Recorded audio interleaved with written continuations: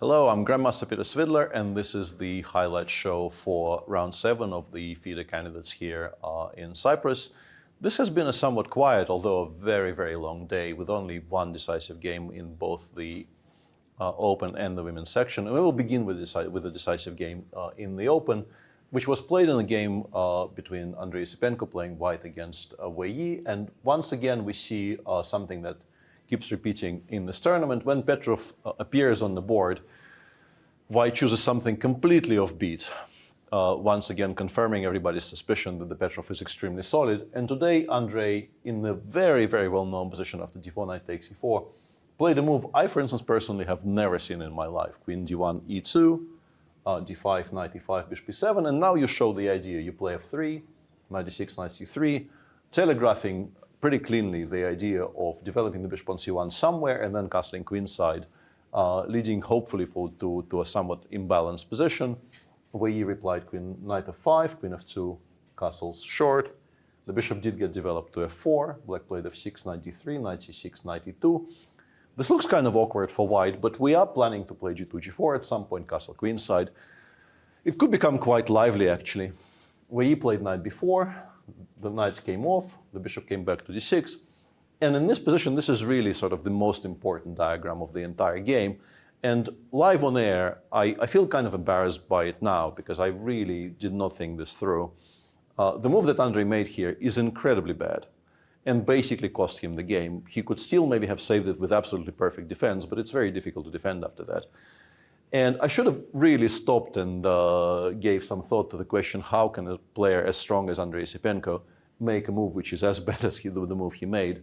And by this point, we're pretty certain that what happened here is that he knew that he's supposed to castle, and after rook e8, then white actually avoids the bishop trade by the move bishop f4, d2. And there was a kind of a misclick in his mind, I guess, and he began with bishop d2. But now, black is absolutely not obliged to play rook e8, and Wei Yi found a very, very strong response, which is queen e8. The point being that if you castle long now, after queen a4, the rook on d1 is shaky, which means that you cannot play king b1 and just drop it.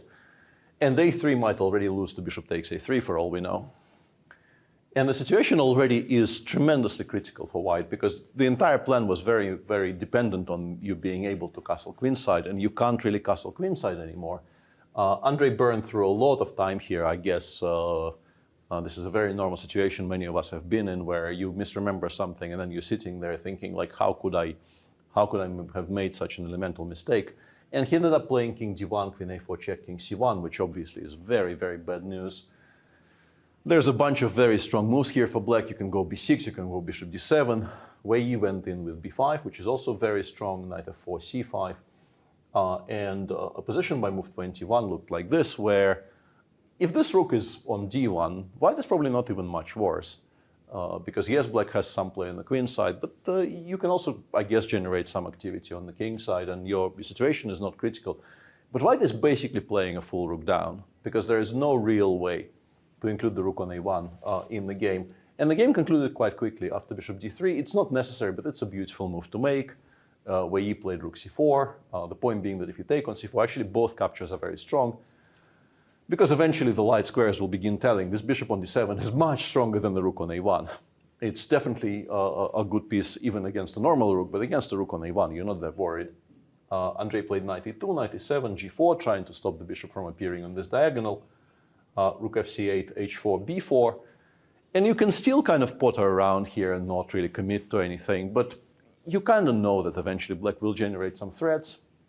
But the game ended very quickly because Andrey played b3, Wei Yi played bishop b5, b takes c4, bishop takes c4. D takes c4 is also very strong, but bishop takes c4 wins by force. And now white just gets mated. Bishop c2, bishop d3. You would like maybe to play rook c1, but you immediately lose to rook takes and queen a4. And none of this collection of strange pieces can actually connect to the rook on c2. Andrey played bishop c3, but after b takes c3, knight c1, rook b8 check, he resigned. He's actually getting mated, I think, in 6 moves here. Knight b3, queen a3 takes. We take on b3, and in this position, the bishop decisively joins the attack from the f4 square. A very nice win for the Chinese Grandmaster, who gets the Player of the Day prize and also definitely improves his tournament situation going from -2 to -1. All the other games were drawn in the open section. The game between Nakamura and Bluebaum was an interesting theoretical battle, which ended up with a slight advantage to Bluebaum, which really at no point felt like it could be converted into a full point, and wasn't. The game between Fabiano, Caruana, and Prague featured a very interesting new idea in the Slav, which is almost unheard of. There's very, very few games played in the database with Queen C7, Knight A6, and there were some very sharp variations later on. In particular, I invite our viewers to check out the lines after Bishop E3, A5, Bishop C4, Queen takes E5. This is very, very beautiful and would have led, I think, to a forced draw, but Fabi decided to play on instead, played Knight D7, and kind of a sharp endgame resulted, which ended in a draw anyway. And then we come to the game between the men on 5.5 out of 6, Javokhir Sindarov and Anish Giri, which featured a very well-known line of the Rogozin, which Anish actually played a bunch of times with the white pieces. And they very quickly arrived at pretty much this endgame. Both of them kind of knew it will appear on the board. It should be quite safe for black, but Javokhir actually managed to outplay Anish to some degree. And by move 40, the situation became quite dangerous for black because the king on g7 now is under severe threats, like ideas of rook a8, rook ah8 exist, or rook a1, rook h1 actually even. The king might transfer all the way to c3. Anish correctly played rook db6.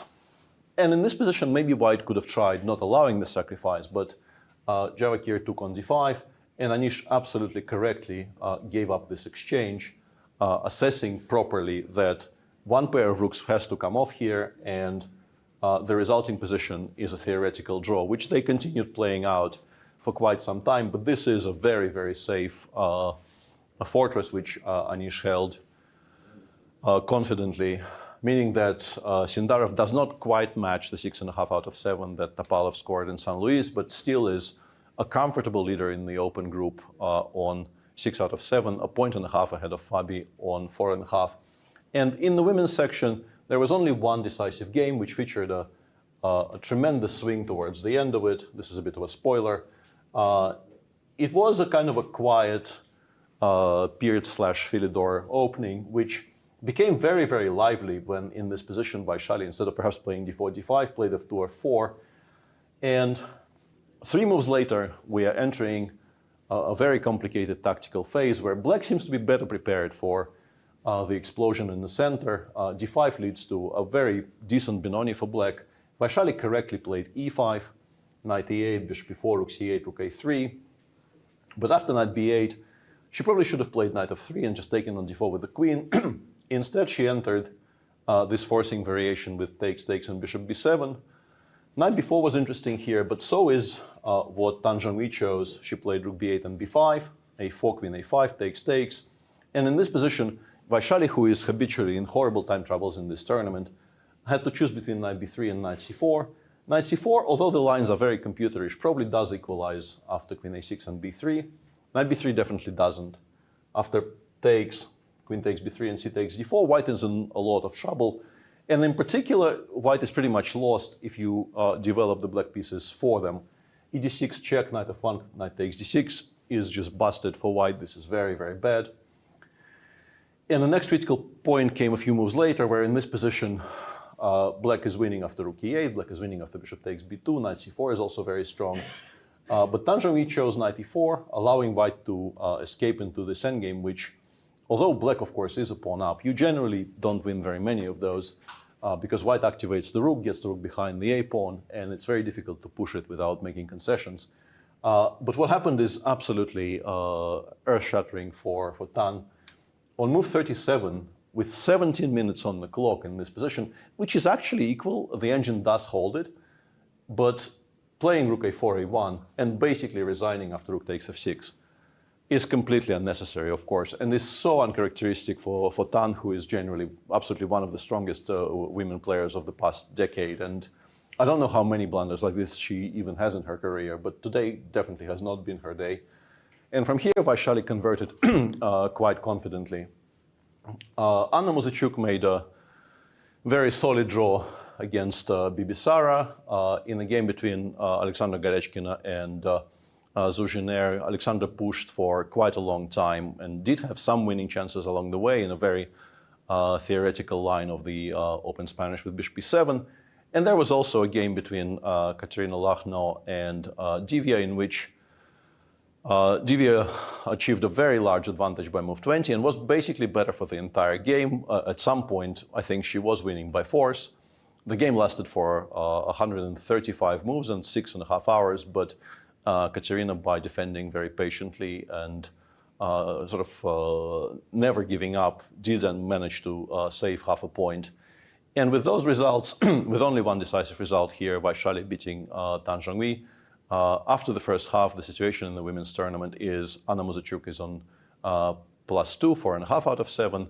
There is now one more player above 50%. Vaishali is on +1 after winning 2 objectively lost positions in a row. And then everybody else is on 50% or below. Still, the field is very, very tightly packed in the women's, and I'm pretty sure the second half will bring a lot of twists in this particular tale. But for now, this is the standings, and everybody, I think, deserves a bit of rest. Thanks for watching this recap, and we will be back on air with the live show for round 8 a day after tomorrow.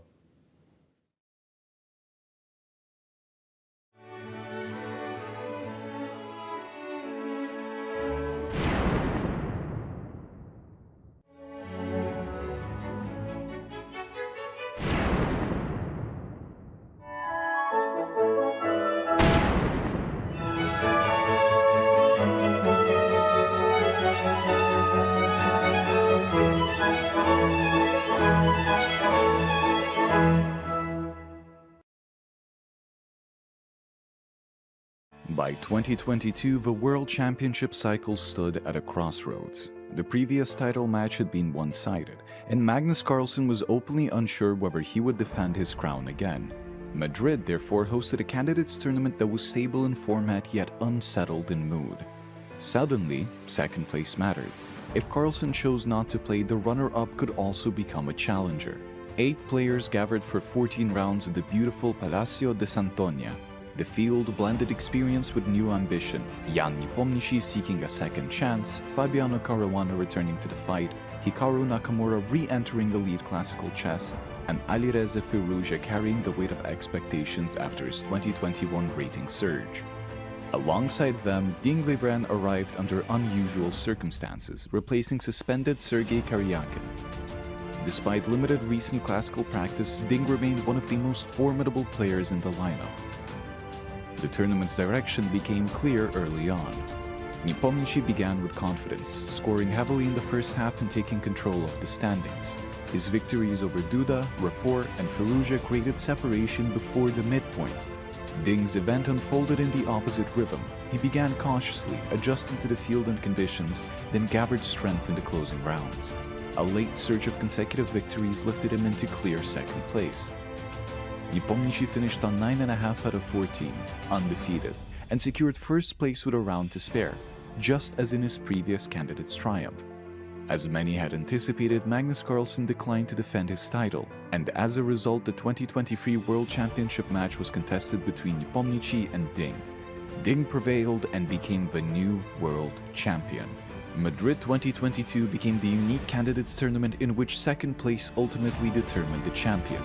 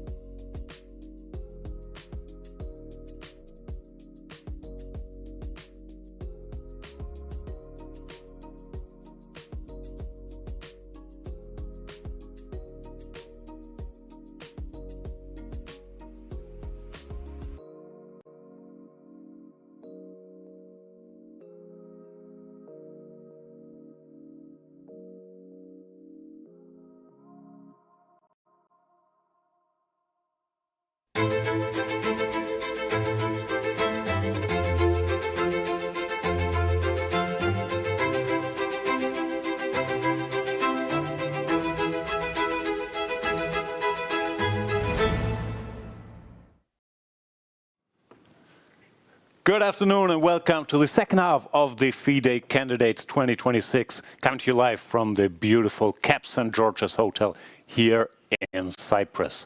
It was a rest day yesterday, but while the players here were resting, the chess world is in absolute turmoil. Vincent Keimer won the Grand Chess Festival, proclaiming himself the best freestyler ahead of Magnus Carlsen. We have chess business wars, always exciting.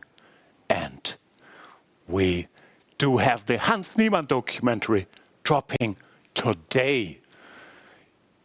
Here in Cyprus, Javokhir Sindarov keeps dominating the candidates on 6 out of 7. But even there are dark clouds. Has his preparation been leaked on Lichess? With us is a man who not only won the paddle tournament yesterday, but also has behind-the-scenes insights on all these topics. Peter Svidler, where to begin? I don't honestly know. I think we begin by showing the highlights of the action from previous rounds, as we tend to do, because that is nice and serene, and not everything you've just mentioned there is as serene as that. So I think but it was a rest day. I'm sure there are highlights. There are always highlights. And it is, in fact, the highlights of the previous round and not the rest day. We always begin with those. You know that. Why are you trying to? I've watched a 4-minute halloumi video after the last rest day, and you're calling me out for we always begin with the highlights of the previous round. Anyway, here they come.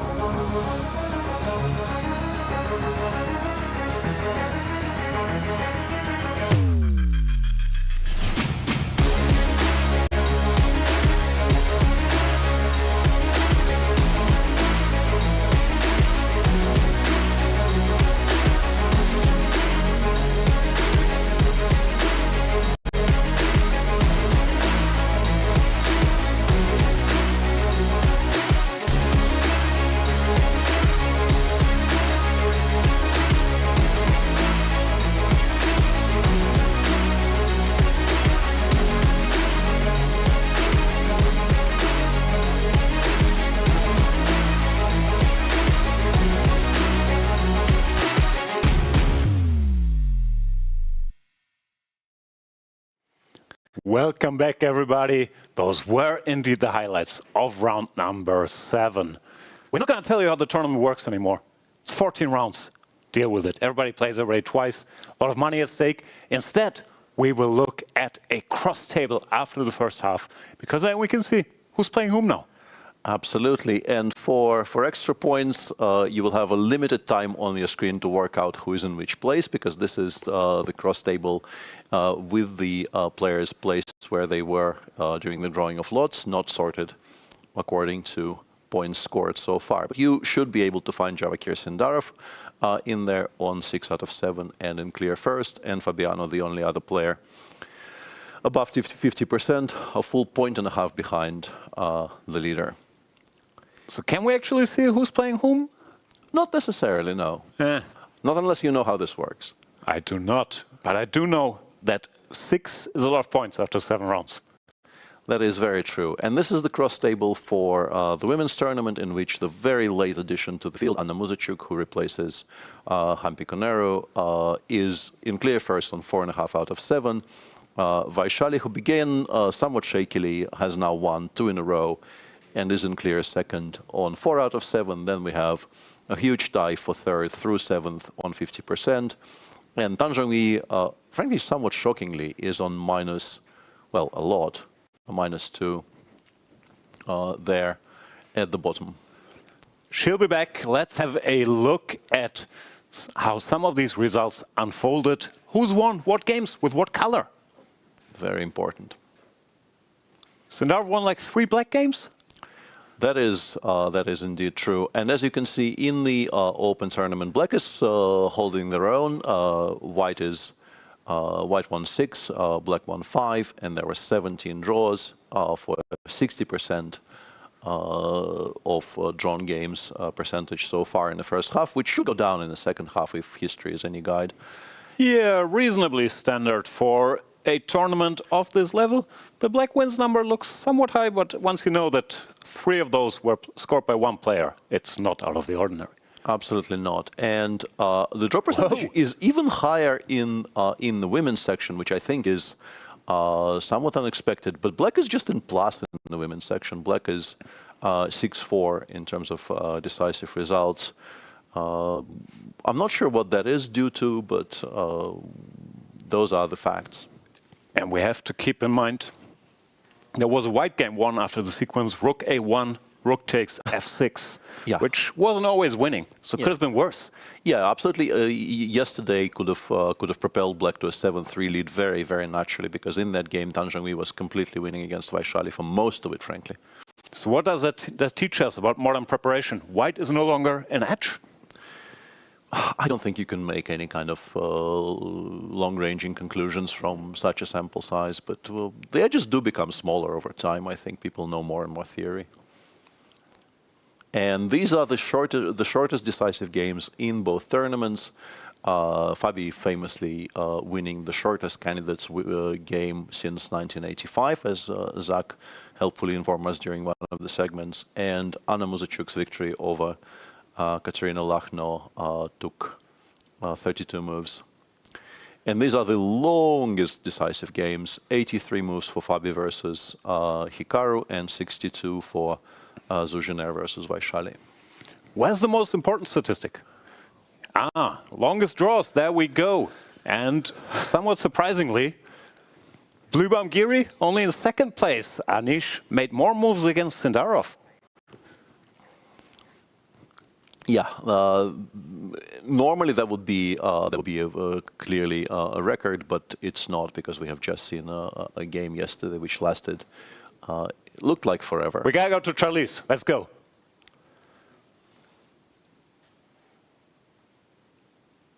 Let's maybe go. It's a beautiful sunny day here in Cyprus at the FIDE candidates. It's actually been really good weather the last few days, which made yesterday especially great. It was our free day and our players spent the day playing sports, playing paddle, tennis, getting the right headspace for the next half of the tournament. Of course, everyone's playing each other again. It's going to be some exciting chess. Here we are outside, not in the playing hall today, but this is our outside fan zone where we will have a lot of buzzing young fans coming to meet some of the players. Vishy will do a meet and greet as well. So here in Cyprus, it's really been exciting. Everyone's moods are great. I hope it's the same for the players. Let's see how it goes today. Back to the studio. Thank you, Charlize. It is beautiful weather. Peter, let's get to the important topics. Yes. You did win the paddle tournament. How? I don't quite know how, mainly I think due to the fact that I was paired with a very strong player, and my thanks to Mike Rahal, who actually knows how to play the game. That was my first ever paddle of any sort. And we did, of course, lose in the final to the team of Pavel Trigubov and Konstantin, who actually know how to play the game. So they were sort of... So you didn't win? Well, we were given prizes, which I think underlines the fact that Pavel winning was such a foregone conclusion that he was sort of not really... he was there to fill out the numbers. So if Fabi finishes 2nd in this one, he will actually win? Well, if he wants a beach towel, I think he could probably apply for a beach towel for 2nd place, which is what we got. And it's a beautiful beach towel. I'm very happy to have it. Let's look at today's pairings.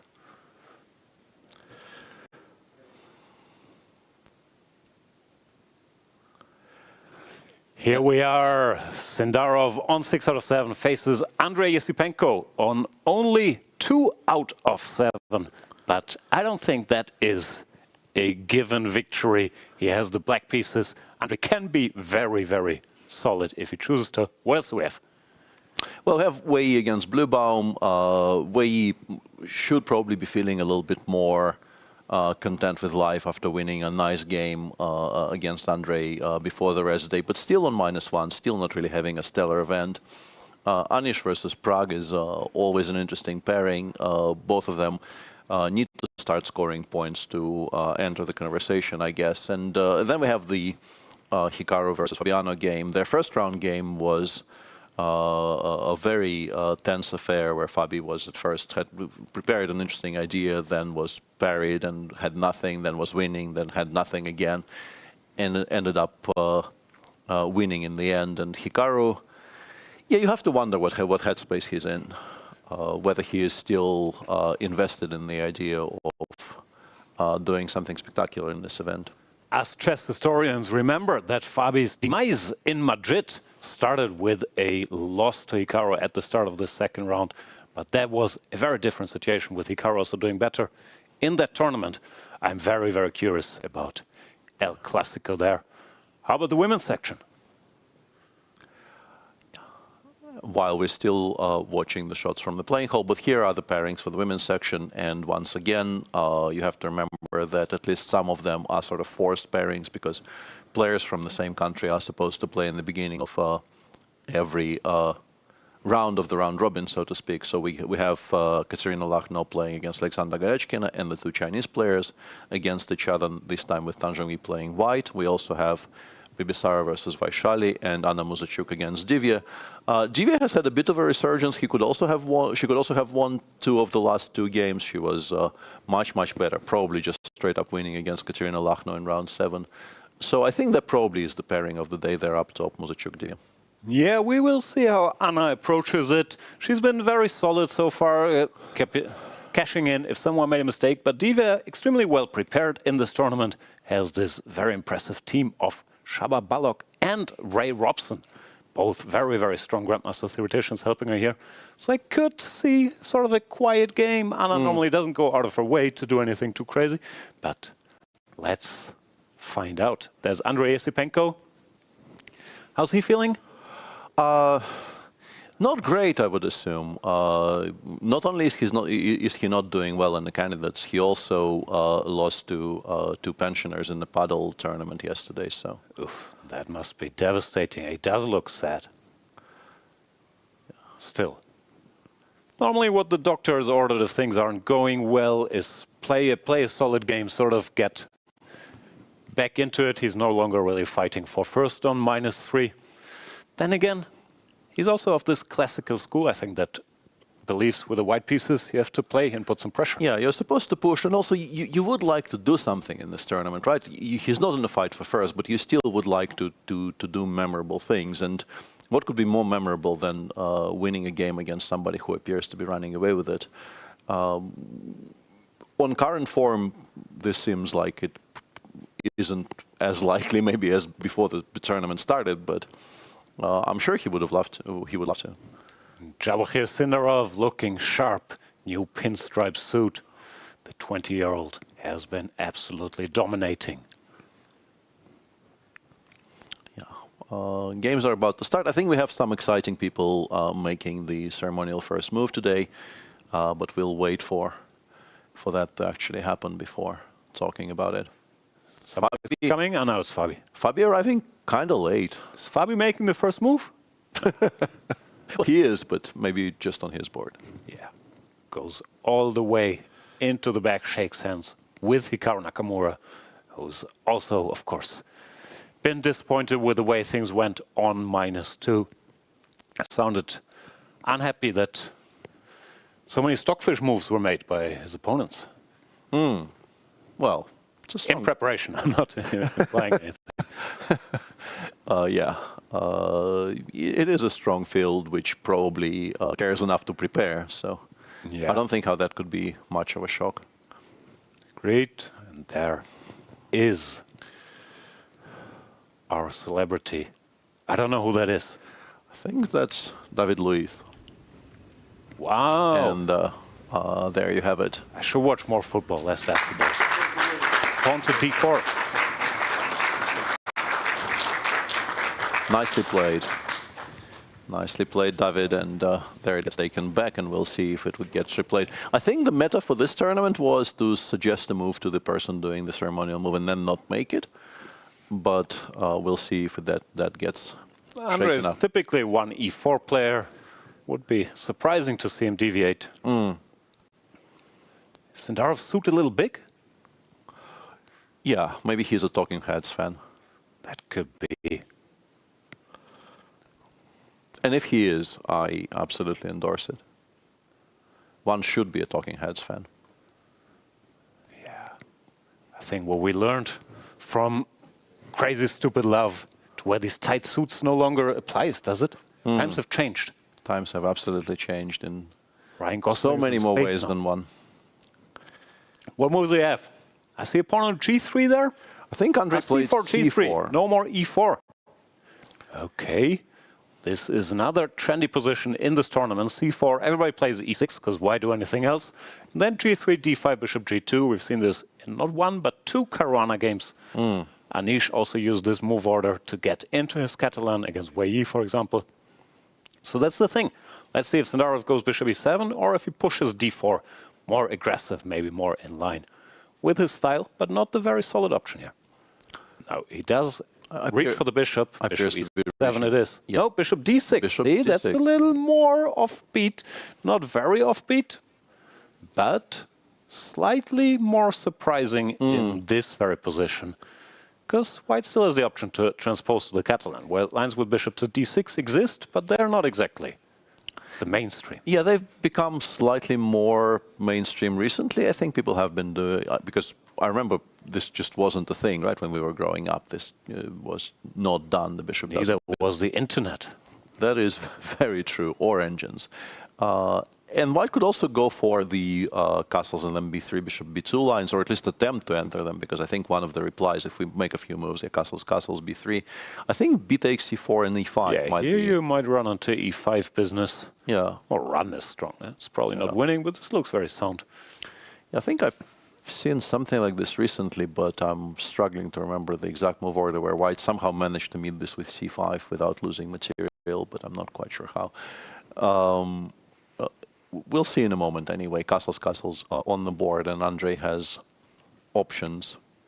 He goes, he just goes to the main line Catalan here. Standard recipe, and this position is more common with this check thrown in. Absolutely. Forcing the bishop to d2, which, as usual, has pros and cons, but the main pro is always that White can no longer go for b3, bishop b2. And if you want the most harmonious way. Yeah, and if you want the bishop on the long diagonal, it takes away the square from your own knight, because it'll have to go to c3.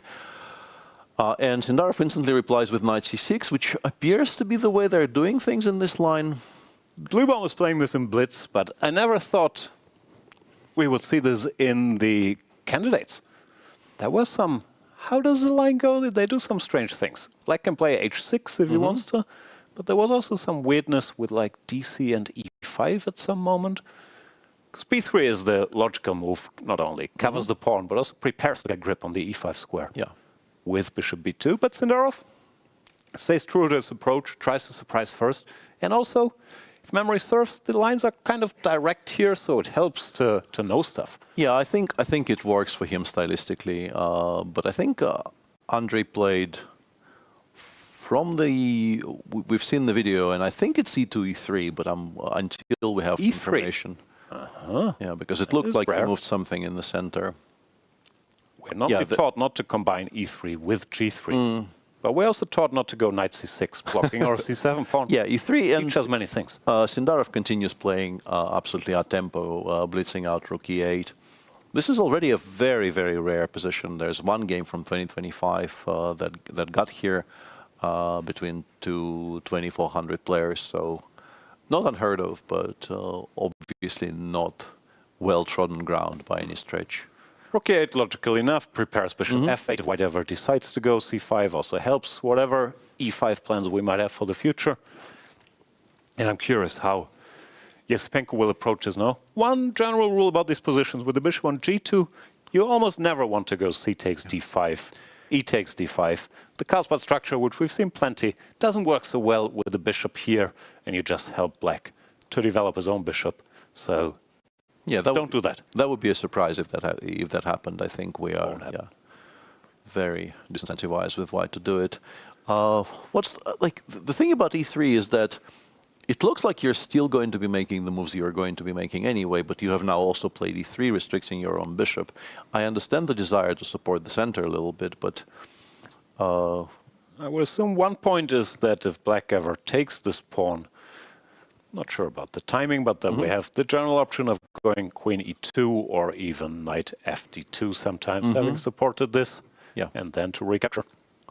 So you could maybe make a case for knight c3, which at least you would have to think about without e3 if they can take, and going for a different approach. But how much it does, I don't know. If I play any move, b6, h6, a6. Yeah, because for white, I guess we're still very interested in getting the bishop to b2, probably sooner rather than later. We do need to contend with counterplay in the center, so getting knight to c3 generally, I think, is quite desirable for white. The question is whether, let's say if we go knight c3 and then they actually do go d takes c4. I'm wondering if the idea is knight d2, knight a5, just return it afterwards and play e5 in the end. Am I blundering something there? Sorry, knight d2, knight a5? Knight a5. Oh, I thought black was just going e5.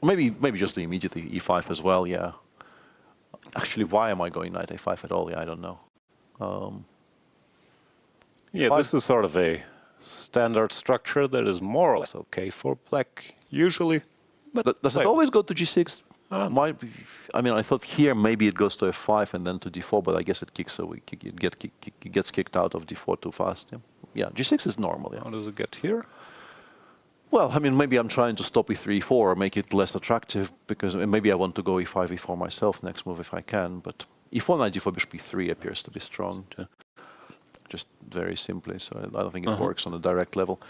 Yeah, and after knight g6, we get these structures, which I think when I first started seeing them out of a different opening, I think you see them sometimes from Queen's Gambits and openings like that. I thought white should always be better here, but that probably just isn't true.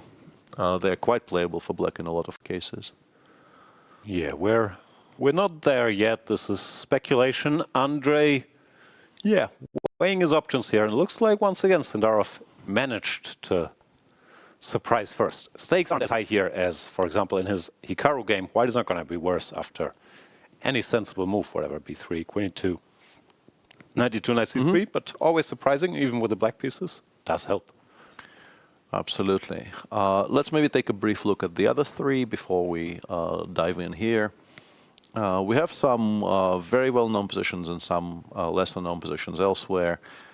I guess we can begin by the All-American clash. Let's do it. Hikaru Nakamura still harvesting. Oh, this is one of my favorite lines. Finally, Hikaru doing the work. Still harvesting a plus score against Fabiano Caruana, but he did lose their first clash in round number 1. Let's have a look. 12-8. Maybe it's 12-9. Yeah, that's the score before the tournament started. And if we did include the first round game, it would be 12-9. Why is this your favorite line? Because I've played it many a time. c4, c5. Is it? You know, the first time I played this line, you know whom I played it against? Was against certain Grigory Oparin, who's here as Caruana's helper. And he was surprised by bishop f4. He went d6, which is playable, but then white is a bit better, I took, and went g3. e4 is also good here.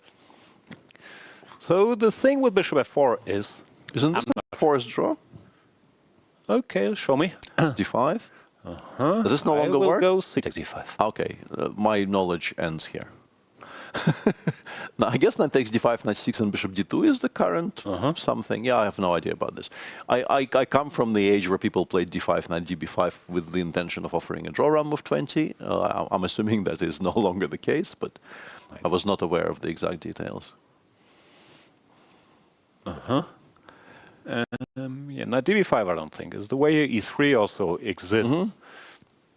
And yeah, black should not play bishop b4 in this position, because then knight db5 is good, and we get all these squares. But mainly after d5, e3, there were some high-level clashes. But the latest quote-unquote fashion, which Anish also played, for example, in the World Cup, is c takes d5, knight takes d5, knight takes c6, b takes c, and bishop d2. And we're saying, I have a better structure. You didn't look at bishop f4, because no one plays this, and you have to be very precise.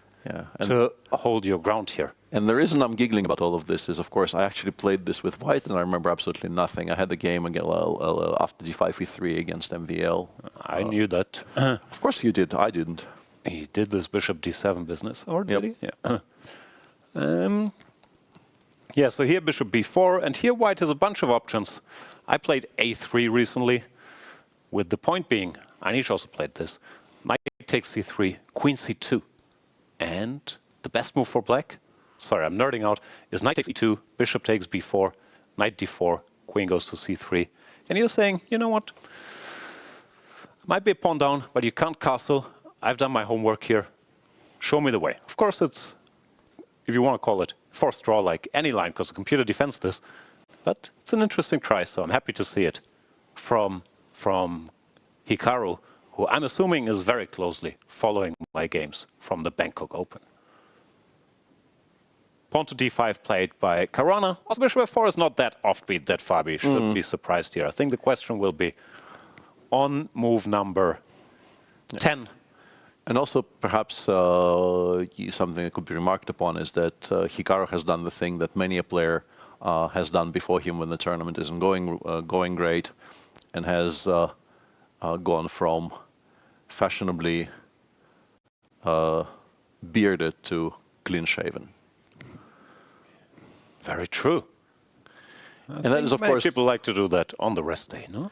Yeah, that is also true, but I feel like you see it a lot from people whose tournament is perhaps going in a direction that they are not entirely happy with, as a way to make superficial changes, which shake it up. Yeah, but which do change a little bit how you feel about yourself. Yeah, bishop d2 on the board.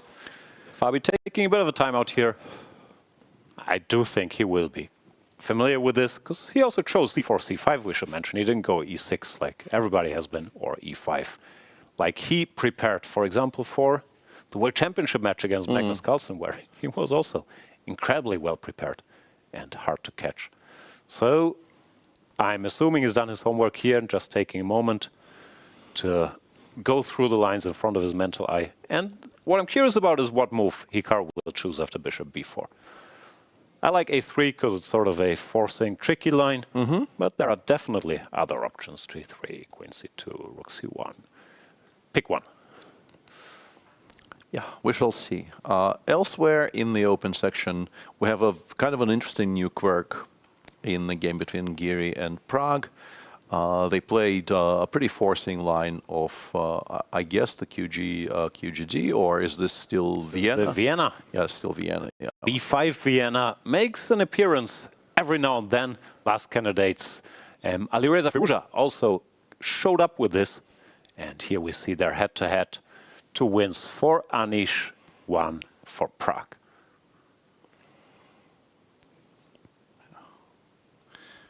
So let's go through it. Pawn to d4, knight f6, c4, e6, knight f3, d5. Prague also not a believer in the new d4, d5 school. And d takes c4, always a tempting line. I've played this through most of my career. If you want to force the issue and not having to play chess, I don't think Prague is afraid of that, but he does like sharp, unbalanced positions. And d takes c4 is one of the few ways to sort of mix it here, if white is ambitious. Pawn to e4, pawn to b5 has more or less replaced the old bishop b4, because these are scary. If white wants anything, you should go e5, knight takes b5, knight takes e4 is nothing. So you go e5, and now you take the pawn. And it looks like white is better, because black has these double pawns and this weakness. But that's where the story begins. Black just covers this guy. He's saying, you know, I want to go bishop b7, bishop e7, knight c6, queen d7, then decide which side I castle to. I'll have active pieces. And this is not so easy to play. Fun fact, Magnus Carlsen on the white side has 0 out of 3 in this position. That is a very unexpected fact. Yeah, I don't think there will be very many positions in his entire playing career where his score is so abysmal, in particular with the white pieces. And Giri, as is his wont, does not come empty here. He goes bishop e2, which is by far the main move, far and away the main move in this position. Prague replies with bishop e7, which is second most popular, actually. Yeah, normally they start with this, but I'm assuming it doesn't make a big difference. Castle's minor surprise surprise. Not a big surprise, but a minor surprise, because the fashionable plan has been to play some order, bishop e3, bishop b7, knight c3 back.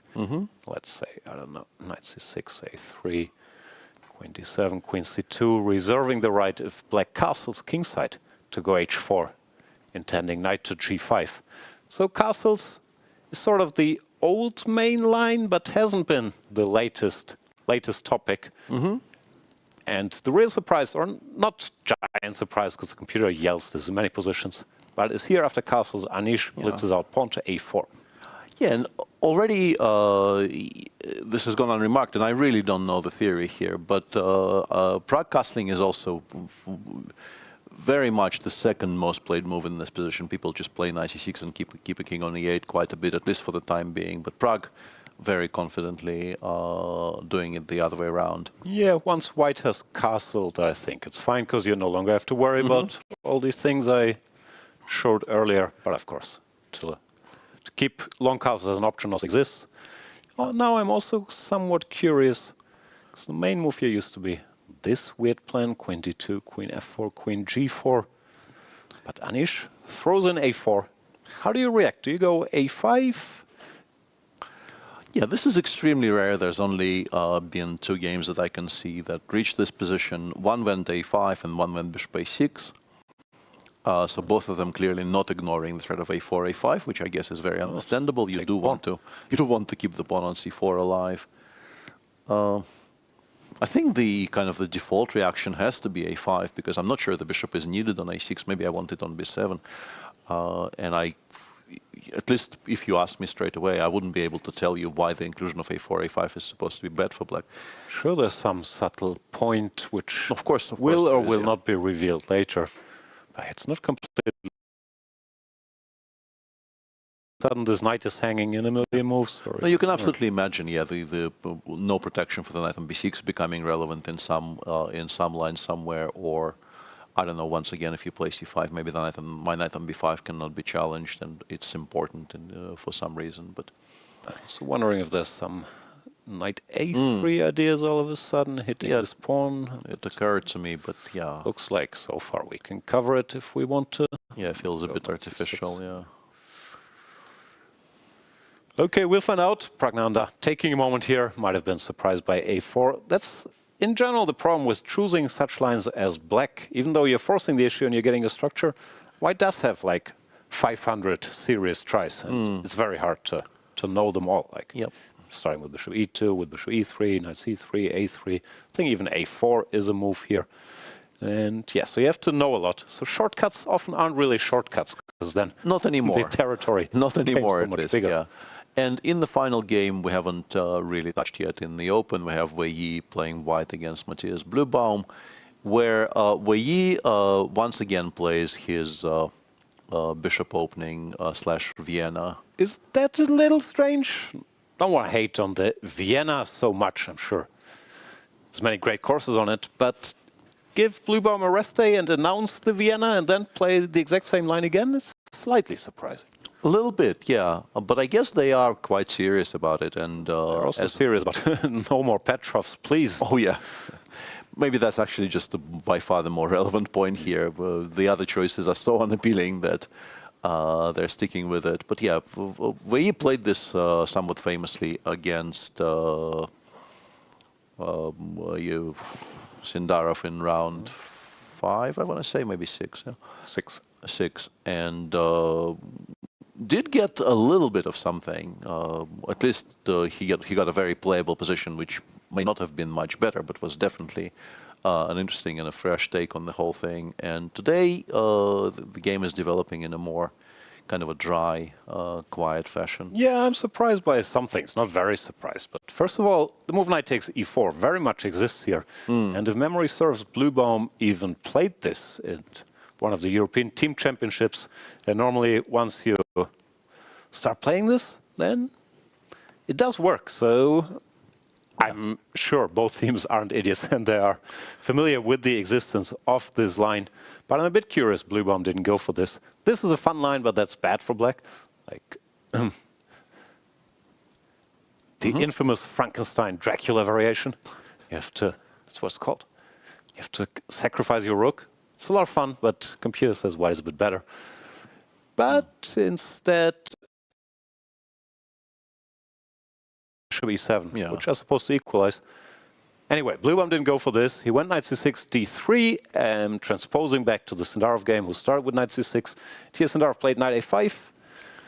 But Bluebaum plays the other main move, which I think we talked about, and it was played in the women's, the women's section in that same round, no? Bishop b4. Yeah, and we have one more of those today. We will return to this in a moment, yeah.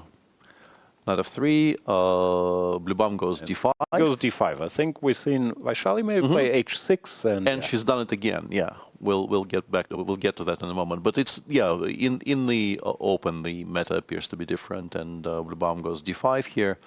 He takes knight d5. White is not obliged for now to prevent the double capture on c3, so white castles.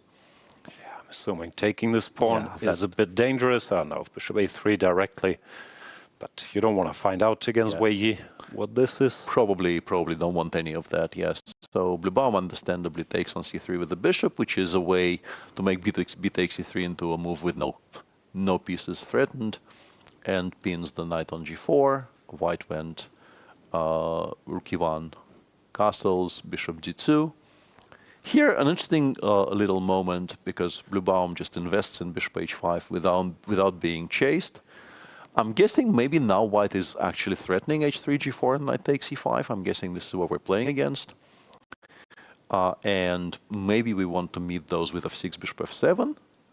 But we don't want to play straight away because we like the bishop on f7. We would like to buy the h3 move from white before we do that. And so h3 not played. h3 not played. He plays a4, also naturally enough, expanding here, making this bishop retreat square. And Bluebaum starts to take a bit of time. Yeah. Seems quite healthy for black, but then again, you can absolutely imagine how this becomes at least slightly better for white. In particular, I guess if you get to play d3, d4, force black to take, and then nothing drops in the center, and you get a mobile pawn center with the bishop pair. We're some way away from it, though. Yeah, I'm not sure. Once again, always easy to start whining once somebody starts thinking. But this was announced by Wei Yi. Maybe a4 did surprise them, but they did have the rest date to look at this. So from a German fanboy perspective, I'm slightly concerned that Bluebaum is starting to think here. Yeah, what apart from sort of also declared f7, f6, do we have many other attractive options? I'm not sure if a5 bothers me or not, but playing a5 yourself, then you also give this square. Yeah, I don't like spending a full tempo on this. Yeah. Also, importantly, just for our viewers, we actually here maybe we can. I was going to say we can never play queen d7 because of knight takes e5, but I think we're completely fine there because of knight e5. Instead of f6, just queen d7. Yeah. I wanted to show this tactic, but it doesn't work because we take on e5, we take on c4. We're definitely not worse there with black. Why not? Pawn up. Yeah, okay, it's a bit too many c pawns, right? Knight anywhere. b6, f6. f6, I think I'm not really. I think we're completely fine here with black. This guy's hanging. Yeah, put the queen on c6. I don't know. I'm playing for a win. I'm probably not winning, but I think I'm playing for a win here with black. Not worried about that. I don't know if queen d7 is such a useful move, though. There might be other problems with it. If you play bishop b5 in response, for instance, maybe then knight takes e5 becomes a serious threat. So, yeah, now maybe we can go in with this, yeah. Yeah, queen d7 looks natural, and I wasn't in love with f6 unless we have to do it. I'll not even be scared of stuff. Maybe it's nothing, but... you might have to sacrifice material after queen b1. Yeah. It's not impossible, you have to sacrifice something. And also, this is a very good spot by you, because I was wondering why, with white, we did not begin with rook b1. Maybe it is because we want to preserve the option. Yeah, I'm not sure. Strange position. Rook b1, does black, I guess, can also go here, maybe throwing in a4. Okay, blue, I'm taking his time. Position, yeah, should be roughly equal, but I think Wei Yi got what he wanted. The bishop's slightly unbalanced structure. Also, he seems to like these somewhat random e4 structures. So, yeah, we'll keep an eye on it. Shall we check in briefly with Sindarov. Yeah, no moves after No rook move. e8, which is, yeah, we've discussed this plenty. If the tournament isn't going your way and then you're surprised in the opening, it is easy to slightly freeze and weigh your options for maybe 10-20 minutes longer than you should in that very spot. And there we see Andrey, yeah. He blitzed out e3, and after the most natural move, rook e8, he's now Yeah, this is what I wanted frozen. to point out, that if he was surprised by bishop d6, he probably should have thought about e3. It appears e3 played instantly indicates that they've looked at this, and then rook e8 shouldn't really throw you for a loop. So, yeah, it is the move here. Yeah, okay. We'll give him some time and we'll move over to the women's section. Let's begin with Anna Muzychuk against Divya. Look at their head-to-head.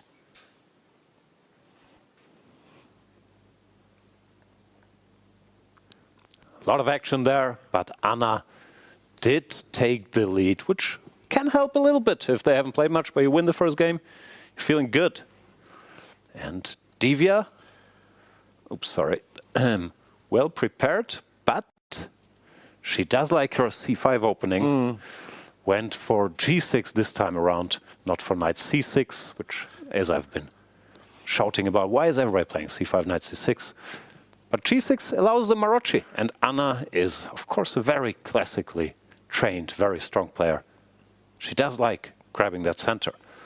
These positions, it's always, you face them so often in rapid time control, it's not so easy to keep control with white, but if you check them with computers, it's always very, very hard for black to keep the balance, because the computer does value this iron grip on the center. Let's see, 3, d6. Oh, queen d3, the latest fashion. Everybody used to play queen d2, but queen d3 has taken that mantle. Guess whom I played this against recently, queen d3? Tell me. Javokhir Sindarov. Oh, that is a very, very good answer. Yeah, you're very on top of the theory today. Wasn't title Tuesday, of course. I lost because I'm bad at chess, but I did get a good position. Yeah, queen d3 is the latest fashion. It turns out it might look that natural to jump around, but actually white is very happy to see that, because the queen will just go to c2 and say, okay, congratulations, you jumped around. Now you have no dynamic options anymore.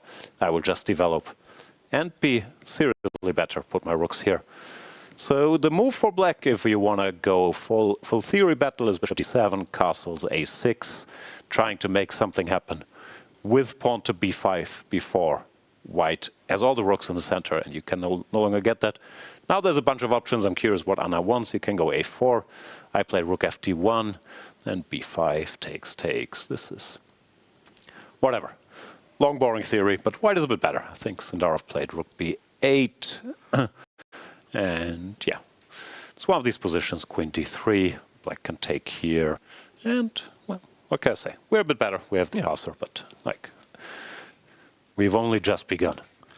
Absolutely. And once again, I am very impressed by how well booked up Anna is, considering that she is the only participant of this tournament who was not preparing for it until probably a week before. I've prepared for this for months. Yeah, but that is how you do. And also somewhat interesting that Divya is now thinking after queen d3, because as This is the very first computer line. as Jan has just indicated, this is very fashionable and also has been played by very strong players. What are all these super Grandmaster seconds doing? Such as Jan Gustafsson. Also, if you play g6, of course there are other lines like c3, but the Maroczy is pretty high on your list of worries here. Yeah, it has to be. Absolutely has to be. This is all very much mainline. So is queen d3. We'll keep this under close observation, of course. We do have another one of those weird Vienna bishop game mixes in the game between Bibisara, Assaubayeva, and Vaishali. And Vaishali seems to be doing quite well yet again.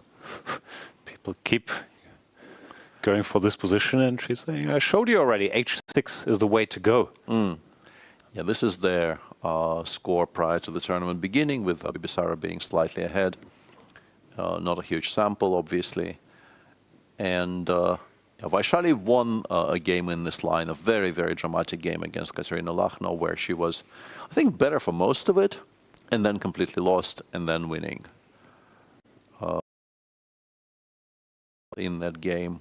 And the whole thing was repeated yet again today. All of this has been played. H3, knight A5, bishop B3, C5. Yes, C4 was played by Lagno. Yeah. This was the computer's improvement, but it doesn't seem to shock Vaishali unduly. Yeah, bishop B6 seems very logical. Now, you could make an argument that you've improved the opposition for the C4 lines by preparing knight to F1, E3, but I guess black still goes knight H7, F5, and isn't all that unhappy about any of that. Yeah, that's the plan from her prior game.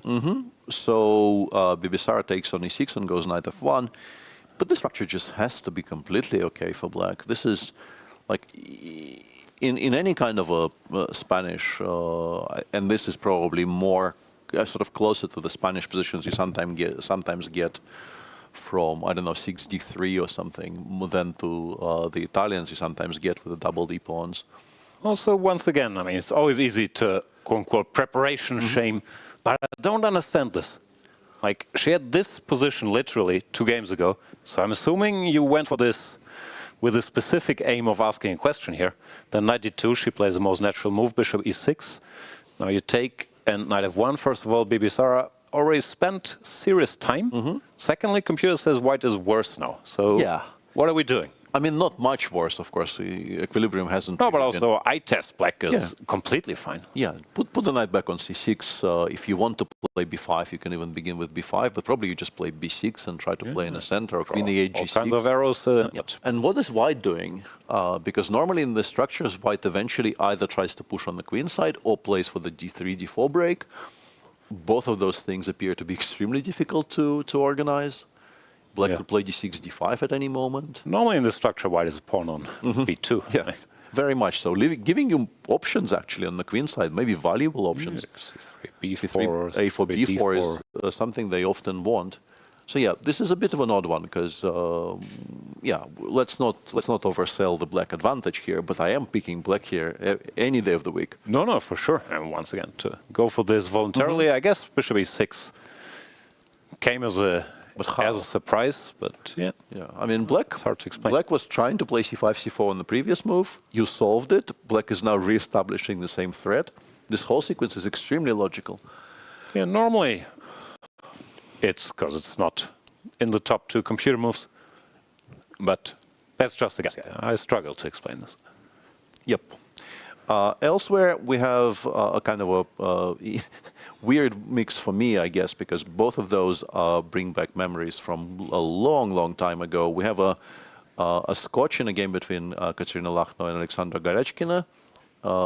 That particular line of the Scotch I used to play with white quite a bit, and then I stopped because I stopped equalizing with it. And now it's being revived in this game.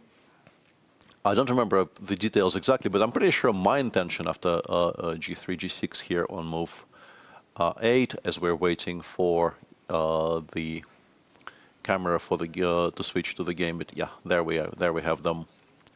This is the all Russian affair here. G3, of course, exists as a move, but I'm pretty sure the idea against g6 wasn't just to play bishop g2 and castles. I think I was playing something more concrete.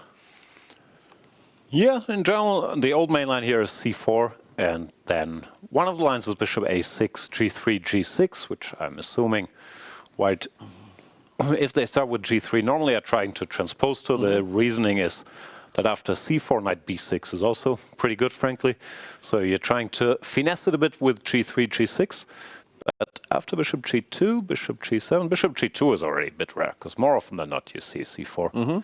I'm assuming this is some home cooking by Kateryna, because this looks like a sort of fresh plan. Short castles. I guess we cannot take... Not just yet, I guess. Yeah, you have to move the king away from all the short castles. X-rays. Last chance to transpose, or not really transpose, but to go c4. She just goes rook e1. Yeah, I'm out of book here. This is a fresh concept. Very, Probably very rare. computer hates it. Computers hate the Scotch. But if you get these lines unannounced, then it's always a bit weird to orientate yourself. And you do have these long-term structural problems. So I'm sure there are many solutions for black, but it's an interesting attempt. Yeah, and already now I think it's sort of paid off because Kateryna is doing really well on the clock. Black in this position went rook e8, which seems logical, but I guess there are other moves. Of course they are, yeah. And d6, pick one, but yeah, rook e8. Rook e8, white goes c4, and now the difference is sort of finally announced because after bishop a6, white is not obliged to go for any kind of b3, bishop b2, which would have been played at some point earlier in the game in the lines we're referring to. White unpins the queen immediately with queen c2. And you have to start calculating with black because it seems like knight b4 might be a move, knight b6 might be a move in all of these positions. And you have to choose queen c5, of course, is very much a move here. Queen c5 is what Aleksandra ends up choosing.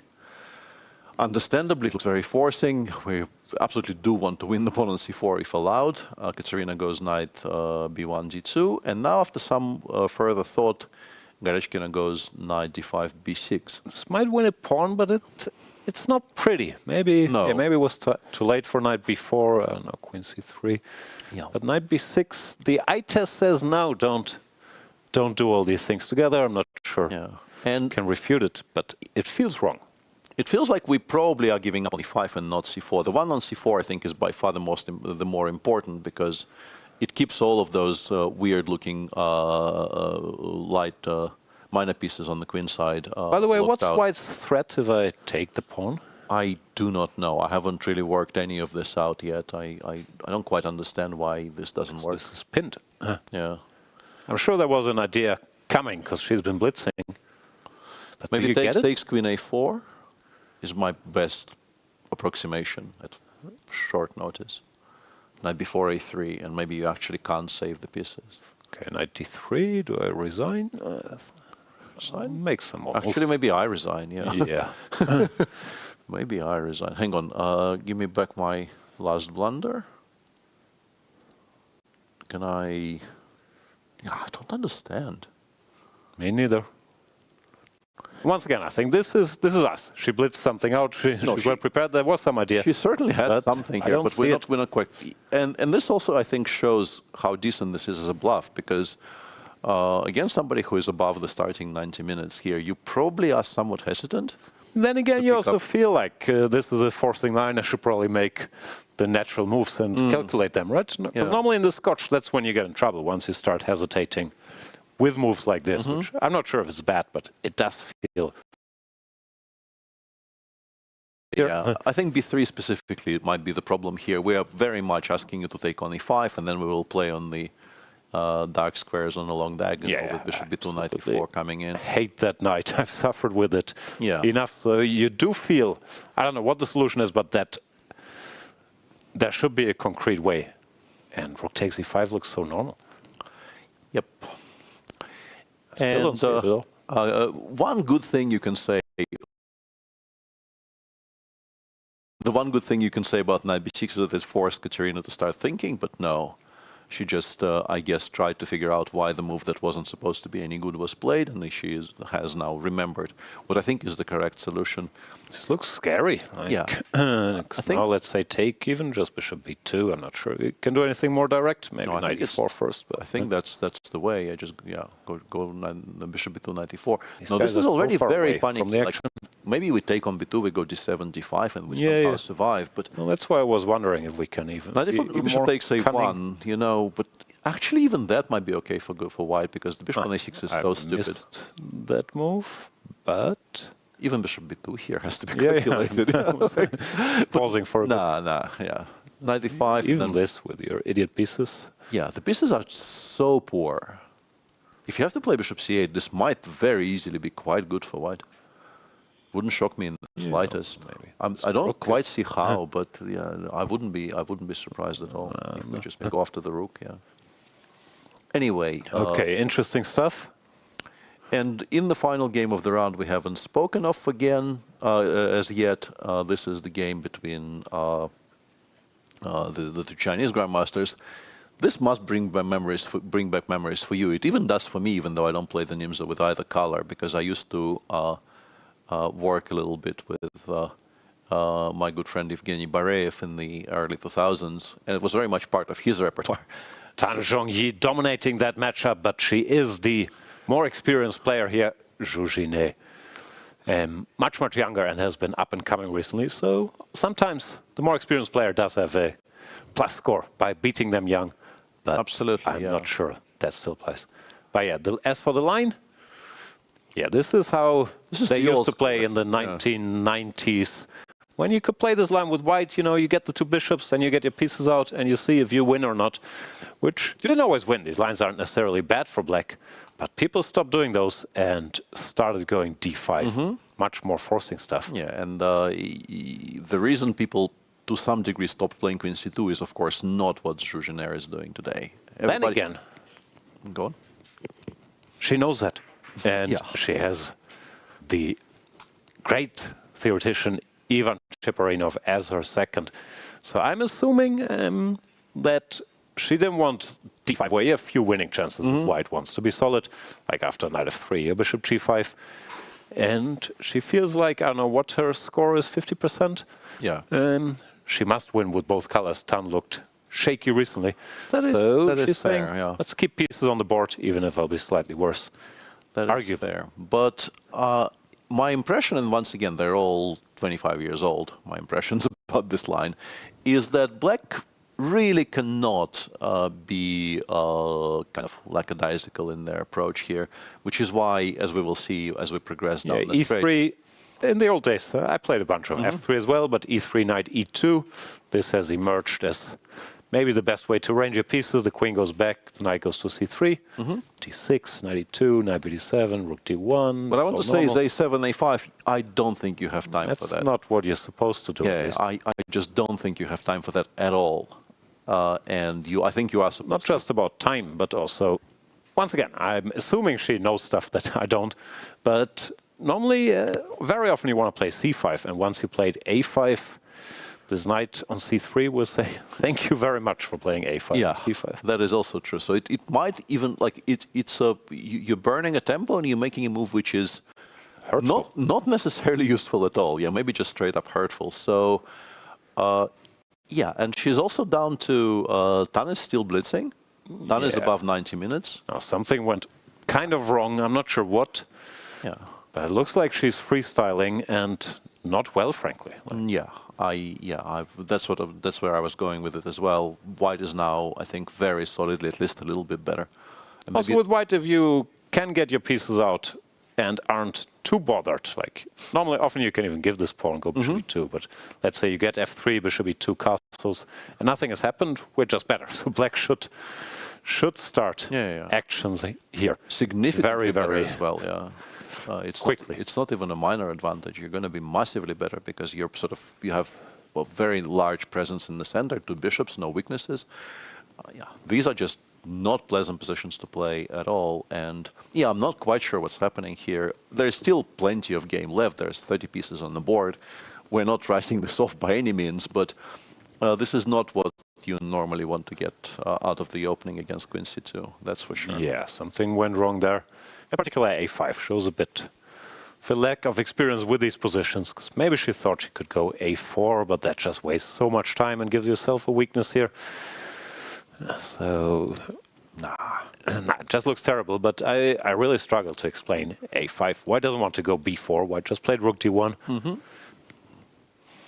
Yeah, that's a strange one. And she's been so well prepared in the first half of the tournament as well. So we're really not expecting her to have any trouble in the opening, in particular so early, in particular against a line that everybody is supposed to know when you're playing the Nimzo, because queen c2 still is very much a kind of a default fallback option for white. Yeah, and this is very much everybody's repertoire. It looks like over-the-board inspiration, but didn't get her a good position. No. Right. Let's go.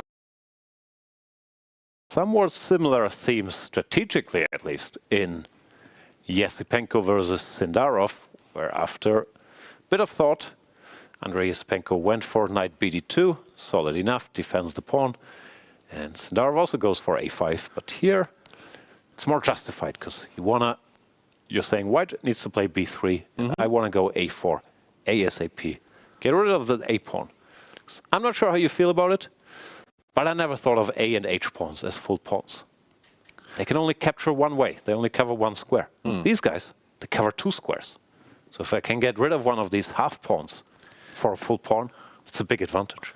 This is where the Don Draper meme goes, I think. Yeah, I don't think I've ever thought about that at all. I'm serious though. And I have a feeling you're correct as well. It's just not something that occupied my waking hours ever, which is maybe my... Now I know, yeah. And Javokhir is playing quite quickly, but I'm not sure if I'm in love with his opening concept here. A5 is very logical, but so after far, bishop so b2, good. Yeah. Yeah, the idea of giving up the... I guess once you develop it to d6, you have to do something with it, but... I mean, you're breaking a lot of rules with knight c6 and the bishop on d6, so you have to justify it by a quick e5 or whatever it is he's doing. But it looks like he did not push this pawn to go a3. Bishop b4? Yeah, bishop b4 is a kind of a strange move. I guess we're indicating we might want to play for a3. How bad is this? I guess it's all... Ah, yeah, you don't have to take even yet. Yeah, we can play queen c2 or queen Yeah. c1. Yeah, I don't think this is great. You could make a similar argument here as well and play something like queen c2 and say, yeah, I don't need to react to any of your foolishness. But Andrey actually picks up the gauntlet here, goes a3, bishop takes d2, knight takes d2. And the most surprising thing about this position is a takes b3 hasn't been played yet. Is he intending to go knight a5? I'm not sure what's up. Because you cannot allow b3, b4 here. For nothing. I mean, if you make some kind of a h6 kind of a move and you allow b4, you're, I think, strategically borderline busted. He's also taking time now. I don't know. This looks like something has gone wrong, or probably... Well, he did choose a speculative line, and maybe Andrey took him out of book with some of these, knight b2. And here, just strategically, first of all, I think this is the type of positions where Esipenko excels. Just classical stuff, pressure, center, no too crazy play on both sides. And I also really don't like it for black. So yeah. b4 was threatened. He did take on b3. Yeah, the one thing maybe we just take back. Yeah, we take with the queen. Yeah, and just briefly to show the move I mentioned just is very of a b3. Before is still possible. You go b4, you take, you go queen c2. You can't protect that pawn. You are in a lot of bother here. Yeah, this is just a bad position for black. You can't play b5. So yeah, a b3, queen b3 played. This is not that horrible. You go knight a5, I guess. The queen goes to either c2 or c3. Then we play rook fc1. Or I mean, you can take, but then the problem is the bishop on c8, right? You would like to play b6, bishop b7 before doing anything else. And then maybe you wouldn't even be doing so poorly. But after rook fc1, yeah, you run into, I think, concrete problems, potentially. Maybe there's some move-by-move stuff, I don't know, but it does look scary. And also, even if white doesn't go after the pawn here, like even after c5. Yeah, even c5, I'm picking I think. white, at least. Absolutely, or yeah. it's or like make a move. Yeah, yeah, this seems like... I mean, you can argue black got... Esipenko? Yeah, I would also argue that white also got a game. And I think white is by far the happier. Queen c2 chosen over queen c3. Yeah, also logical, of course. Yeah. One argument for it, one very simple argument is if we're ever intending to go c takes d5, knight takes d5 is now no longer a tempo, giving us an option of meeting it with the 3-4, which might be relevant in some positions. Sindarov goes bishop d7, which I guess is a much more logical way of getting the bishop to a long diagonal because it's not going to be hanging on c6. Yeah. Do we play e4 here? Don't like... I mean, it's an option, and the thing about it is that this option disappears once the bishop appears on c6, so maybe. Yeah, take. Are you taking knight c4? Yeah. There's no bishop b5? Ah, yeah, okay, that... Although... No, it doesn't work out, right? I thought maybe knight a5, knight b7 gives me something. And I'm probably not losing there in the end, but I'm also not that happy. Rook f1, I guess, queen b7, d5. I think white is fine, honestly, but we want more. E65 exists, this is a blunder, but yeah, I can block this. E65 exists, and I think you stop here with white and you think, okay, I need to do something else. Yeah. No, I missed bishop b5 just.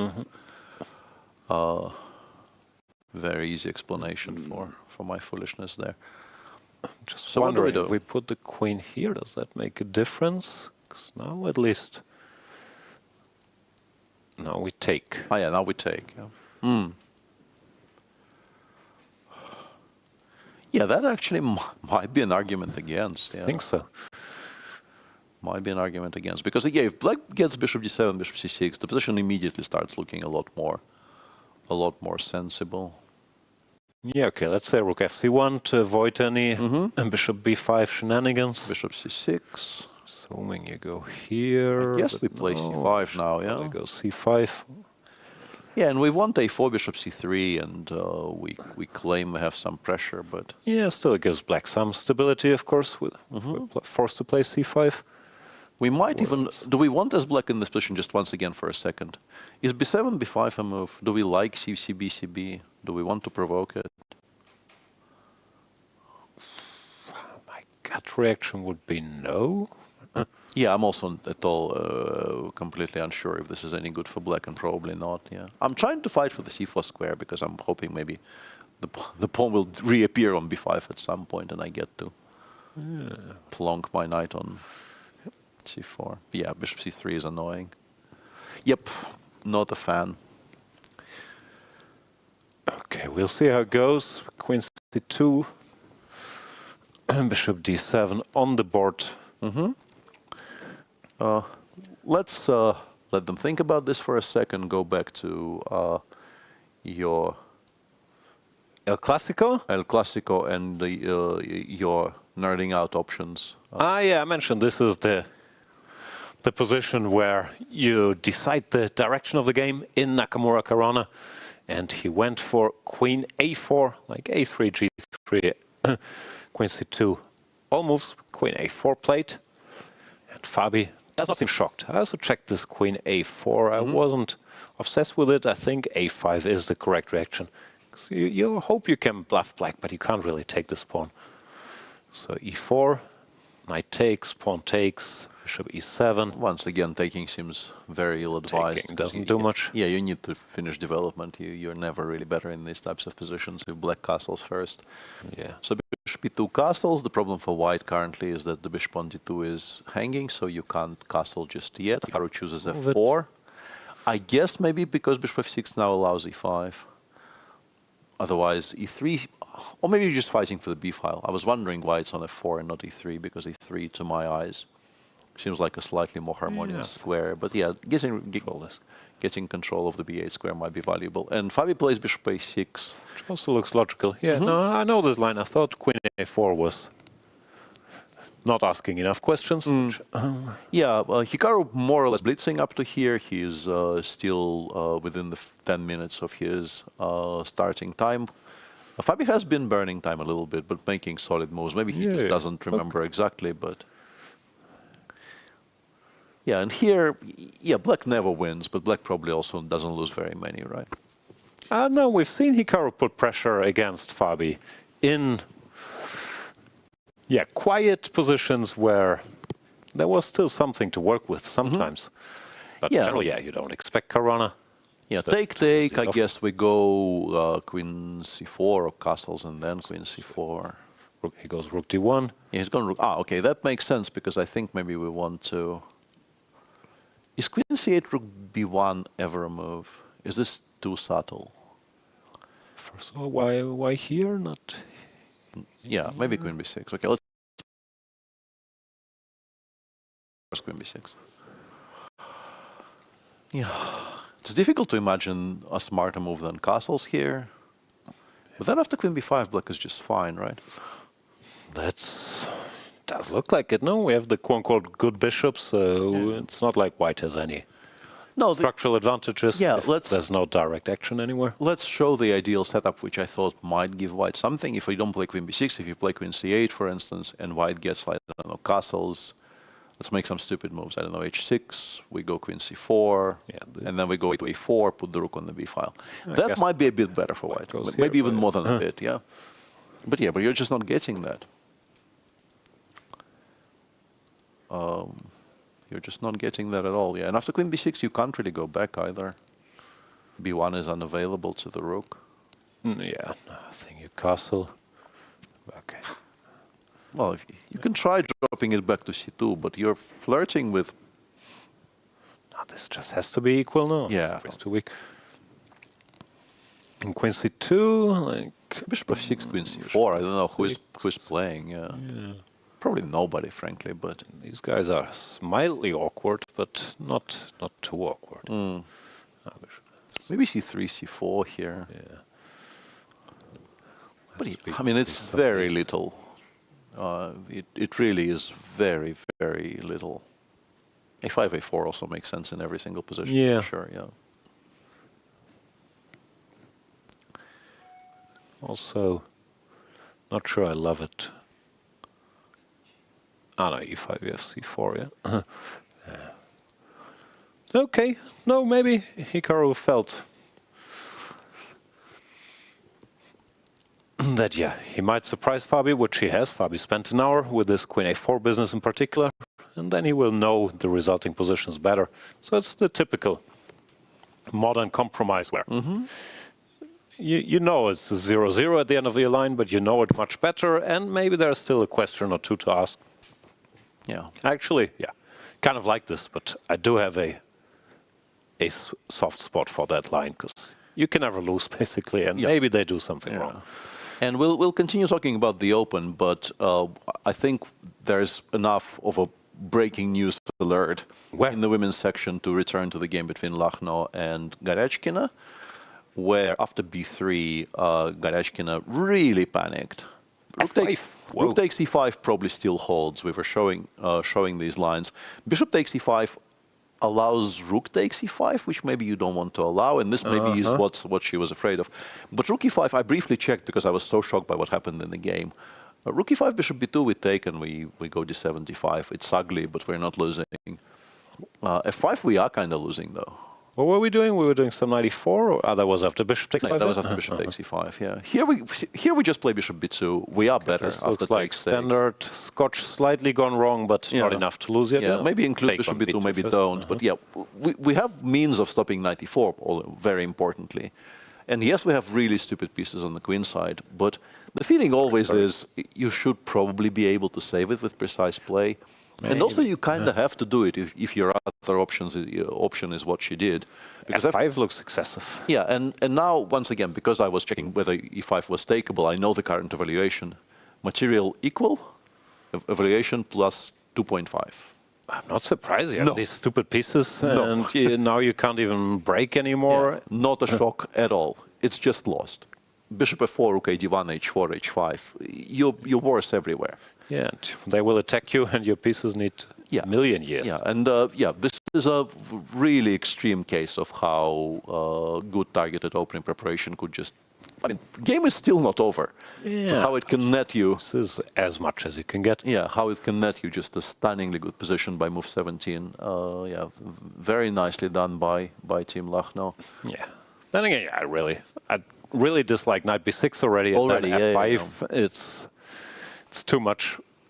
No, my feeling in the Scotch was always, you have to either know or calculate your way out if you get these early questions, because if you allow white to stabilize, then you're always worse. Yeah, so you can't bail out on all of these decisions completely.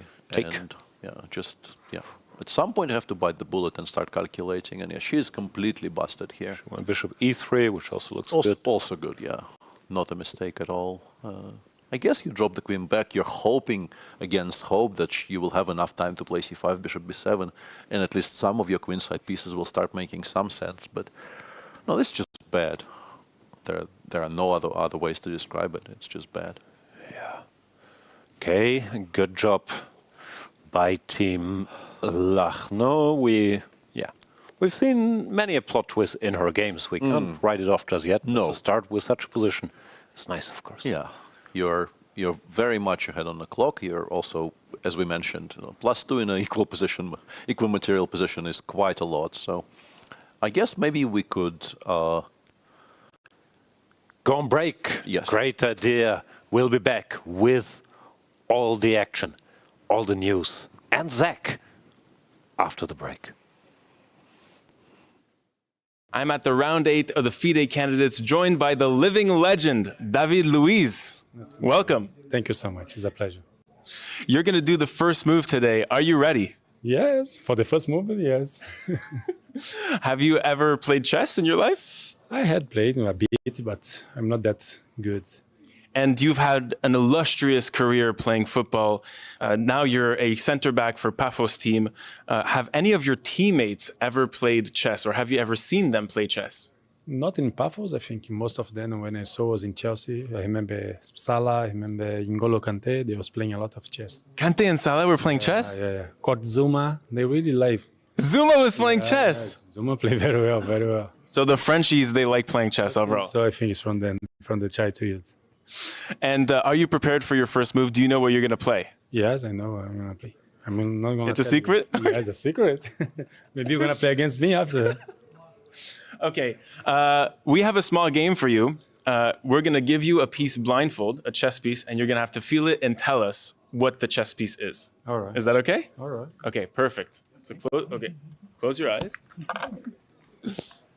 Okay, I got you with your first piece. How is the net in English, the name? Say it in Portuguese then. This is the torre. No, it's not the torre. La dama. Tower, la dama. La dama. Si. Tower, bispo. Bishop? Bishop? Is Bispo is the one in diagonal. bishop. Yeah. Bishop. Then the horse. Yes, the knight in English, but yes. And then What's the small one? Huh? The small one that goes up one square. Peon. Yes. How you say that? Pion in French, pawn in English. Yes. Pawn, yes. There you go. And then el rey, And then the king. the king. Dama. Perfect. La dama. And then the rest is the same. The queen and the king, no? Yes, exactly. The queen. This is the number 10, I think. It can do all the movements. It's the strongest piece, but it's also the weakest piece. Yeah, it's because if you lose It it, can go everywhere. exactly. Once it's attacked, it has to move because it's so strong. It's true, it's true. There you go. Thank you so much for your time, David Luiz. Thank And you for having me back also. to the broadcast. Thank you.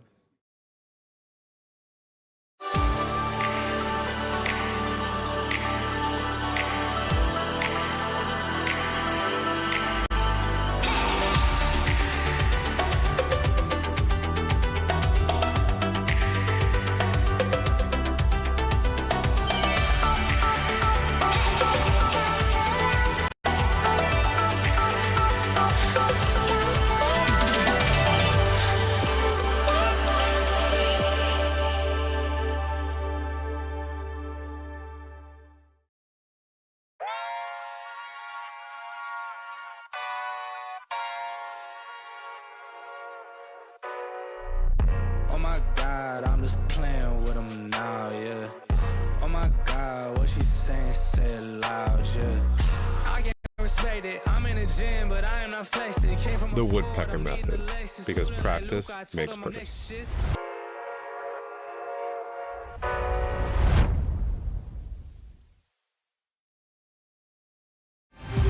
In a land bathed in light, two unstoppable journeys set sail for greatness. The road wasn't easy, demanding sacrifice, grit and unwavering commitment. But with courage and dedication, we rose to the top, with victory standing tall as our guiding lighthouse, illuminating the path ahead. We are Freedom 24. Born in Cyprus, we conquered Europe.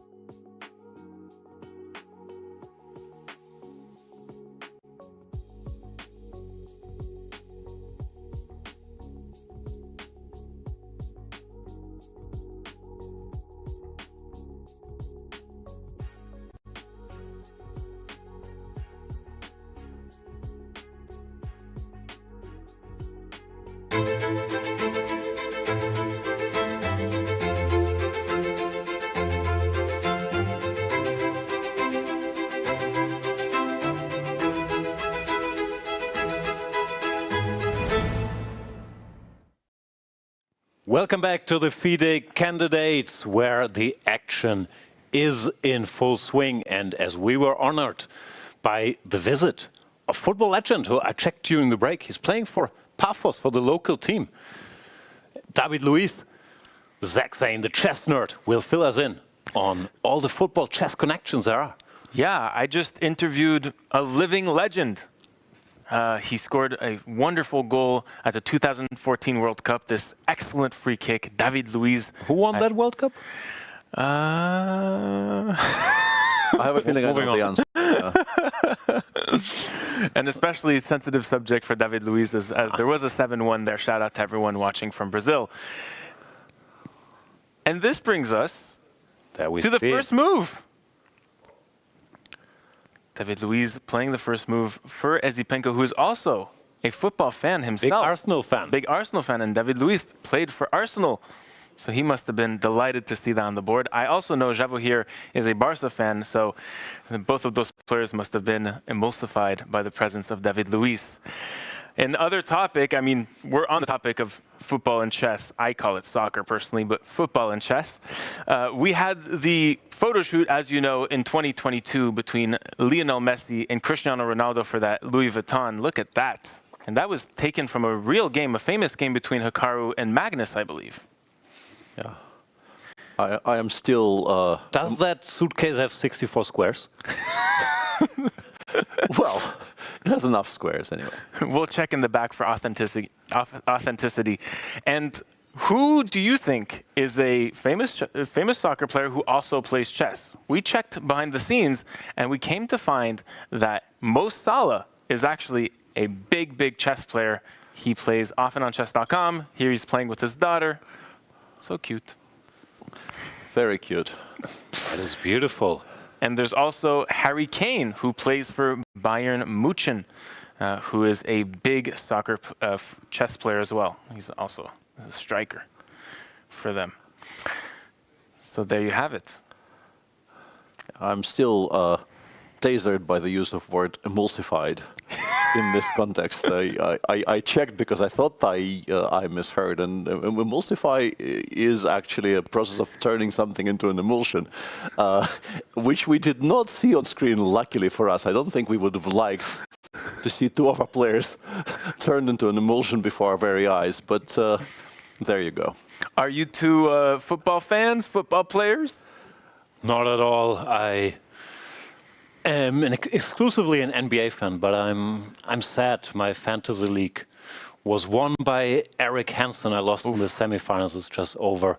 Magnus also didn't win this year, so it's been a disheartening season for me. And I still am a kind of a dormant Arsenal fan, but yeah, cricket is the superior game. We'll end it on the Arsenal because I am also an Arsenal fan. But speaking of their rivals, Man City striker and living legend as well, Erling Haaland, has recently announced a collaboration with Norway Chess in that total chess competition. Let's take a look. What I like about chess, there is actually a lot of similarities with the football as well. You need to plan your moves a bit ahead. You need to stay sharp. You can't lose 1 second of focus. If you do, you might get punished. You have to sometimes surprise the opponent. Chess, I have a lot to learn. In life, I have a lot to learn. So everything in life, you can always get better and you can always improve. Total chess can turn chess into an even bigger sport for new audiences.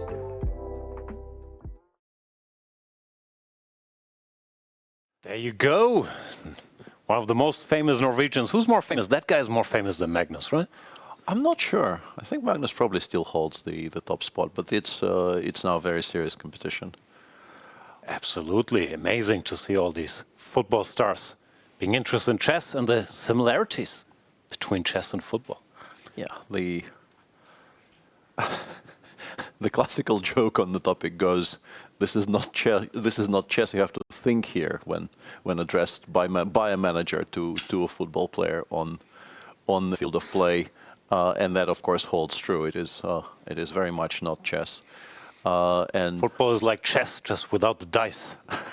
Well, that one is maybe more widely known in the Western circles. What would you like to take a look at? Let's start with Esipenko Sindarov. Excitement about the leader maybe being under some pressure. I'm not true. I don't quite understand why he took on c4. He did take. Yeah, like we thought bishop c6 was natural and also good. Maybe didn't want to allow c5. After knight c4, you go bishop c6 anyway. Is that his point? But aren't we losing material? Trying not to. Knight a5. Bishop g2. I still don't understand king g2. Not sure if I give it. I mean, you will have compensation because the light squares on the king side are incredibly weak. But I am winning this pawn, am I not? Just king g1 and. Although I guess the light squares are so weak that start horsing around. Yeah, you absolutely do. Yeah. I don't know if I throw in rook b5 or something, but this looks like play, no? Yeah. And this is once again, I think, comparing it to the somewhat close position after bishop c6, and white has a choice there between c5 and maybe cd5, ed5, a4 is also maybe somewhat playable. Very much in Sindarov's style, right? He's trying to solve problems very directly. Yeah. Pretty sure he will play bishop c6. White might actually have to accept that pawn sacrifice, and black will have genuine, strong counterplay. If white misplays it, maybe even the kind of counterplay that might allow you to start playing for a win. So. Yeah, he will be much happier, and then we're more in Sindarov comfort zone than Esipenko comfort zone, which I thought we very much were in at the start of this game. Yeah, but maybe I'm exaggerating. I keep coming back to this queen c3 because then when this knight is on prise, you don't have any of these bishop d7, bishop c6 options. Yeah, maybe there was more precise. Yeah, we named a reason for why it might be better on c2 than on c3, but we are currently watching a bunch of lines in which the opposite is very much true. So, d takes c, knight takes c4 on the board. Yeah, will not take him very long to play assuming bishop c6 will be blitzed out. Yeah, you just don't play anything else here. No, that is his idea. There comes the bishop. Yeah.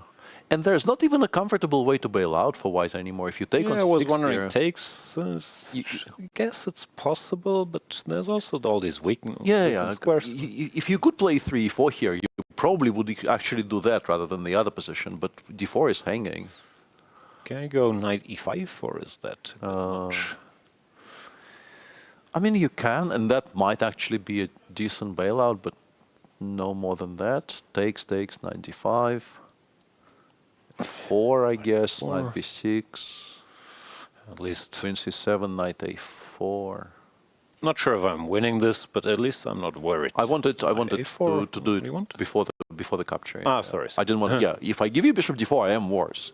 No, my point was knight a4 here, which forces you into kind of some passive stances, and I'm pretty sure I'm saving this. You should hold here. Yeah. Even takes and rook d4. Rook yeah. No, this is a draw, but now for Andrey, this actually sort of exists as an option because he might not like those positions very much after knight a5, bishop takes g2. They do look genuinely risky. I'd be scared unless you can calculate everything. Yeah. Not sure about the move order, but yeah, you can start with this as well. Yeah. We still take with the rook. The big question is, do we ever play f3 instead of king g1, which has both pluses and minuses? Yeah, but then let's take here first. No, yeah, so queen c7. You don't think about it. Yeah, queen c7, and then can we play f3 here? Because I do want to take away some squares from that knight on f6, but rook b5, knight g4, there are all kinds of jumps. I might not be able to stabilize, frankly. I am very worried here with white, despite seemingly being a healthy pawn up. I don't know. Yeah. Honestly, if you add h7, h6 here with black, I am picking black every single time because there are some potentially maybe some back rank issues somewhere. This maybe isn't that bad, but I don't know. It feels like it's just much simpler to play with black all of these positions. The king on g2 is very iffy. The bishop on b2 doesn't currently play at all. Still a pawn. I'm torn, I guess. Yeah, it's a move by move.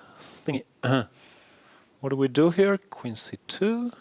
Yeah, queen c2, knight g4, you have to play rook e1, which doesn't lose. I don't see how that loses. And if we stabilize, of course, we'll be quite happy. We do have a pretty healthy central extra pawn.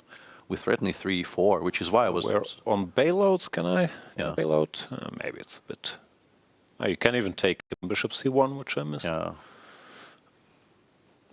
I don't see how this is refuted, but it feels very iffy somehow. It feels like we are running risks, and also sort of the comparative tournament situation here might become very relevant because only one of those two players is currently happy about the state of his calculation. Yeah. No, I agree with all that. I'm just, yes, still curious, move by move. If I tried this... I don't see any refutation, but I'm worried. Because here I thought maybe I can. Queen f4. Cover everything. Yeah, because I wanted to go h5, g5, but I can't do it in one move, and you have e3, e4 as a follow-up. Yeah. No, it's playable, and I also I sort of know it's playable because I briefly checked, but in game, knowing nothing. Better sense will also be tingling here. Very, very tingly. Yeah. Not sure if there's an alternative. Like at least playing for a win. These bailouts we've seen. Yeah. We'll see what he chooses. It's a pretty clear kind of a fork in the road. If you want to play for something, I think it's just strictly knight takes a5. Nothing else will give you anything. But it's not very comfortable. We've had a bit of a development in the game between Giri and Prague. Failing to guess any of these moves. A4 was played, bishop a6. Bishop a6. Giri did play knight a3, one of the ideas that you were listing as potential justification Especially now, for a4. Without and a5. Here it actually seems like you have to give up on c4, but you have two ways of doing it. You could play knight c6, which looks like it stops a5, but it doesn't. Because knight a5, knight c2, I guess, loses you a piece. But you can play knight g5. Win a pawn with bishop c4 or knight c4, but supposedly there is enough compensation here because of how good your light squared play is. Not immediately obvious why it's so great for black, but you always have at least some compensation when your pieces are so stable. Instead, Prague chose c7, c5, which I guess is the second most natural move in this position, also giving up the pawn on c4. White played a5, bishop takes. In this position, I noticed that the knight c4 also exists, but I guess... Yeah, that's why I'm pausing, but you just develop... Knight c6, dc5, bishop c5, and we have, once again, we're claiming some positional compensation, I guess. And this is what the engine does after bishop takes as well. It goes bishop c4, knight c6, dc5, bishop c5, gives white an advantage, but not a huge one. Although by today's standards, like 0.5 is actually quite a lot. Anything above 0.2 we'll take. Yeah. And instead, Prague says, no, I don't want to be... This I did not expect, so I don't have a set opinion, but I guess the problem with this is that at some point it might allow some kind of bishop takes d5 structure change. Otherwise, this just looks healthy. Also, assuming that you did check if you didn't expect it, computer does not like this. Yeah, computer hates it. And I wonder... queen b6 already played. And yeah, I'm very much looking for... Yes, the sort of most straightforward way of doing it is just to take and go rook e1. I will admit, originally I forgot the rook on f1 is hanging, so I was doing all of these things even more forcingly, but I don't think we can sacrifice an exchange. But this looks dangerous, because knight e3 will be a very unpleasant move to parry. Let's make a move, knight e3. Let's see here. Knight f5. I make so many moves at tempo here, right? Like bishop g5. Yeah, not saying I don't know where I'm getting with all of this, but I'm getting somewhere. Yeah. Now e6 is interesting. Shaky, yeah. dc5, knight g7 is kind of attracting my interest as well. So many things. Bishop f6 in every single position here. I am very scared with black. Very, very scared. Can Anish Black has zero problems, so maybe it's not even a choice. Rook is hanging, so ED is forced. Rook mentioned this, but no need yet. Probably no need, yeah. It just looks, I don't know. Okay. Bishop C8 or something, I don't know. Ugh. Very appropriate reaction, but like maybe it's Might be a good move, but maybe it's better enough already move, to try and stop the knight from landing on f5. Yeah. No, I very much endorse your reaction to bishop c8. Okay, decision for Giri. He's hesitating, but yeah, does look like there's no other way, at least, to play for an advantage. So he's gonna do it. Let's check in with Bluebaum against Wei Yi. Some moves have been made, not many, frankly. A4, he went king h8. I guess generally useful move. Preparing f6, getting out of this diagonal. Don't know if it was priority number one. A5 played by Wei Yi, also natural. Rook b8, keeps an eye on b7. Bishop b5. And now some interesting maneuvering by Wei Yi. Bishop b5, a very concrete move. I guess also kind of hinting at f6, a6. Because it looks like you're just inviting black to make the move black wants to make. Which is why Bluebaum goes knight d7. Makes sense. Re-establishing the connection between the knights. And Wei Yi goes rook a4, a move I... If a6 here, do you take or you go b6? You go b6. I think I go b6. The question is... Yeah, okay, yeah, we go b6, yeah. I'm not sure. And I think the idea of rook a4, weird as that might sound, is to play g4, knight takes e5. But I think I'm inviting it if I'm black. No, just play a6 here. Ask you, do you believe in your advantage there? Also, I just go f6. Yeah, I don't know. What I do you don't want? know the answer to that either. Just cover the pawn. Yeah. Are we using the rook on a4 to play d4, but like not with the pin, right? Is there any rook swings? Doesn't look like we're getting checkmated. No. d4, even a6. Like, what do you want? Yeah, I don't currently. I'm very confused by bishop b5, rook a4. It feels like you're driving the black pieces to Looks squares. a bit too smart now, because knight d7. And also, yeah, let's check your line. If a6 directly. I mean, if you play bishop c4, what have you done? And if you take, like, I think you probably suppose now to play g2, g4. But are you better? Like, maybe you are a little bit better because you have rook d4 there. Pawn. I wouldn't. Yeah, I'd want to keep that pawn. Yeah, okay, let's not give it up. Yeah, let's play f6. Let's try to figure out why f6 isn't great and hasn't been played yet. Can we?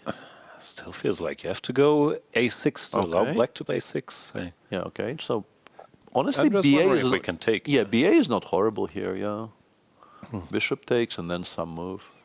Although the knight on 6 is now kind of stupid, right? Yeah, but I get a bunch of tempi. I'm not sure why I should be so concerned. Yeah, knight g4 might be hinted at here. Even knight g8, e6 maybe, and all of this feels frankly kind of healthy for black. Yeah, agree. Yeah. Also, 27, I'm sure, is not forced, but yeah, I'm not sure how bad b6 is, but then at least, yeah, it's a bit annoying if I lose the option to question that bishop. Might be other moves too. I don't know. No, but BA looks fairly normal. Yep. We'll see. Bluebaum so far, the most accurate player in the tournament. These accuracy statistics, of course, should always be taken with a grain of salt, because frankly, especially with white, he's played sort of dry positions where it's easy to not make many big swinging mistakes, but hard to ask questions. And similarly, in that game against Giri, I'm sure it was very good for accuracy. The 85 moves, but yeah, it doesn't always mean you're crushing the tournament. Yeah, that very much does improve all of your stats when you can make 85 very clean moves in a row by just choosing an opening, basically. Interesting position. I'm just a bit mystified by this plan by Wei Yi, but I'm sure he has something in mind, and we might to be a6. Yeah, we might get to see it. I also don't understand why b6 is wrong.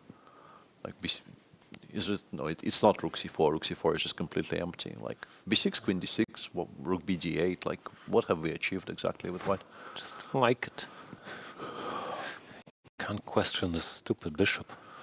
Yeah, I mean, it is a little bit annoying. I mean, we have some queen d5 bailouts, but maybe we want more. Actually, we do have some queen d5 bailouts if we want. Directly, yeah? Yeah. No, I mean, bishop c1, queen d5, ask you a question. Oh, yeah. I'm not sure if I start with this. Yeah. I think queen d5 is sort of indicated, actually, and then you have to decide what you want to do about it.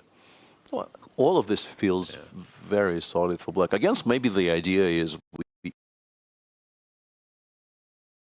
and once again, we don't particularly care if we're better. We're just making moves and asking Matthias to make moves.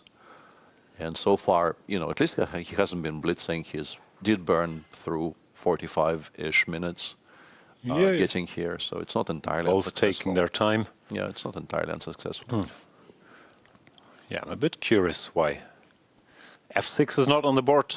Bluebaum does like his pawns. Yeah. So I don't think he's dying to go for this pawn down position. I think that position is holdable, but also there's absolutely no reason to go for it. Yeah, I don't think it's that bad. And here it's not like you have this martial compensation. There's not enough pieces. Yeah, the bishop is not where it's supposed to. Like with the bishop on c6, we do this every single time. Oh. But with the bishop on g6, white gets to play like queen f3, rook g4. You might actually be worse if you don't play it Also, correctly. this looks like typical Weiji business. Like, no. Yeah, let's not do that. Yeah. All right. Agreement. Bluebaum taking his time. Agreement reached. Yeah.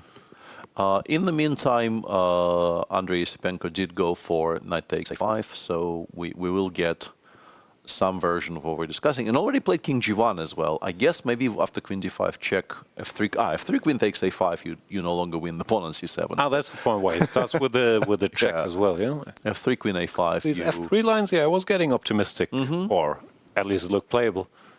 But this queen a5, queen d2 rules it out altogether, so...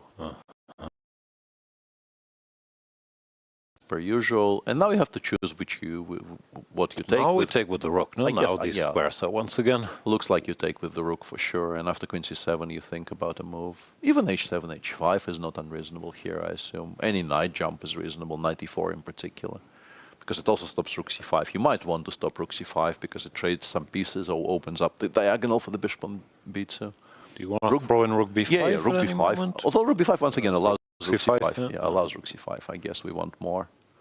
Okay, so let's jump. I guess we have queen e5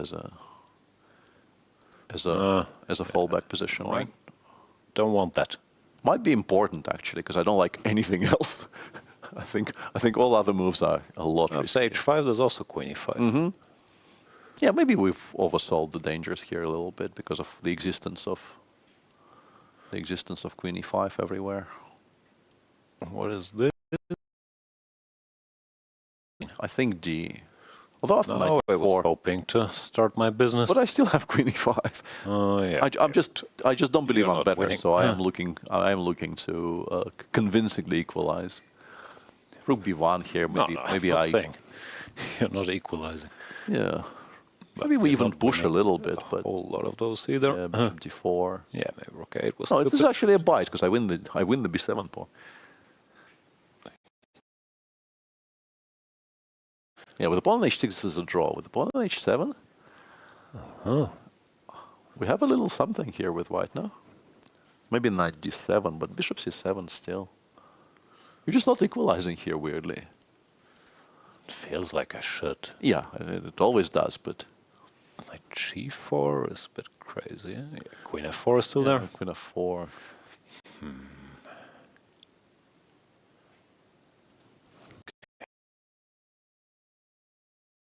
Taken with the rook yet, so he is very seriously considering both options.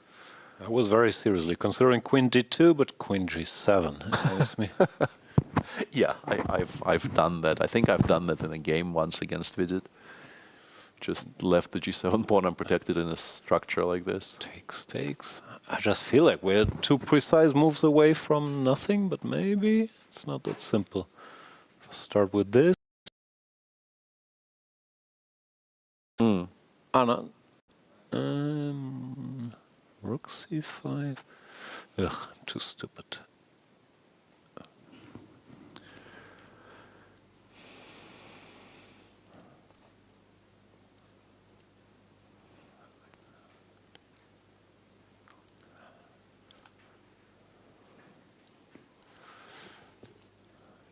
too complicated, but okay.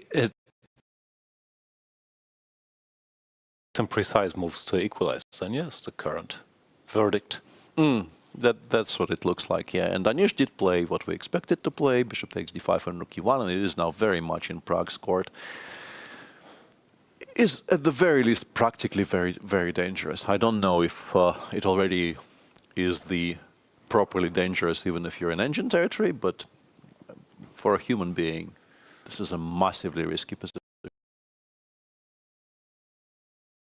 Evaluation, it says plus 0.5, so on the verge of being really dangerous. Yeah. That assumes best black play, which is also not obvious from here. Not at all, no. This sad move here. Your sad move seems to be best, but ugh. Yeah. Not in favor of that, yeah. It wasn't a happy suggestion. I just really didn't like the positions where it lands on f5. Those looked borderline lost. This stuff. There. Maybe you can still play bishop c8 here, but takes bishop g5. Yeah, this is how you run into very, very serious trouble. Okay, so Praggnanandhaa under some pressure. How are the Americans? Not much has happened since we last saw. Caruana did play this queen b6 move, castles queen b5, queen c2, all as expected. Yeah, and Fabi played bishop c5 here. Also looks which is natural. Subtle. I guess we're kind of expecting rook d7 to be one of the problems and are preemptively solving it. Also giving us. He also wants to put the queen on c4 without being bothered by rook d4. That actually is by far the more important detail. Yeah, you're absolutely right. And I guess after c4 we just go back to b7 and we're not that unhappy. You know? Yeah. Very stable position. Maybe. Rook b6, b2 even as an idea. Try one of the open files. No, it feels like it's either very little or nothing at all. It's very little. It feels like these old Nimzo lines, which Kramnik won against Vishy in their World Championship match, but this looks like a better version for black, where not sure there's much going on. But I think that's what Hikaru wanted. Very stable position, small advantage. And then see if Fabi can keep being precise all the way. Not a bad choice considering these, very sharp move by move battles haven't really gone his way. So today he decides to surprise with the sideline, be solid. Kind of like it. Then again, I do like this line. Yeah, decent choice, but Fabi, as usual, not shocked by much of anything. Replies with the good. Where shall we go? Let's check in with the Lagno Goryachkina battle for a second. Yeah, it's bad. It could have been worse. Bishop e3, queen f8. Yeah. Rook a1, bishop b7. Yeah, bishop b7 already here. White has very pleasant choices. You could, and the thing is, you can always go a2, a4, and there's just no good reply to a2, a4 in any of this position. You pretty much always have to play a5 because you can't afford to allow a5, knight c8. And now, honestly, you can just cash in. Bishop b6, rook d7 is winning. There's no particular reason not to take this pawn and then play e5, e6, frankly. It is just crushingly strong. Instead, Kateryna played queen d2, c5, and here, once again, you could play a4. a5 is a winning threat, basically, and there are no good replies to it. a5, now we will play queen takes a5. We're very happy about that. So black maybe tries to play something like bishop c6. And then a5, knight c8, knight g5 appears to be winning by force. Okay, that's complicated, not surprising though. Not shocking though, because there's a lot of stuff going, standing there on the queen side, being a neutral observer, and we are absolutely crashing through in the center. Instead, Kateryna goes queen a5, which also is obviously just maybe not winning as quickly as the other line is. All I'm trying to suggest here. This is not a mistake. D6. I think probably just takes queen takes a7. Frankly, I don't think why we shouldn't. We're just a healthy pawn up on the queen side, knight d7, knight g5. And even return home if he wants to, but yeah, this looks stronger. Yeah, knight g5. No, we are still pretty much winning. So yeah, we could. Yeah, bishop f4 might be very strong in this position, for all we know. It's no, it's just collapsing. Yeah, that was a bit of an opening disaster for Goryachkina. Let's check in with Zhongyi versus Jiner. This is where I wanted to go, because the entire concept what happened here? The entire concept has been vindicated. The concept of just making moves. Critical point came where black took on d4. So rook f8, f3, I guess normal. As announced, yeah. White goes debate if you want to sacrifice this pawn, but no particular need. f3 is normal. c5, which I was mentioning. We're normally not happy to have that weakness. Yeah, bishop e2, rook a8, castles, and after she takes d4. Rook takes d4. What yeah, just take with the rook. Yeah, you're massively better. It's just a very unpleasant position. Also, that's blitzing out. That's what you want.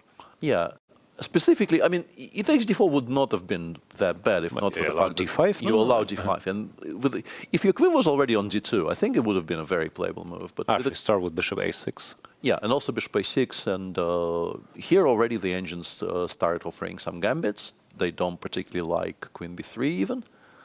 Queen b3, g5. Maybe she thought she will take on d5, but then I guess the problem is we take on e2 and we play g7, g5, and they recapture with the knight.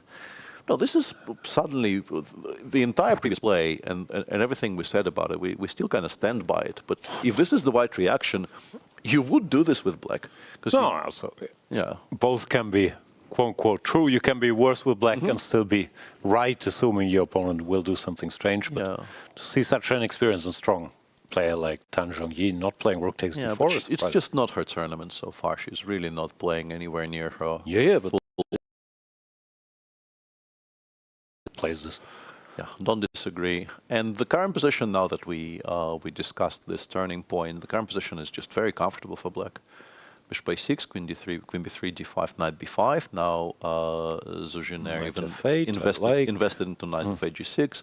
I think rook fe1 also wasn't being agreed with by machines. And now after knight g6, bishop g3, black is just comfortably slightly better. D takes c4 and knight h5, or the, I don't know. I'm not even sure what the most precise way is, but it's just very nice for black. f2, f3 is a move you kind of never make in these structures. You have a nice Alani, which eventually might get blocked properly. The bishop might return to b7. It's just very good for black. Also, in particular, if you play queen c2 Nimzo, where above all you want to be solid with your bishops, and then to get this is such a nightmare, even stylistically. Yeah. No, I don't know. We're being critical today, but they're also doing some strange stuff. Yeah, I think you just have to be fair here. Tan got a very nice position out of the opening, and also I think it was, judging by the clock, I think it was ad-libbed by Jiner. Oh, for sure. Also, a5, as we mentioned, it's, I think, even worse than the loss of a tempo. Like, what's the theoretical lines? Like, some stuff. It's time to go for along these lines. White is still supposed to be better, but you would not dream of playing pawn to a5. You're not touching that with a barge pole, yeah. But yeah, as we keep on returning to, if this works out, if your opponent for reasons unexplained chooses to recapture with the pawn, then why not do any of this?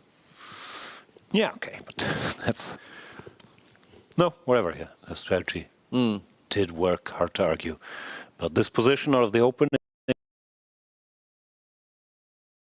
Elsewhere in the women's section, we have a lot of moves made in the game between Bibisara and let's go here. Let's go here. It's a good position, or here. I think Vaishali maybe could have gotten even more, because now it doesn't really feel like she's better, but she's completely fine. So white immediately played a 4 to clarify. Yeah. Okay.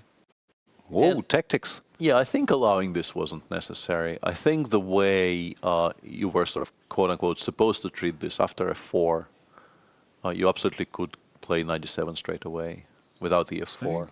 Ah, okay. I think this is what was being suggested. Yeah, fe5, knight d5, and then you play like queen h4, rook f7, rook a8. Yeah, looks Seems very, very logical. And what is this now? E5, Around equality, I guess. Because white now has something to play against. There's a target on e6. Structure got a little worse. Yeah. Yeah, I don't like this. I guess black is active enough, but at least we have also, and something that we were discussing, I think, even during the Lagno Vaishali game, the dark square bishop is often by far the worst piece white has. So getting rid of it while also creating a weakness in the black camp is a dream scenario for white here. Because normally you don't know what to do with that bishop; it just gets locked out by the black structure. We could have been in some at least slight trouble in this game. All right, let's check in with our leader, Anna Muzychuk, with the white pieces against Divya. And this is a very typical Maroczy structure where normally white is supposed to be kind of seriously better if black doesn't get b5 quickly. In general, what I learned, what I think is more or less true, if one pair of very much struggles in these positions, it doesn't even matter so much on which minor pieces it is, but in particular knight against light square bishop, white gets to have all the fun. As long as you don't get b5, white gets to pick what point you go knight d5, force black to take, then you go ed, this is the weakness, and then you start attacking on the king side. You always have to watch out for b5, but this is not like strategically equal. Like even if black's position looks sound, black just doesn't have any good breaks. As long as you don't get b5, f5 normally weakens your king further. Yeah. White just has this very classical plan, go knight d5, make it impossible to ignore, take back with the e-pawn, and then start going after the king. Yep. And I was going to say sometimes they go f6, bishop f7, but actually not here probably, because you will eventually have to take on d5. Another hole on e6. Yeah, and that just creates further weaknesses. I think that's what they do against, if the remaining minor piece for white was the bishop on e2, then very often you see them play f6, less, bishop of course, f7. But yeah, knight c3 is just strong. It controls b5, so you really do get to time your jumps, whereas for black it's just a waiting game here. This is not fun at all. Yeah, I think it's seriously bad, and also I think this is a stage. Of course, Divya is much, much stronger, and she chose this today for a reason, but many people start playing versions of the accelerated dragon or g6 positions because it's sort of easy. You can blitz out the first couple of moves, you get these types of structures, you're not losing in the opening. But I think many people at some point decide, ugh, this is just not equal long term. I have to stop doing this. I've only had this structure once or twice from the black side in my entire life, and yeah, if you don't know exactly what you're doing here, you're just very unhappy throughout. Even if you do, there's not much to do. Like unless you equalize move by move in the opening, which we talked about, like this castle, and try to make it here, because knight g4 allows the exchange of this bishop and then potentially the other one, bishop d4. This is exactly what you want. Even without minor pieces, white can put a little pressure, but in particular this set of pieces. Yeah. And instructive from Anna keeps the queens here and then just stabilizes, goes a4. There's no serious counterplay against b3, queen b4. Worst case, you always have knight d5. Chess in this tournament. And yeah, not doing anything crazy, stays super solid. Seems to also be in decent shape on the clock, and I mean, neither of them in any kind of sign of time trouble just yet, but Anna, 10 minutes to the good on the clock, which might be relevant later. Yeah, she's on +2. If she wins, of course, still very far away from winning, but this is, yeah, I think a chance. +3. Pairing request, deny. Yeah, people keep on wanting to connect to our screen, which we do not allow. Never. Never in a million years. In the game between Esipenko and Sindarov, Sindarov did take with the rook and now goes h7, h5, once again allowing rook c5 if white wants, but I think h5 is a much more useful move than play h4 even. Yeah, maybe queen takes, yeah. But queen takes queen f3, you haven't actually resolved. Oh, that's his point here. Now he can keep the queens and keep being annoying. Yeah, and if d takes c5, you can, I think h5 is useful in pretty much every single position there. First of all, now after knight e4, the conversation we had about queen e5 being not a draw, it is now absolutely a draw because you don't have any back rank issues. And rook a8. And also, maybe you, after d takes c5, maybe you can throw in something more ambitious. Knight g4 became better because it's not hanging anymore. Queen f4 doesn't attack it. Also a massive plus for black. Just like I think h5 is just good, yeah. Solid play by Sindarov. Do we play queen e5 here? The thing is, I'd be looking to bail out, but it doesn't force the queens off. But actually, yeah, it's just a bailout because queen d8, queen c7 if we want, right?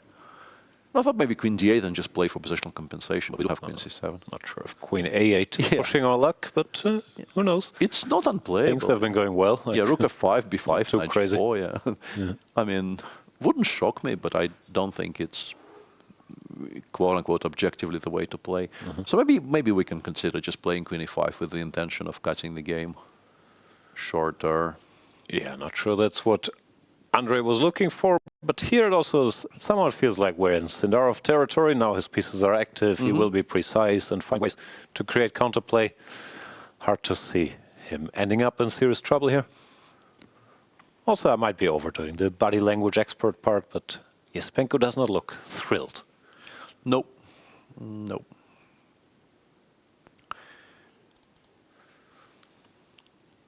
All right, let's check in with Hikaru.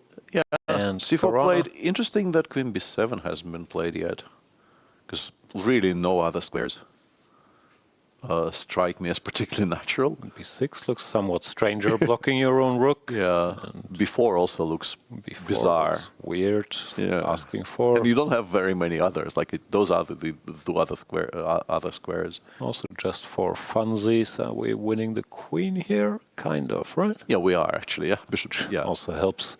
So this doesn't even exist as a choice. So the choice is b7 or b6, and why would you ever choose b6? Like what could possibly be the reason to prefer b6 to b7 here? Looks more natural. Yeah, but Fabi is still something debating something. Yeah, I don't know. Very strange. Okay, probably there's no direct problems with queen b6 either. Maybe, I don't know. But it doesn't look like rook d8 should be high on the list of priorities with the rook on a6. No, I'm not sure. Yeah. Neither move changes the status quo, but I agree, this does look obvious. Yep. Prague still thinking after rook fe1, and Bluebaum actually went with queen d5 straight away, without even... I didn't go f6? No, he played queen d5, which definitely is an option here. Forces the bishop pretty much back, forces bishop c4. c4. There's bishop f3, or he's just arguing even put it back on d6, yeah. It locks out the bishop. So bishop c4 back, yeah, back to d6. Yeah. Also looks all right. He stopped a6 business. Now there's b5. Yeah, I don't see anything particularly wrong with it. Yeah, bishop c1, a3, but I'm sure he has some kind of a reply to it in mind. Yeah, this looks not terrible, but mildly. What do we do? Rook d8?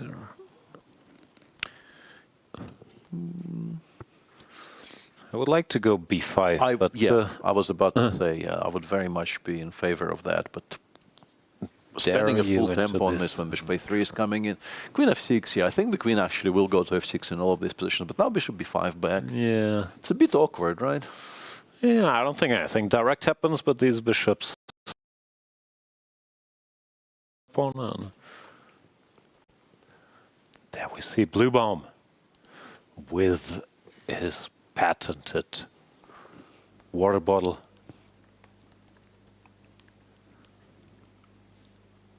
Both players on -1, 3 out of 7, which Yeah, makes it hard to think about contention, but frankly, I do think that for Bluebaum, in spite of all the great Bluebaum sweep noise, it's not so much thinking about winning the tournament, but being able to prove himself here against the best players in the world and learning from the experience.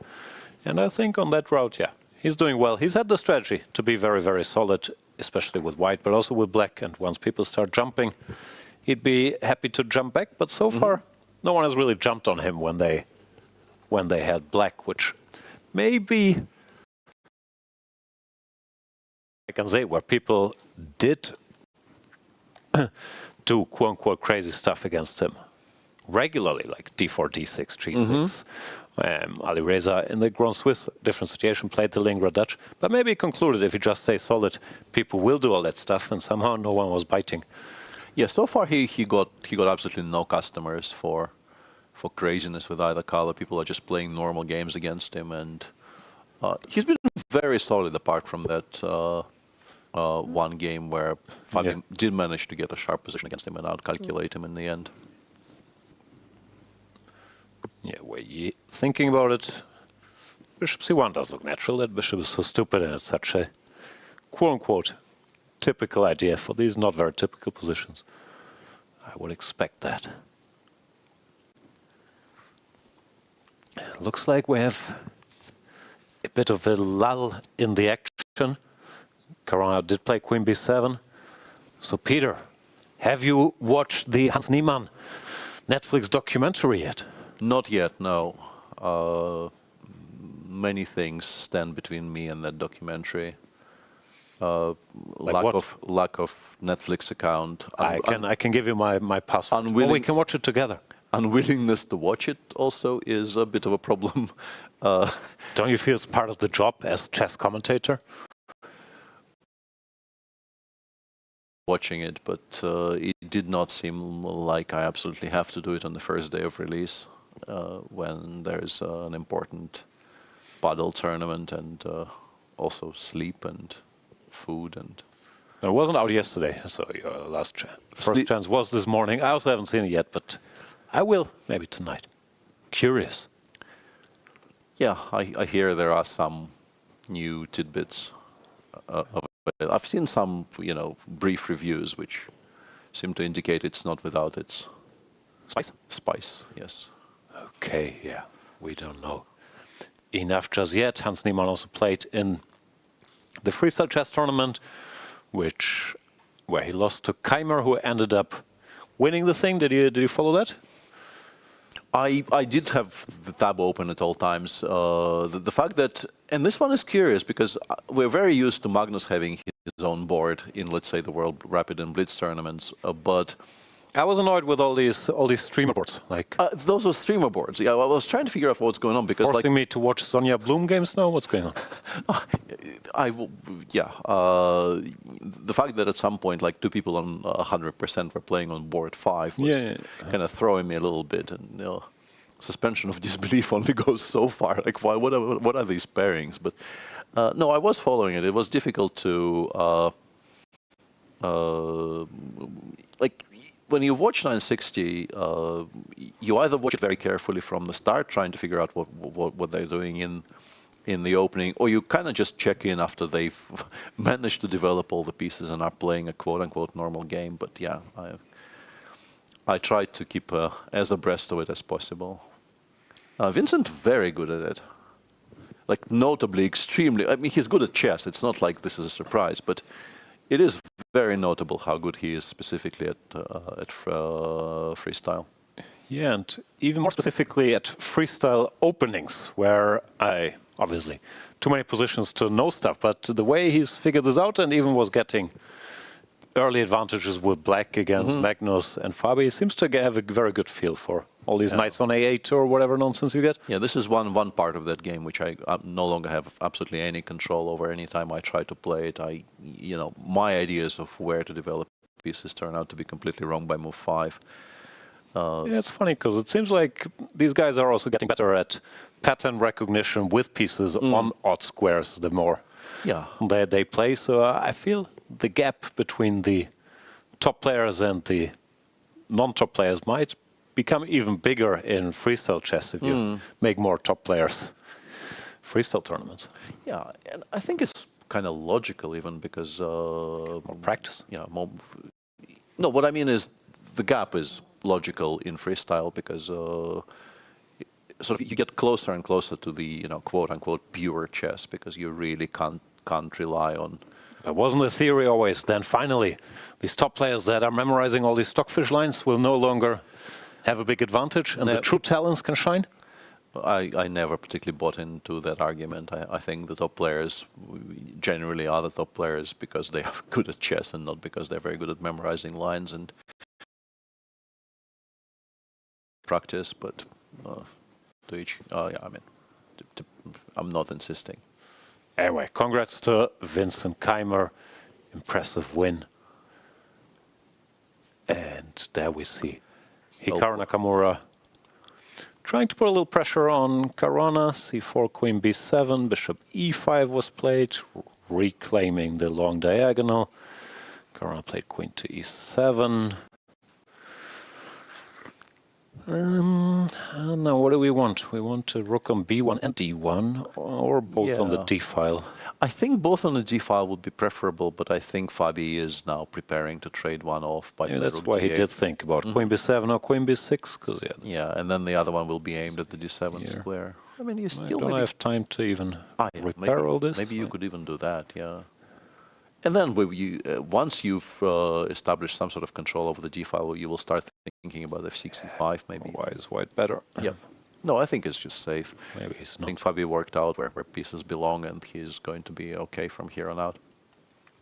So somewhat drawish. No big news here. After h5, Andrey Esipenko still thinking. Anish is better and Pragg has a difficult challenge ahead of him. How to defend this position. Bluebaum Wei Yi. No news yet. So one last quick tour through. More breaks. Exciting. Rook a1 played. Yeah, Anna's doing all the sensible stuff. Do we throw in h4 prior to playing 95 or? Nothing direct happens. Why not? Like sometimes, but more with the queen on d2. There's 95 takes, and rook h3, queen h6, sneak attacks. But the general strategic plan, whatever, let's make a move. Let's say a5. Oh. a5. Okay, now you lost, but I was going to say the only thing that's stopping us from going 95 next move is that you do have to pay attention to the immediate recapture in b7, b5 by black. But yeah, I'm just want to show how terrible this is for black, even though it looks stable, you're tied down to the defense and you can't really do anything here. Usually you go h5 and white even slowly can prepare g4 or ways to break into the position. Yeah. You just always lose. And in the end, this is horrific. Rook e6 sacrifice finishes you off. Sometimes this can be held if the queen is on f6, but with the queen on c5 in particular, your king side is just completely defenseless and you will not be in time to bring it over to the other side. No, maybe violence wins here, like g4, h5 sometimes breaks through directly, but also you lose long term. So probably this wins actually. Yeah, I think it does. Yeah, with the queen on c5, if you do passive things like this, you just get mated. So black can never play a5 because you need to go b5 pretty much ASAP once this happens. But it's an unpleasant waiting game because, as you mentioned, white can also throw an h4. You have to think about queen h5 currently, which means that the question is how do you improve on 95? Yeah, I can go 95. Takes b5. Yeah, I'm doing this instantaneously. Okay, how much does queen h5 bother me? Well, it's g3. I don't really think I care. Maybe we don't actually care. Yeah, I was going to say this is kind of very meh, and we don't like doing this to our structure, but it. I mean, it slightly improves black's chances, I think, because the queen now is on the direct. The correct half of the board. It gets here, and also then there's no more b5. I think it's still I would consider like queen h6, g7 here, but maybe I'm not fast enough. Yeah, maybe already 95 lands. Start thinking about your Ponzi's. No, this is all of this is incredibly unpleasant. Yeah, just strategically, let's say 95 takes ed. Nah, it's just bad. Here eventually, but even if you get whatever the optimum is. I don't attack anything. You get the queen here. I think you're still kind of in deep, deep trouble. I can always kick it with rook f4. I can triple here, and then I decide where my to only attack. claim is that I'm not losing immediately. Yeah. I'm not saying this is fun. I'm saying very precisely. Okay, so Muzychuk much better against Divya, found a structure where maybe Divya doesn't have that much experience with. And Vaishali is fighting, I guess, equalish. Yeah, equalish, yeah. Moves go appear here? to be somewhat... yeah, 95, I guess we go like queen c7 or somewhere to avoid the knight jumps. And c3 is still somewhat vulnerable, which means that you have to pay at least some attention to it. Regrettably for white, you pretty much... I mean, if you play c4, maybe knight f4, and it's an annoying piece. And also your knight on e5 is... It looks very beautiful, but it doesn't really have very... So we go here, trying to bail out, or what? 4, queen e5. I go knight d5. Ah, you have knight d5. Yeah. I think we take any bailout we can find. Yeah, that's what I thought. We're still, I think, running some strategic risks, so we absolutely are interested in every single forced bailout we find. So that's, I think, this position. Yeah, that actually might even be slightly better for white. But in Lagno, Goryachkina, Kateryna is much better, but I mean, you would like to play bishop e3, I think, but allowing f5, f4, I think, is a massive mistake in the current position. You don't want to give black any immediate forcing counter. She took here to finally win that e5 pawn, but... Yeah, a7 is still hanging, c4, c5 is a massive threat in every single position. Yeah, this is still very bad. And f4, I think, whether we meet it with g4 or with king g2, it really doesn't do anything. Okay. Yeah. Just keeps opening the position. Yep. And in the old Chinese battle, bishop a3 chosen by Kateryna on our screen there. In the old Chinese battle between Tan and Jiner, she did find dc4, bishop, knight h. Some knight to f4, queen g5. Black has direct play now, which is quite dangerous. Just looks bad. Yeah, I'm beginning to wonder, you know, in some, like, can we just go for a second to the previous position? Is rook c4 playable? Yeah, I thought you would already be dreaming of this. Feels a bit excessive. Yeah, a4 and queen f1, I guess. Yeah. Knight. I thought knight g f4 and like we're creating threats, but there is queen f1. There is start doing. Why make it stuff. 3 results when it's 1? Yeah, pretty much. And this is the current situation everywhere. We might be, as we're heading into our next break, we might be getting that threefold in the game between Andrey and Javokhir, but we're not there yet. And in this break, you will see the report on the paddle tournament, which is something I won't leave. I want to watch this. See you guys back with Zach and the big story that dominated the rest day after the break.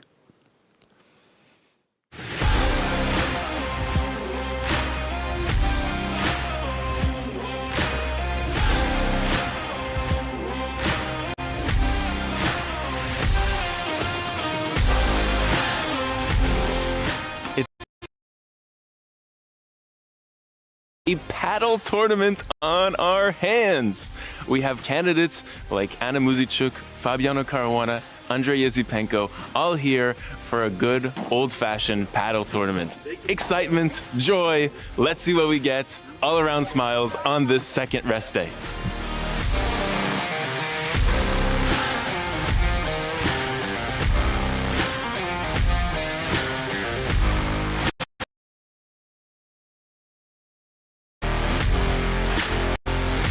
Have you ever played paddle? Yeah, I did try it a couple of times. And do you like the sport? Yeah, I didn't know about its existence before I moved to Spain, but then in Spain it's quite popular, so yeah, I even visited some tournaments to watch, and yeah, that's fun. For me, this is my absolute first time playing, so you got me. If we're playing against each other, I'm cooked. I am not sure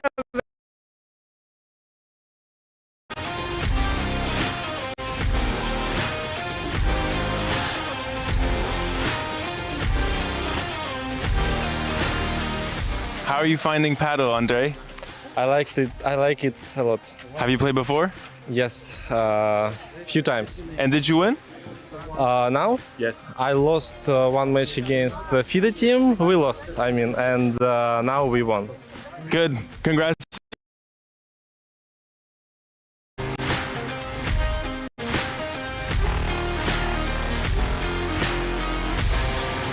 Is this your first time playing paddle?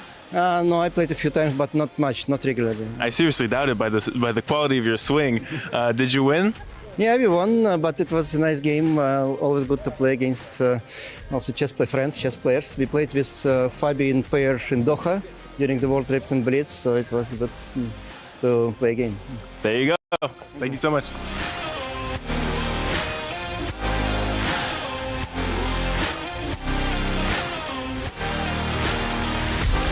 Fabiano Caruana, who just finished his game, tell me about your first game of paddle in this tournament. Well, we won. Was it easy? No, not easy. Is this your first time playing? I played like 4 times before. Christian has played twice. There you go. Yeah. Back to you.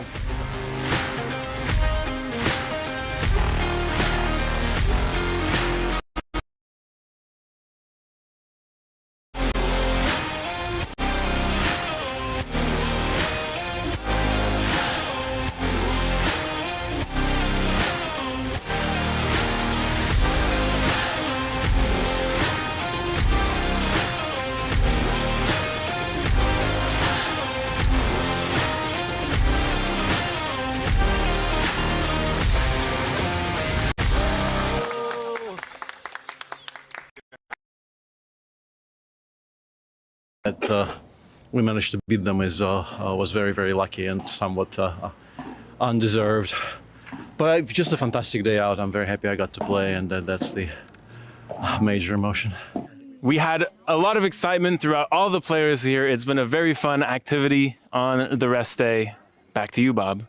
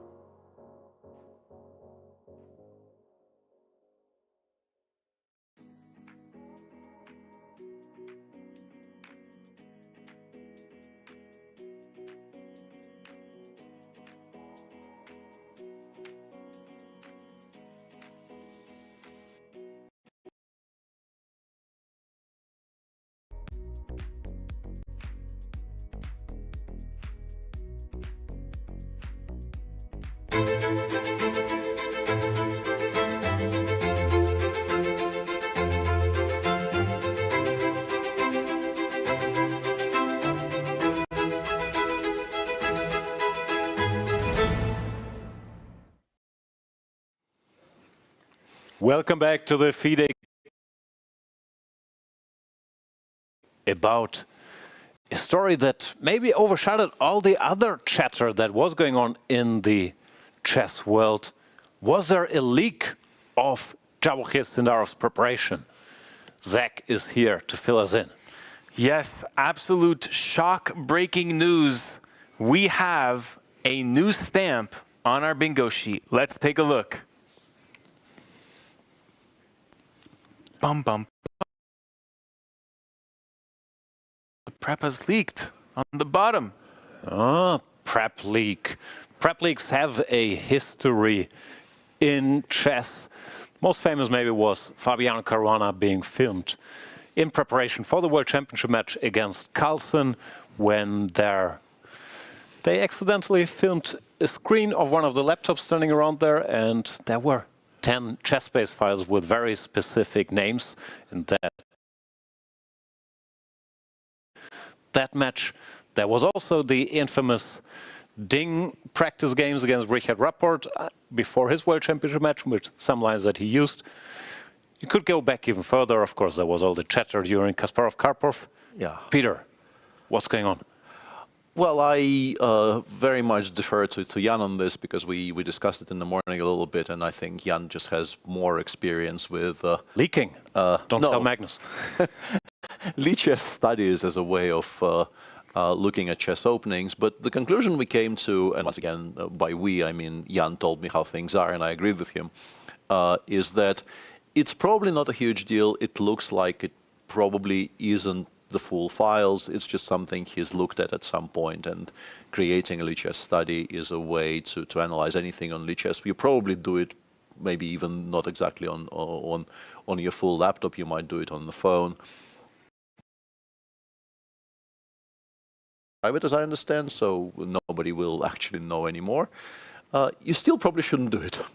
Yes, after 20 minutes only of that leak happening, Lead Chess has made Javokhir Sindarov's account private, and now everything is private. But we had this bombshell Reddit post this morning.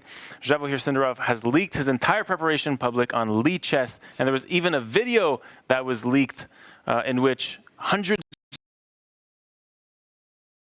of lines. What do you guys make of this? Yeah, I should explain how this works. I can't speak for how Sindarov does things, but normally most opening preparation is not typically done in lead chess, but people use ChessBase or something where you can store your files offline, and also where you can use stronger remote engines. Typically, the way I use these lead chess studies, and I think most people do, is you be preparing for the game, or you're at lunch and you click through some stuff, or also very typical, after the game you're at dinner or even for a walk and you want to see what was the stuff I played. And every time you do that, you open this new study, then by default it creates what we just saw, GM Sindarov's study, and you have hundreds of those. And what is strange is that the default setting is to public, and normally if it's anything close to relevant that you were clicking on, you set it to private or unlisted so no one can see it. And it looks like Sindarov wasn't very concerned about that. I don't think that's his full preparation. I also saw this video. Was a bunch of lines, but not like what you would consider a full opening file.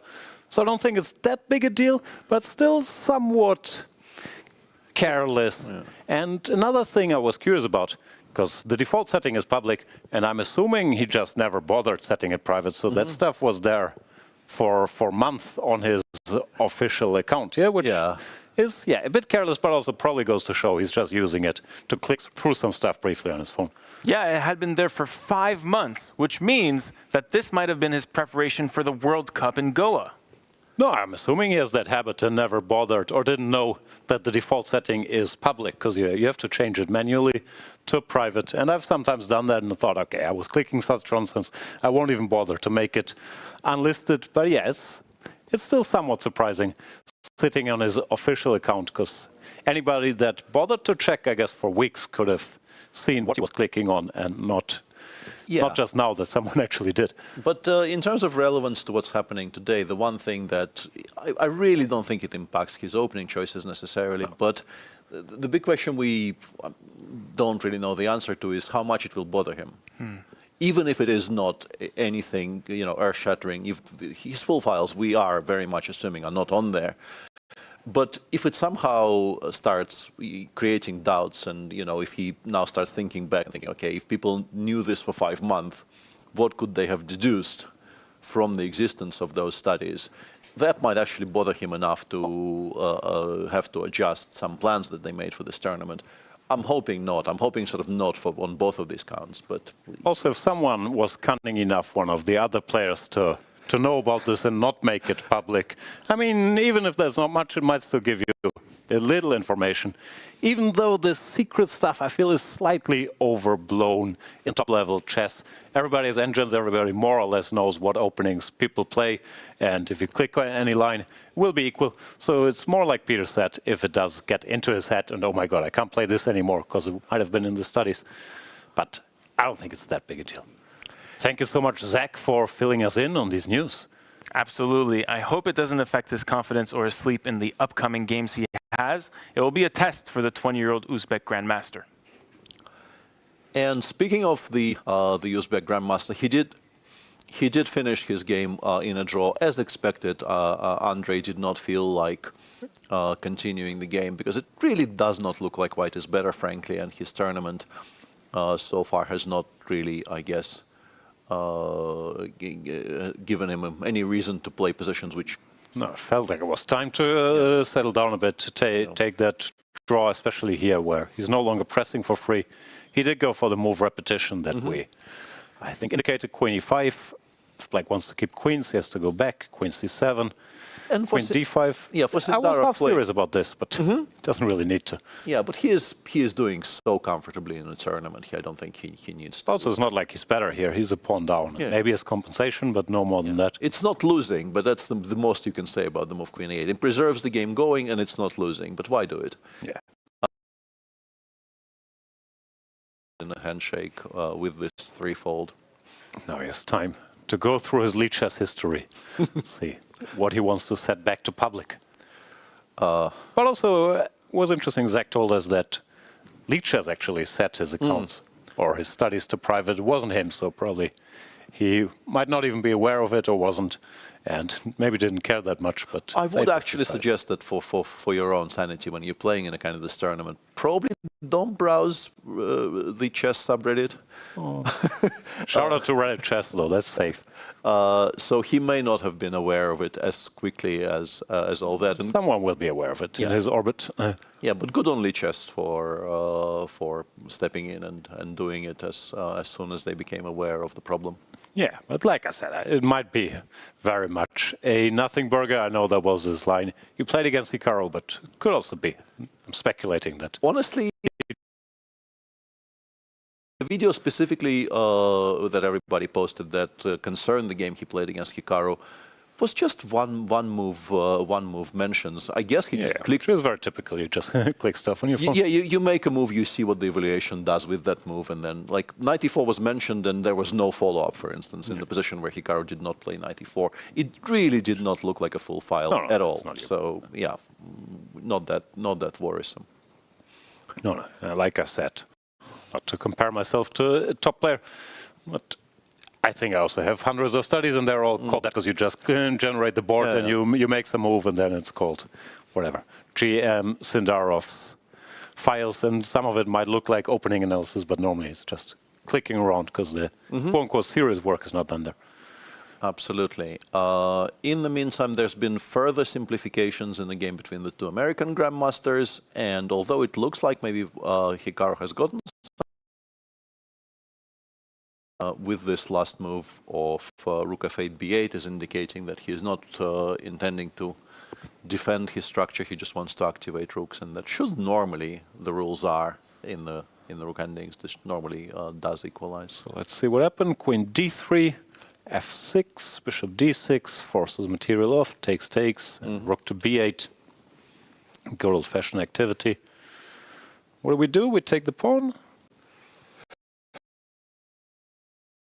You could try rook d1, but I don't believe white actually gets to create a mating attack, in particular when you don't have a luft on for white as well. I'm also not sure if black throws in Yeah. king f7 here to not worry about any stuff. Neither was I, yeah. But it's one of the two. I guess we could try this and then rook b2. Or rook b4, yeah, I'm not sure which one. And then I guess if rook a1, we can play rook c2 or rook a b6 followed by rook c2. There's a bunch of creating a luft and then trying to land both rooks on the sevens somehow. Like rook takes a2, rook b1 here might be something, or rook d7 followed by rook b1. But there is normally a way to deal with it. Maybe it involves not taking on a2 yet. Maybe it involves something else, but.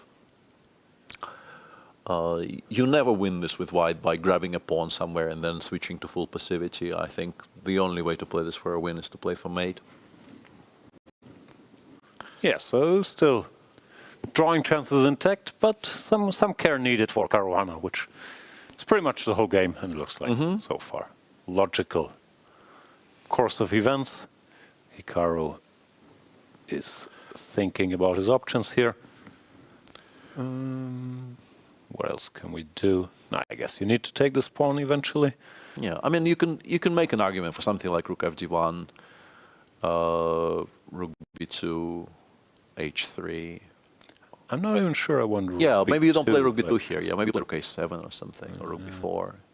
No, my point is I want to play, like I want to give myself, here, I don't know, h3, and then check rook g8. That's the plan I want to try. And maybe I don't want to allow it with black. Although here rook takes e4 and king f5 might still be completely fine, actually. Yeah, this doesn't look like we lose. No, it doesn't. Way. Mm-hmm. What else is there?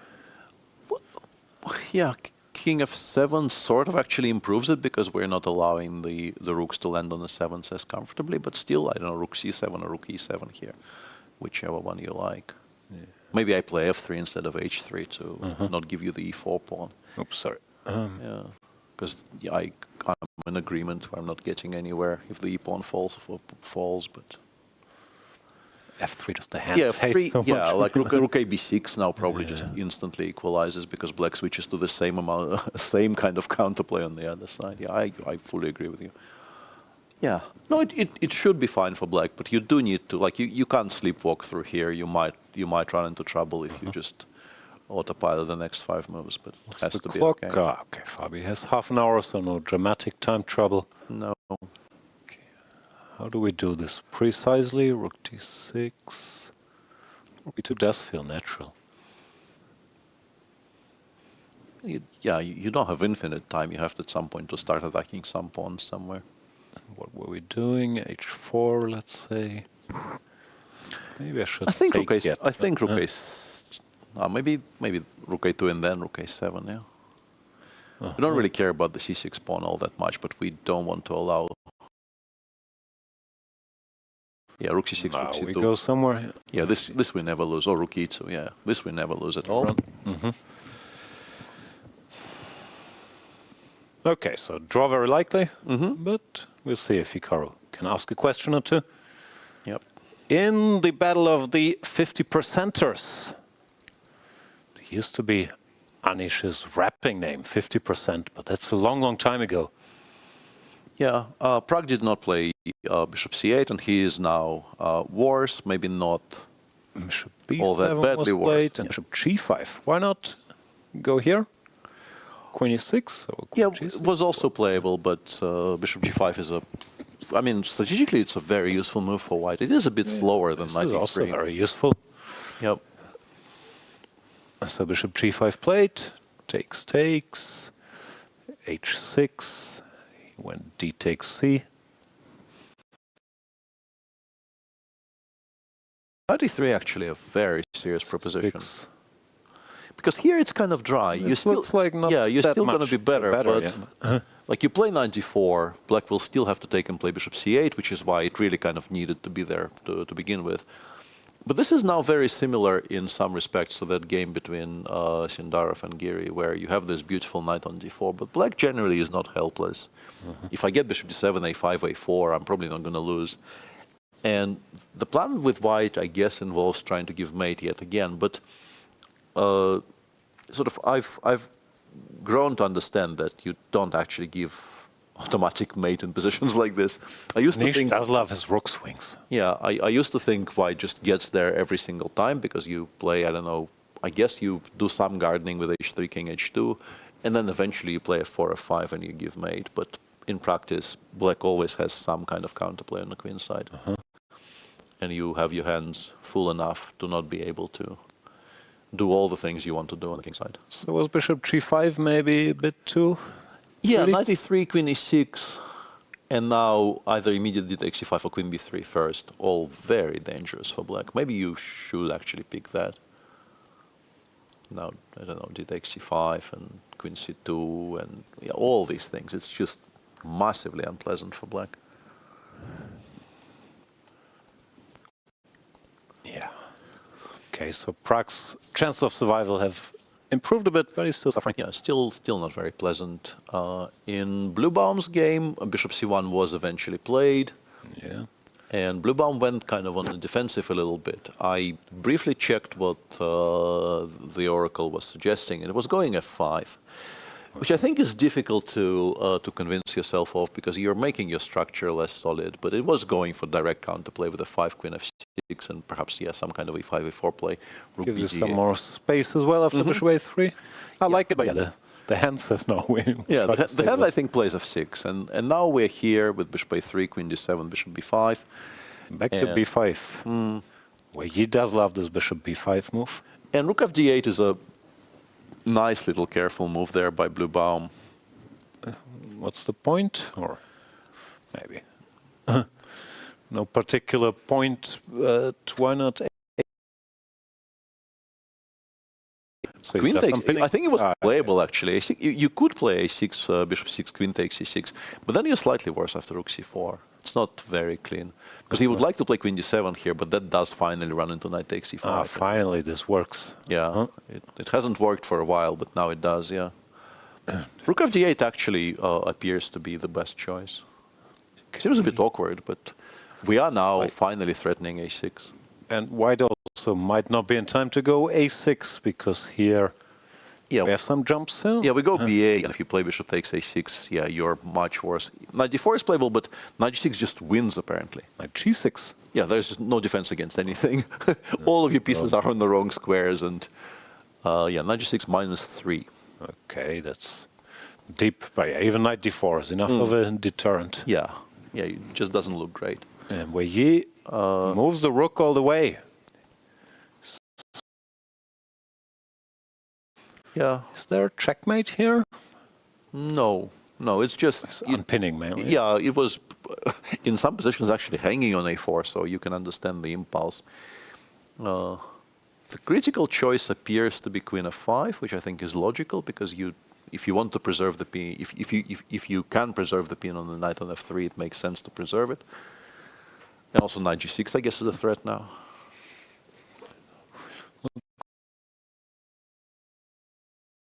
We thought this was kind of meandering towards some sort of safety, maybe, but it's not. I have no idea how to approach this with white. I think this is the type of game both sides wanted. Bluebaum doing his solid stuff, but once it gets concrete, yeah, that's at least been his superpower in the Grand Swiss and in Vike, that he was very, very awake then and willing to play active moves.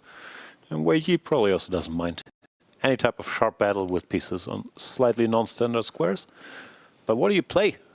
Yeah, I'm not sure. Knight g6 appears to be a pretty serious This is threat. annoying, of course. We can bail out, but then we're just worse. No, then we are actually, a5 is a target. It's hanging already. Maybe we start by playing a6, but ba. Or knight d5, maybe even. We can also go in this direction, yeah. Knight d5 here, and knight g6 here, all of these.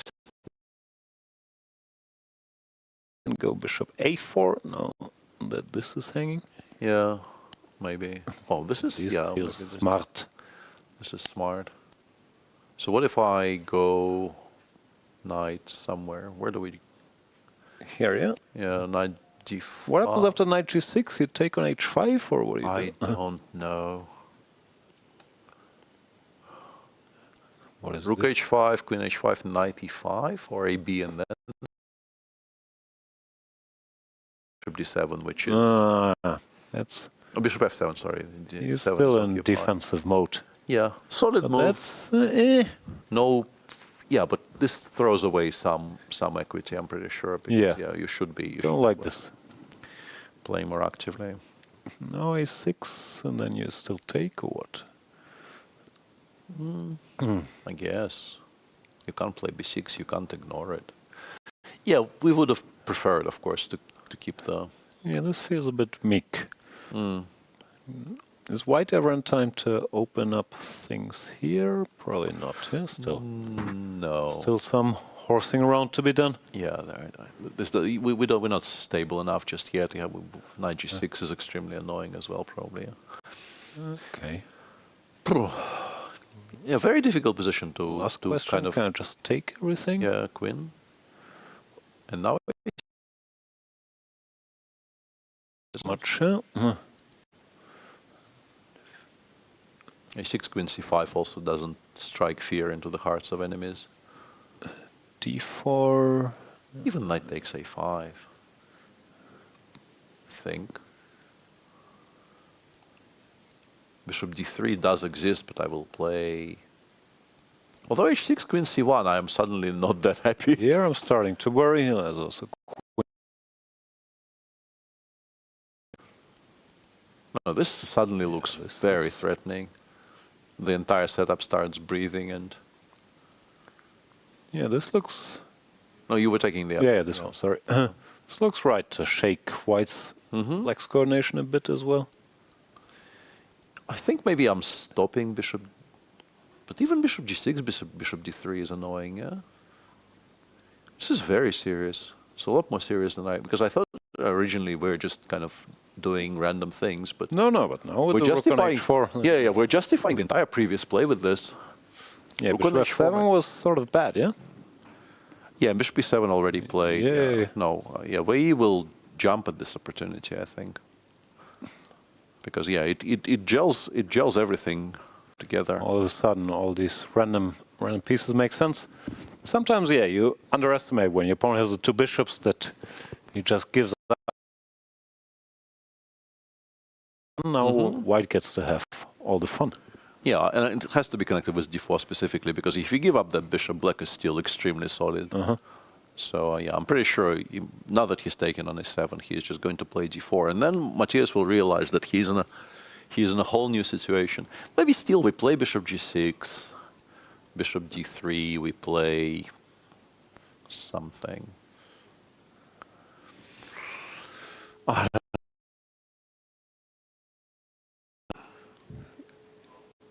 Not enjoying it in the slightest, though. Really ugly moves like queen e8, but we're already making ugly moves. Yeah, my original thought was queen f7, but just take on e5 all three times, and I mean, maybe black makes a draw. Maybe it's not that bad for black, but d4 played. Bluebaum. Well, he's been playing too solidly, quote unquote, or passively, whatever, but bishop f7. This gives Wei Yi a chance. Also, Wei Yi is so good once this becomes open board and he can work with small little tactics. Now, this looks worrying for Matthias Bluebaum.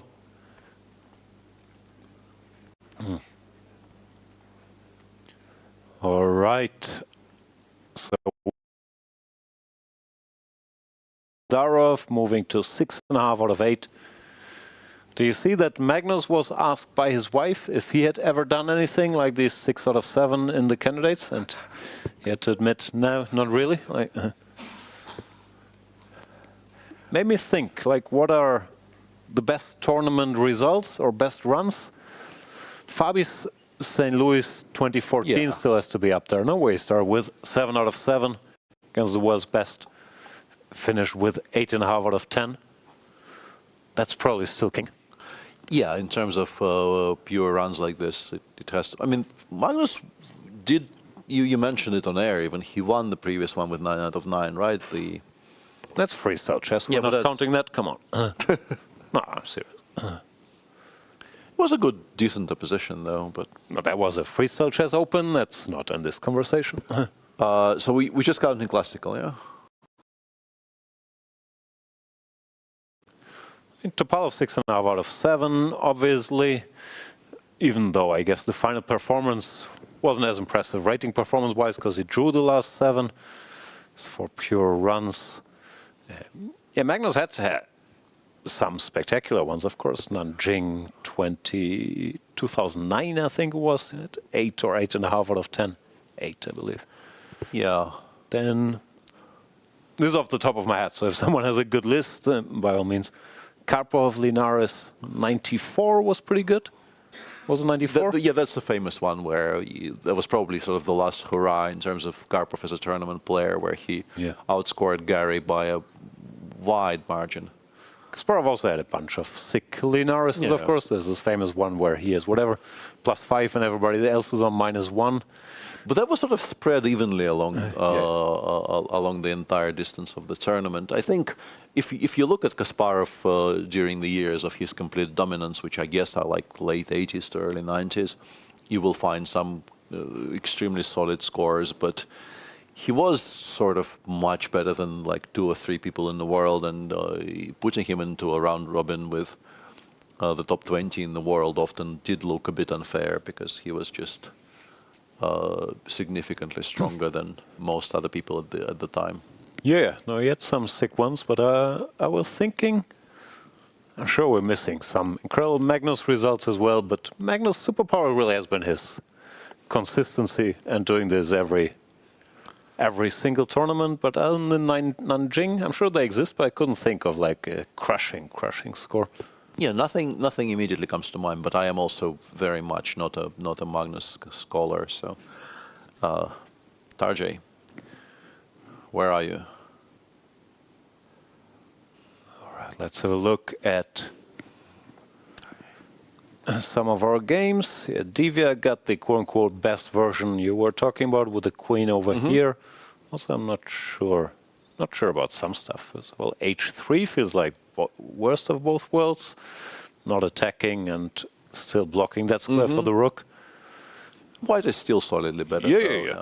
White is always going to be solidly better. But I like queen e5. I think queen e5 shows very good awareness of just how dangerous it is if your queen isn't defending your king. But even here, like, what do you do? No, it's still bad. Yeah. Do you play h5 and provoke some sort of g4, like rook e4, g4? Might happen more or less immediately in response to it. At what point do you decide to panic? I think you want to do this quickly, actually. I mean, if it doesn't. Yeah, you might want to. Doesn't lose by force. Yeah, because if you wait a little bit too long, you might never have the chance again. Although it does look bad. Not sure how we make it work. Yeah, but queen e4 or queen e2, any square. I mean, you take on f3, you take on b5, you pretend, but this is not particularly convincing pretending.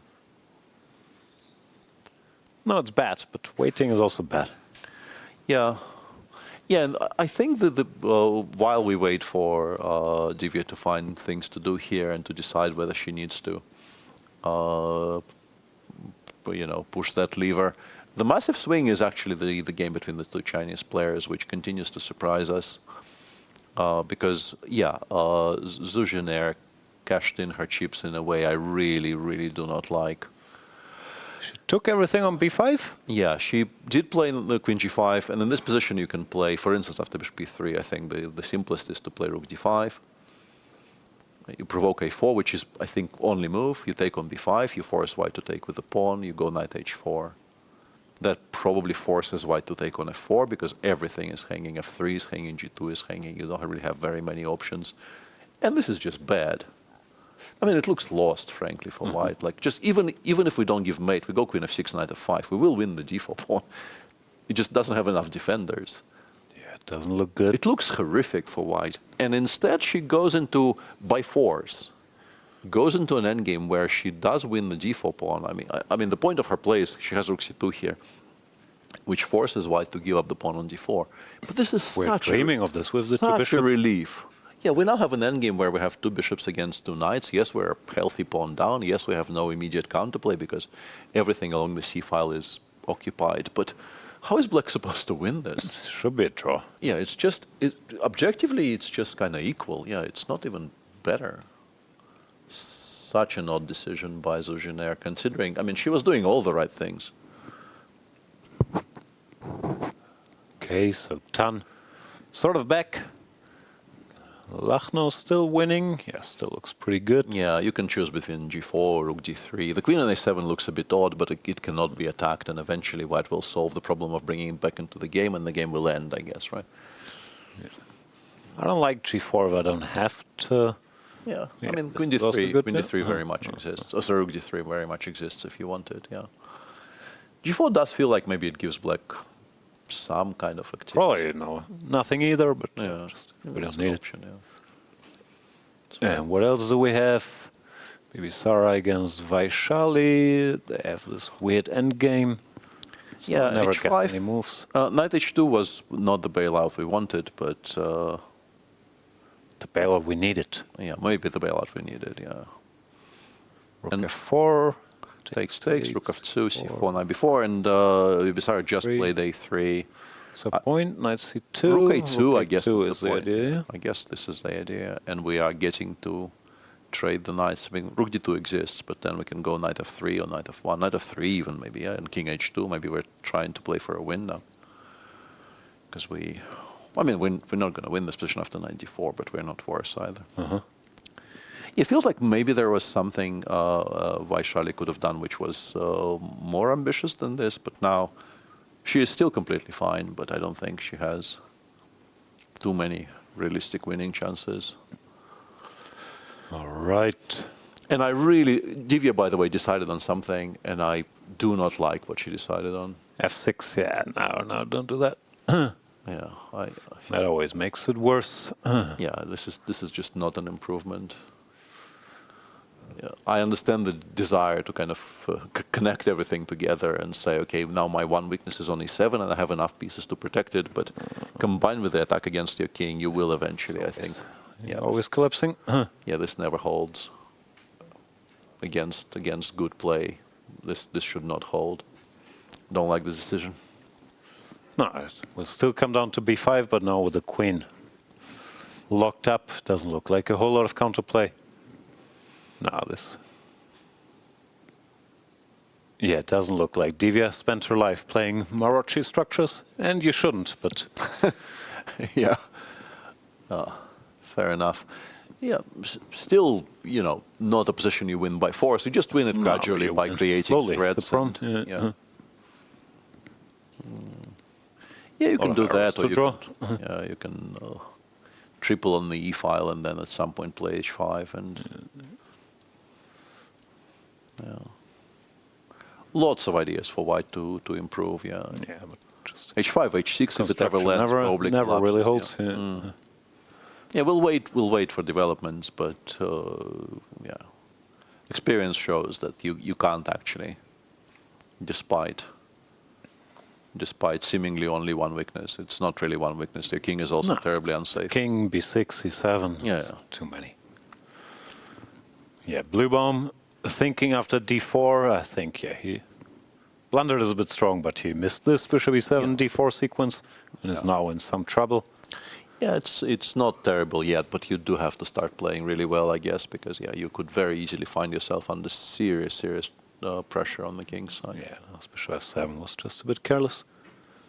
Or maybe too careful, actually. Like he was trying to keep everything together and not make any committal decisions. But at some point, you have to start. And bishop g6 played. What else? Yeah. Best move.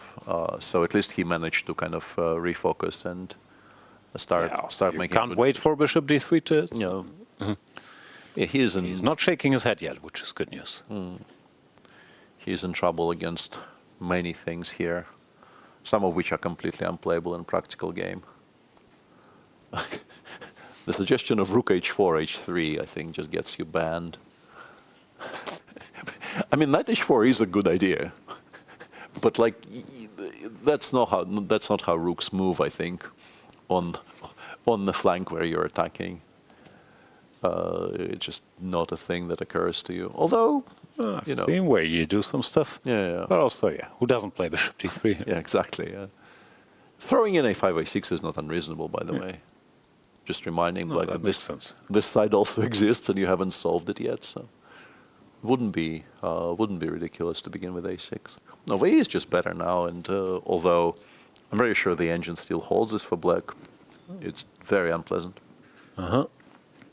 How about Prague? Okay, this went along the lines we thought about. Looks like the worst is over for Prague, frankly. Yeah. It's very difficult to completely stabilize on the queen side. You play e3, rook e3, rook g1, and you have ruled out most of the immediate counterplay, but then like all of these pieces are now occupied preventing counterplay instead of being involved in giving mate. Also rook b4. Yeah, rook b4, a5, a4. Something is always happening on the other side of the board, and yeah, you just you need completely free reign for like 3 moves in a row, and nobody's going to give you that anymore. Yeah, still not really kind of clean play by Prague. After he was met with this newish idea of a2, a4 in the opening. No, he got in trouble, but yeah, I think maybe it's also a weakness for Anish that he does enjoy these defined, slightly better situations, which he got, but here to get his winning chances up, he had to maybe get his hands a little dirtier. Yeah. Well, of course, he's an incredibly strong technical player, and he understands he's a bit better here, but I just have a feeling Prague will hold this now. They will both be stuck at 50% still. Yep. Both not really playing a poor tournament by any stretch. No, everything's fine. But, yeah, if this was a round robin, you kind of shrug and you think, okay, there's still 6 rounds left, but this is the candidates where you're only really playing for first, and time is rapidly running out for everybody. Yeah. And in Nakamura, Caruana, rook b8 played, rook takes e6, rook b2, and rook e7. So Caruana decided not to include this king f7, we weren't sure. Now, do you take, or are you worried? Maybe throw in rook a... I don't know. I like the idea of putting the rook on the 7th immediately to stop rook a7 from happening. This is bad news, yeah? Well, yeah. h6, h4 or something, or h4, yeah. And the rook lands on the 7th. We do not like. Yeah, this is what we absolutely do not want, yeah. What do we want then? Rook a b6, I guess, is the beginning of it. And then after h4, we have to decide on a move. Or h3, I don't know, but h4 looks more logical, yeah. First of all, do we draw rook b1? Not in love with it, but... But we might have to, and probably it also holds, right? Because we will probably end up picking up the a pawn. 4 versus 3, but with the pawn on f6. Yeah. No, you've some suffering ahead, I guess, but like you can't really avoid it anymore. Or is this a better version? Maybe this is better. Takes... Why? I'm just trying to exchange the active rook. Maybe it makes no difference, but I was hoping not to even be a pawn down. Oh yeah, rook b4, a4 here. The smoke clears. Yeah, that might be cleaner.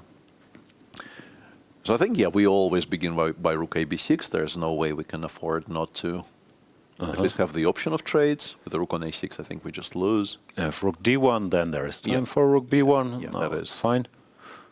Or honestly, even rook g2, rook b2. Yeah, okay. Can be fancier. Yeah, but yeah, h4 or h3, some move here is to be expected.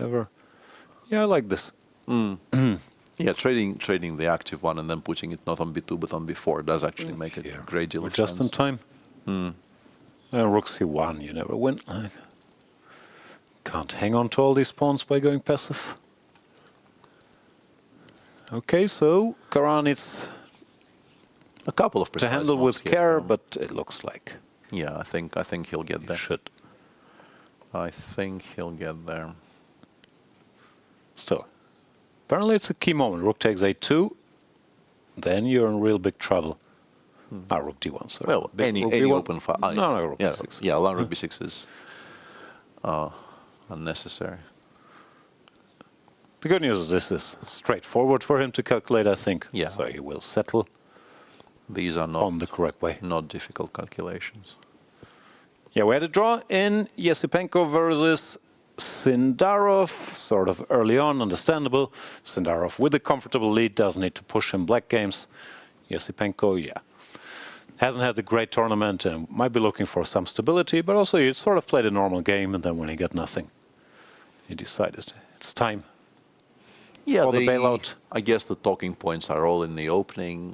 First of all, the choice of Sindarov to play bishop d6 against the Catalan, and then Andrey blitzing out e3 and then beginning to think. But in general, just a normally kind of well-played game where maybe some minor details can be improved upon, but not a lot of criticism to be made.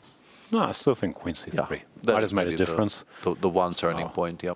And there's no bishop d7, bishop c6. So we're attacking this while... Actually, is it still playable? Because I have queen d5 check in the end. Ah, did you have some... some trickery? Where, what? No, bishop d7. No, I don't play dc, I play bishop d7 anyway. Ah, sorry. And if you play rook fc1... no, but I will not be able to take on a5 with the queen in some positions. No, it makes a difference. Yeah, dc9, bishop c6, we take on a5.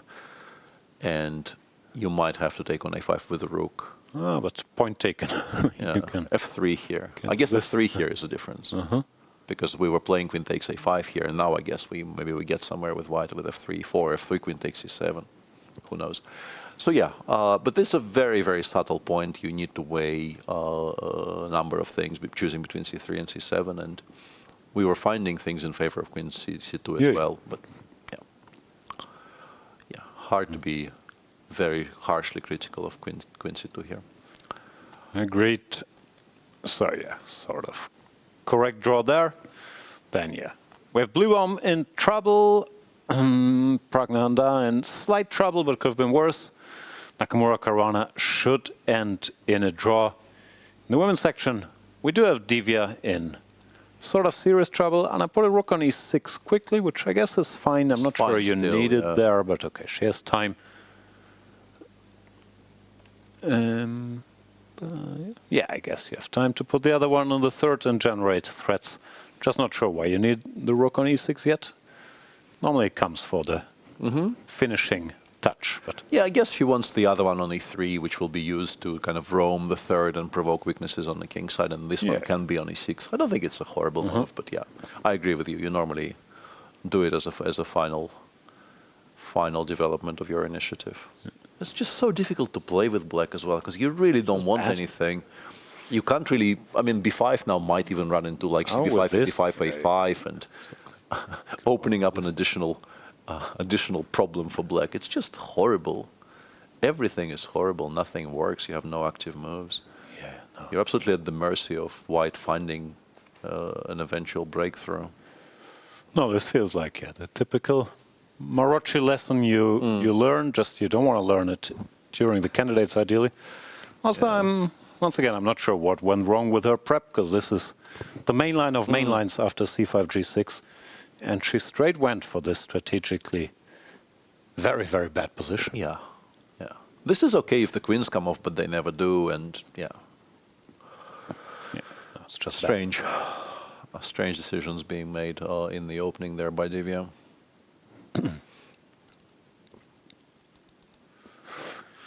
Here. Yeah, I'm not sure I love it. I love g4, but on the other hand, why not? King g3. I don't know, f5. F5. Yeah, no, not f5.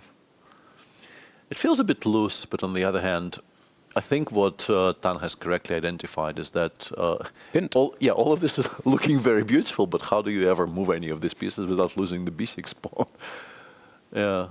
And if black is kind of stuck with this, then we can do pretty much whatever, including what she's doing. And I mean, bishop takes b6 maybe. Oh no, I mean GF, EF, bishop g6, bishop 6 doesn't work because of rook g6 check. So maybe it is f5. But I mean, there has to be a good reply to this. Yeah, I just don't think you're much worse after whatever. Yeah, h5 is a solid move here. Yeah, deny the g6 square altogether to the rook, and I mean, I just don't like giving black anything concrete to calculate, like a 5 or 4 check. You have to find good squares. I guess it goes to h3 and you're still fine, but black made some kind of progress. You know, I have a passer now, which I definitely did not. I mean, an actual passer going somewhere. As we can see, the engine still thinks white is completely fine. We can see the bar. I'm not looking at the lines. But, yeah. Maybe I would have just waited with white. I just don't see why we needed to play g4 at all. Just shuffle. What's the problem with shuffling here? Because we're not playing for a win. And if we're not playing for a win, why give black any targets? Yeah, I think I agree.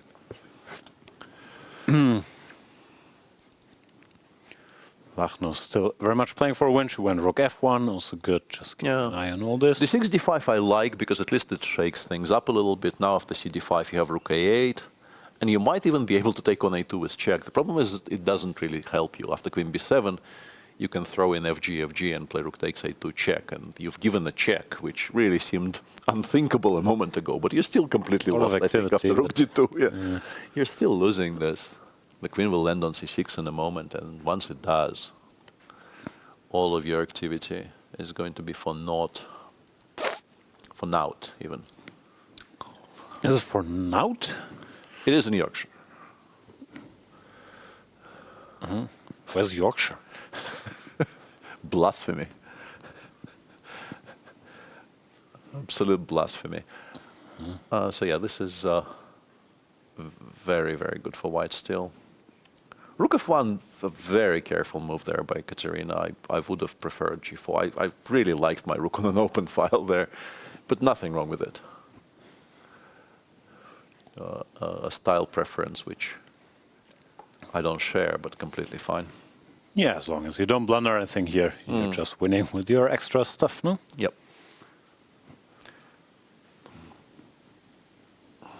That's all there is, Peter. We've covered all the games, all the lines. Yes. Perhaps it is time for a bit of a breather for both us and our... That's too early. Vishy, sir, comes in 15 minutes, so we have to keep going for 5 minutes. This is prime story time with Peter Svidler time.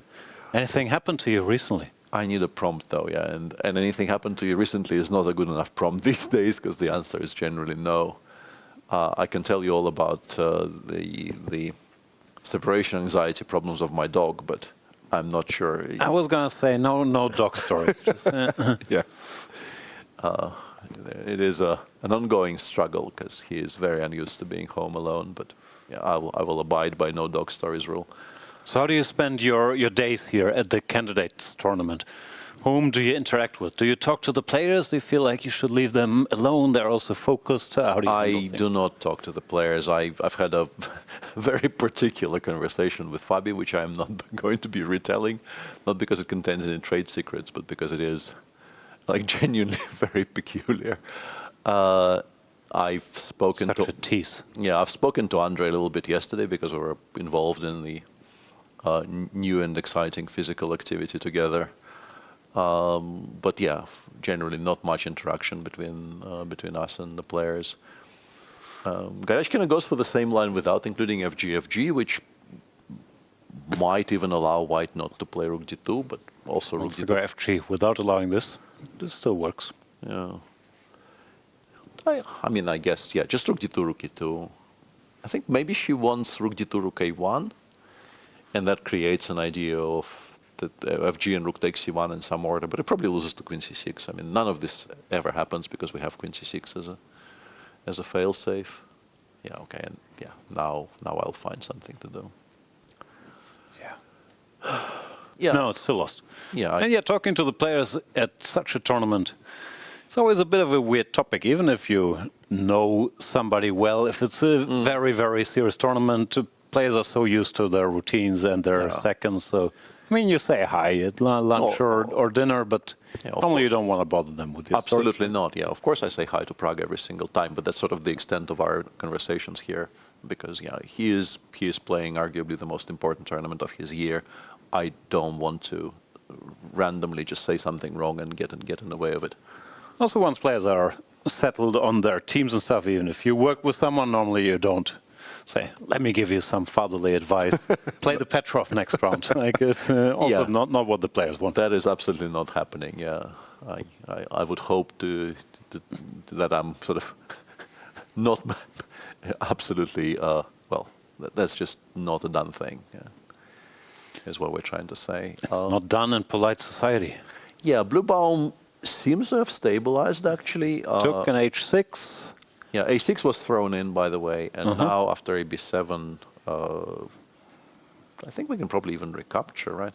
And it feels that once the bishops come off, the panic kind of subsides, right? Still worried to get mated, but maybe it's not so realistic. We should be in time to bring the knight back to e7 in all of these positions. And like, feels by this point that the worst case scenario is somehow you have to give up the pawn on e5. Pawn down, yeah. Yeah, which will provoke massive trades, and then you will hold that endgame. So, not that bad. I wonder if there was maybe, and this is where rook h3 comes in, but as I said, like even a player as tactically aware as Wei Yi, I don't think he just looks in that direction. But that was actually kind of scary, because if you land the knight on h4 and the bishop on g6 has to move away, or you trade it away, the bishop on d3 becomes a monster. But you just don't. Too deep. Also, you just don't see f5. What's the point? I guess rook g3 simply, and we still have our knight h4 ideas. Move your rook from the h file. Yeah, but the bishop on f5 is very vulnerable to attacks. Knight h4 and then no, I'm not going to argue, bishop but d3. Yeah, but it didn't occur to me. I read it off my screen. I'm laying no claim here. So yeah, looks like Bluebaum should now. I mean, I think he's favored to hold now because the position is a lot simpler to play as well. Will you just shake his head? Yeah, that's Bluebaum's territory. Like, he should, like, lodge a copyright strike on the head shake. What else? Here's Bluebaum's move, so we can let Wei Yi alone there. Yeah, a bit of a slow round with our leader making a quick draw. Caruana Nakamura seems primed for a draw. And yeah, Fabi did play rook ab6 as expected. We were not really thinking he was ever going to miss how dangerous the other positions are. As long as he has the bailout to exchange a pair of rooks in whatever way. Hard to see him losing this. Yeah. So yeah, that's fine.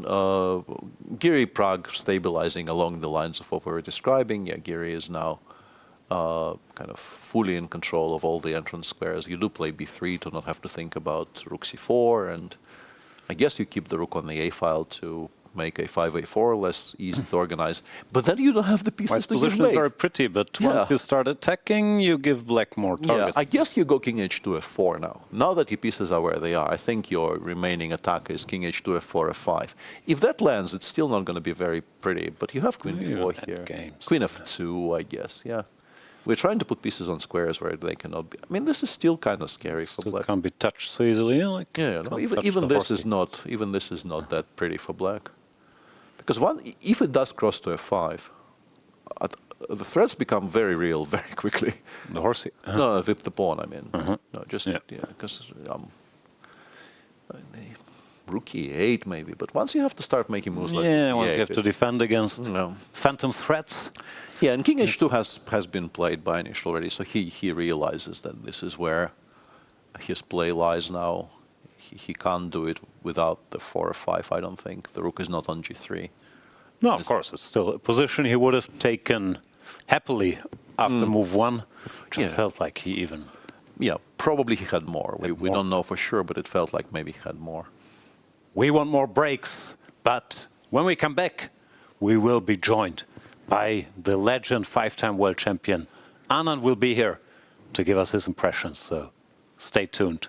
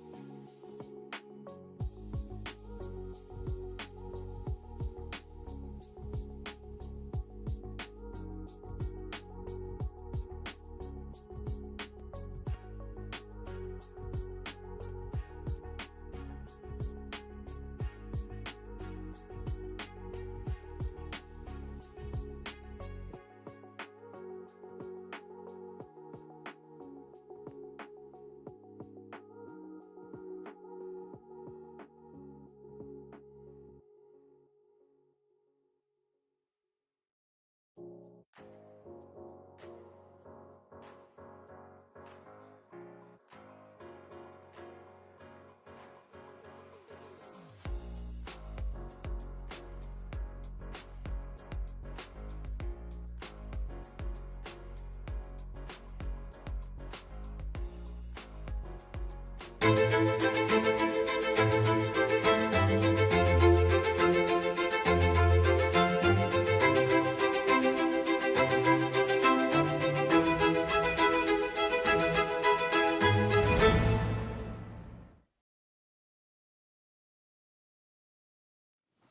back to the FIDE candidates, round number 8. And we are honored to be joined once again by 5-time world champion, FIDE deputy president. Anand is here. Vishy, what caught your attention on this round so far? It's been a sort of quietish round. The thing that leapt out at me first was Lagno's game. Yes. And good old Scotch. Yeah, and then this turnaround for Vaishali. Not from a bad position, but suddenly things got interesting. Actually, when she played Bishop takes d6, I thought White had kind of solved many of their problems.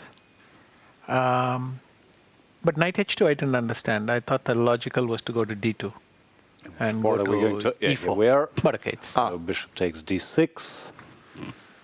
The first knight h2. problems, and yeah, knight h2. Yeah, You mean the later one, yeah? No, I mean that instead of knight h2, I would have gone to d2 right away. Or maybe even g3.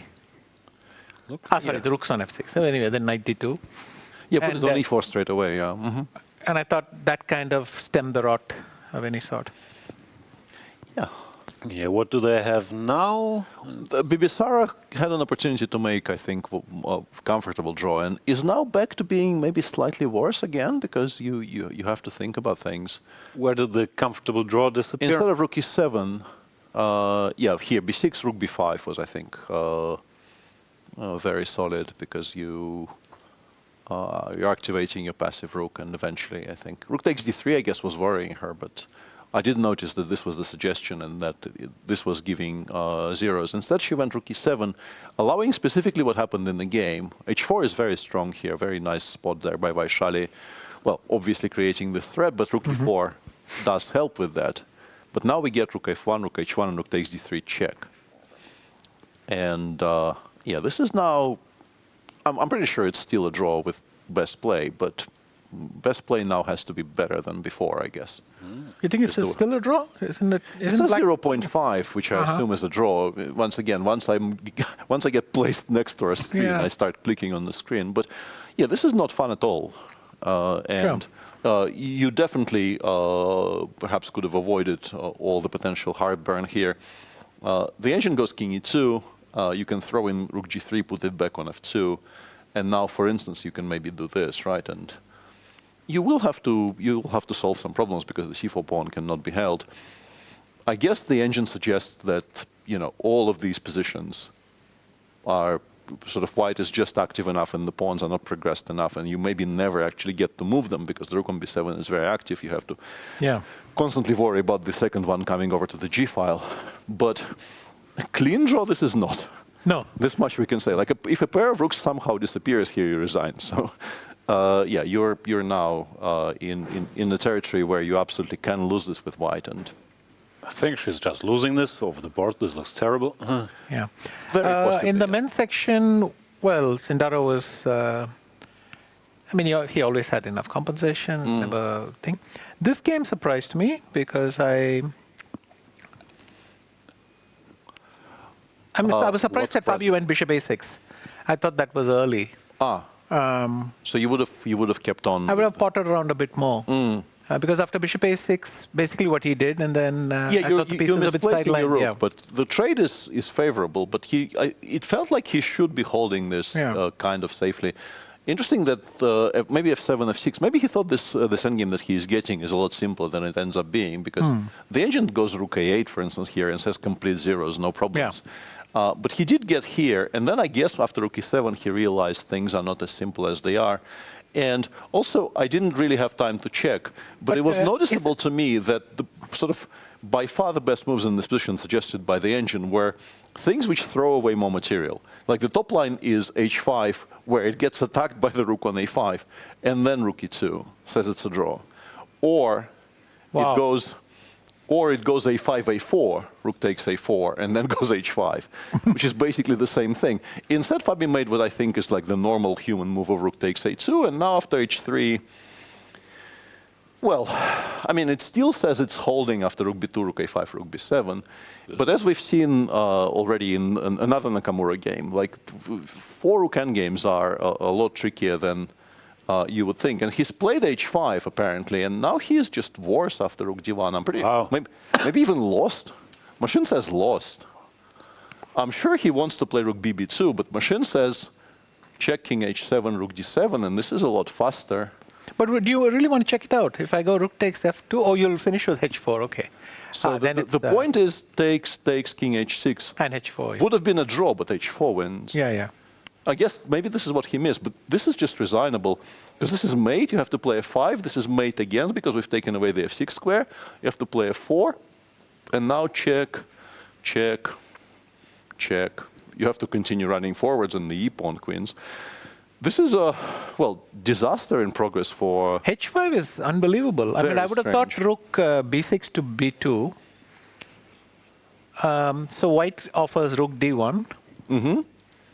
And if black plays rook d2, I don't want to take it there because it allows rook d4, rook b1. Yeah. And then that might be the problem that he was saying. Okay. Yeah, this is also bad. Yeah, this is very bad because it doesn't get the rook ending you want. Yeah, and this is, Jan already referred to it earlier in the broadcast, this is Madrid all over again. Yeah, this is odd. We have to give Hikaru credit. We missed this idea. Rook a7 was smart, yeah, because it's the only way to avoid the exchange of pair of rooks, forcing or baiting black into his rook takes a2, and now there were problems. Now, Fabi is going straight for that line, and that line loses. This is bad news for Fabi, and arguably for the fight for first. No, if Caruana loses, Sindarov's lead increases even today, and he's up 2 points. Yeah. Sort of shocking. Yeah, and Hikaru is, I'm pretty sure Hikaru has calculated this whole thing. And does it matter great? Like if you, rook d7 immediately does not win, because your normal, I think your normal... Sorry, what line are we talking about? That position. Yeah, I guess. How did you get there? Rook d1, rook bb2. So h3. h5, yeah. h5 was played, rook d1, rook bb2. And your instincts kind of tell you to keep the queen, the king on the back rank, right? Yeah. But that seems to be not winning after rook f2 and king f8. And the fact that, yeah, but Hikaru knows. Sure. Hikaru knows. And the difference is, why can't we play king h8 after we take on... Yes, exactly. Go for the grovel and... Yeah, but this appears to be losing to something concrete. We go... king h8 is better than king h6, but we go... yeah, and he's blitzed so all this I out. check twice and then move this rook somewhere to g3. Is that the idea? We give a check. We give a check from f7 as well. Uh-huh. Now king e8, you get mated after rook b7. Very important. So check, check.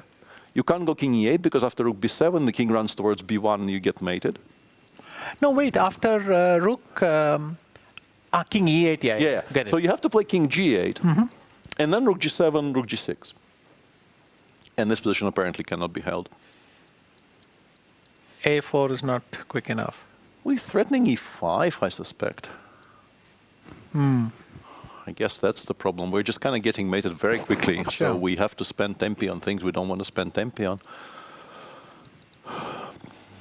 Rook ff4, I guess, but even rook f6 now is winning. White has too many extra pawns. Yes.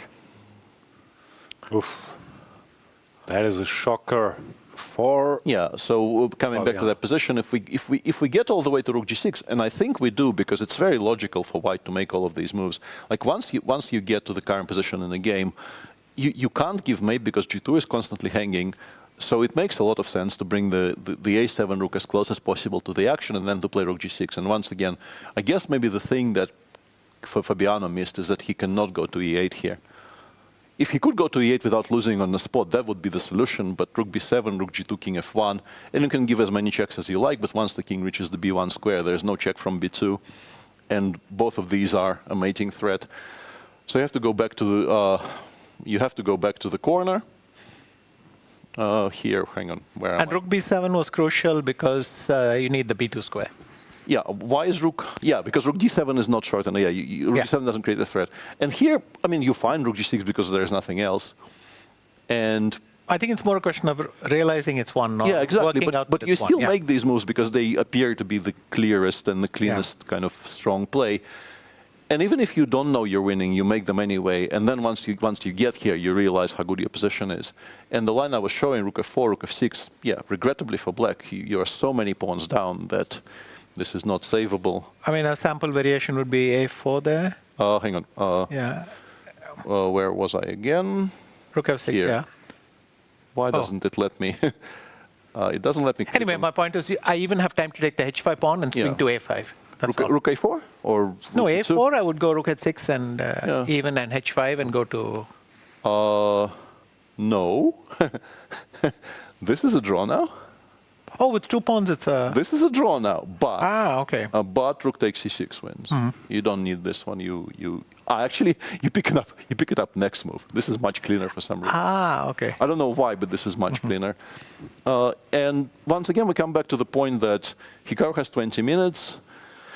These are sort of the moves you need to make because nothing else really makes much sense. You can play rook g6 straight away, but it creates no threats. You're much better off having the rook on f7. So I think you just get there by making the strongest move in every single position. Just like you choose the one you like the most, and even if you don't realize you're winning, you just make them anyway. Yeah, Fabiano in desperate straits, and really kind of somewhat unexpectedly, we were very much of the opinion by move 20 that he will just coast to a reasonably comfortable draw. Yeah, we missed his rook a7, after which maybe also thought the game was over. Now all of a sudden he had to make more precise moves. He's failing. For the tournament, that would mean Fabiano falls, assuming he's losing, to +2? +1. No, he's +3. He'll fall to +2. No, he's not +3 actually. He's +3 against the rest of the field. +2. That's the point. Yeah. I know why you thought that, but no. Yeah. So even, I mean, we should see Anish. If Anish managed to win this, he'll join Fabi after this. Yeah. Anish is now better. There was also a turning point in the Anish game where after king h2, a5 is correct, but after f2, f4, Pragg made a kind of a nervy decision to play f7, f6. The engine actually allows f5 and says f5, now we play queen c7, and only after you've progressed past the f4 square, now f7, f6 with the king on h2. Is that an argument to have played king h1 earlier? I don't know, but we are where we are. This actually equalizes, like queen f4, f6, machine is entirely unbothered. But why do you have to go f5 so quickly? Can I go king h1, yeah? Queen f2 or king h1? Yeah, you can, but we want rook c3. We're making some kind of, slow, creeping progress. And f5 after... Which square do you like? So king h1 here. Okay. Okay, now f5 cannot be ignored, but we have queen g6. Okay. We have some counterplay. Maybe we would like it on e4. We have some, c3, bishop h3 ideas. No, it's all move by move. You can't just blithely allow f4, f5. I think you'd be in trouble. Although, rook c3, f5, bishop b5, once again introducing some kind of counterplay, maybe bishop d3, e4, rook g3, appears to be holding even here. So in some specific cases, you can allow f5. But yeah, Pragg decides to stop it altogether by playing f6. But now after rook e1, it's actually more tricky than it was, because you now have to contend with the idea of e5, e6 everywhere. He's gone rook e8. Rook e3 seems very logical. I'm kind of curious how you choose rook e2 over rook e3 here, because rook e3 seems like the square to put it on. But Anish chooses e2, f takes, machine goes bishop e6. Yeah, I guess you very much like the rook on g3 here. I'm very, very curious about this. But you still worse. Queen d3 is a move, maybe like swing the queen over to some useful squares. It's not lost, but it could have been, I think, better for black. Although the recipes the engine suggests after f4 are frankly a little bit machine-y. You don't make those moves very easily. Yeah. Do you notice how quickly Peter talks? Once we leave him alone, he has the camera at the board. Like, I have to stop interrupting him. He's in such a hurry to get. But I mean, he's taking in a lot of information just with a glance. It's too much info. So, what are we saying? Anish a favorite to win this now, or it's still within drawing margin? Sorry, keep talking, Peter. I didn't mean it. No. All right. Vishy, did you hear the big breaking news story that Sindarov's prep might have been leaked to some extent on Lichess? Do you see that? What is it with these guys? Keeps happening. Did you have any prep leaked ever? No, I didn't even push it online. How's it going to get leaked? Fair enough. Even though I have to say some Danish guys on your team, they were generous with information in the old days. No, I don't think it's such a big story, because on Lichess, if you want to click a bit before or after a game, you create the study, which by default is set on public, which probably Sindarov didn't know. And so you could see all his clicking. So there's hundreds of Sindarov studies, including the line he actually played against Hikaru. So there's a lot of talk online. But I guess it's not such a big deal, but still careless, because it's his official account and there is opening analysis in there. Yeah, in fact, it's probably the most relevant one, because you think, well, it might actually be used. Yeah, I'm not sure what happened. Maybe just after the game, he grabbed his phone and he clicked through some lines. It didn't look like a complete file, but it was still a bit of it. Okay. A bit of a shocker. And yeah, we keep having this in chess history. Peter, I feel bad now. Talk us through Lagno versus Goryachkina. Yeah, no pun intended. Well, White is no longer a pawn up temporarily, but White is still completely winning. Let's briefly check in with how it happened. After rook d2, the rook went all the way back. White understandably pushed the pawn further. Queen e7, rook b2, g8. And now the move rook e2 that Kateryna played is actually the cleanest solution. The point being that after takes, and rook d1, Black has achieved the objective of all the previous moves. The d-pawn is gone, material balance is restored, but the pieces are still on such horrible squares. Bishop takes f4 is a threat, bishop b2 is a threat, rook e6 coming in.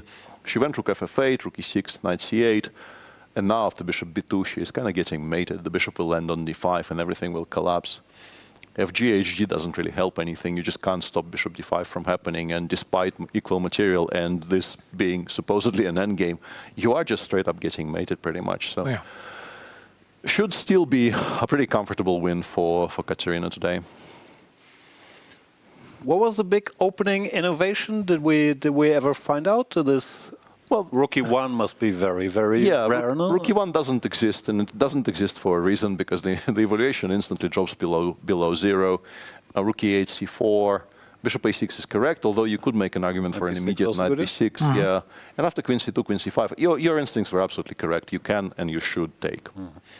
I'm wondering what the big bluff is, because clearly she went for this position. There must be takes best move is bishop g2 f1. I think if you told Goryachkina the best move in this position is bishop g2 f1, she would have taken on e5. I don't know what she was afraid of necessarily, because really there seems to be no particular threat.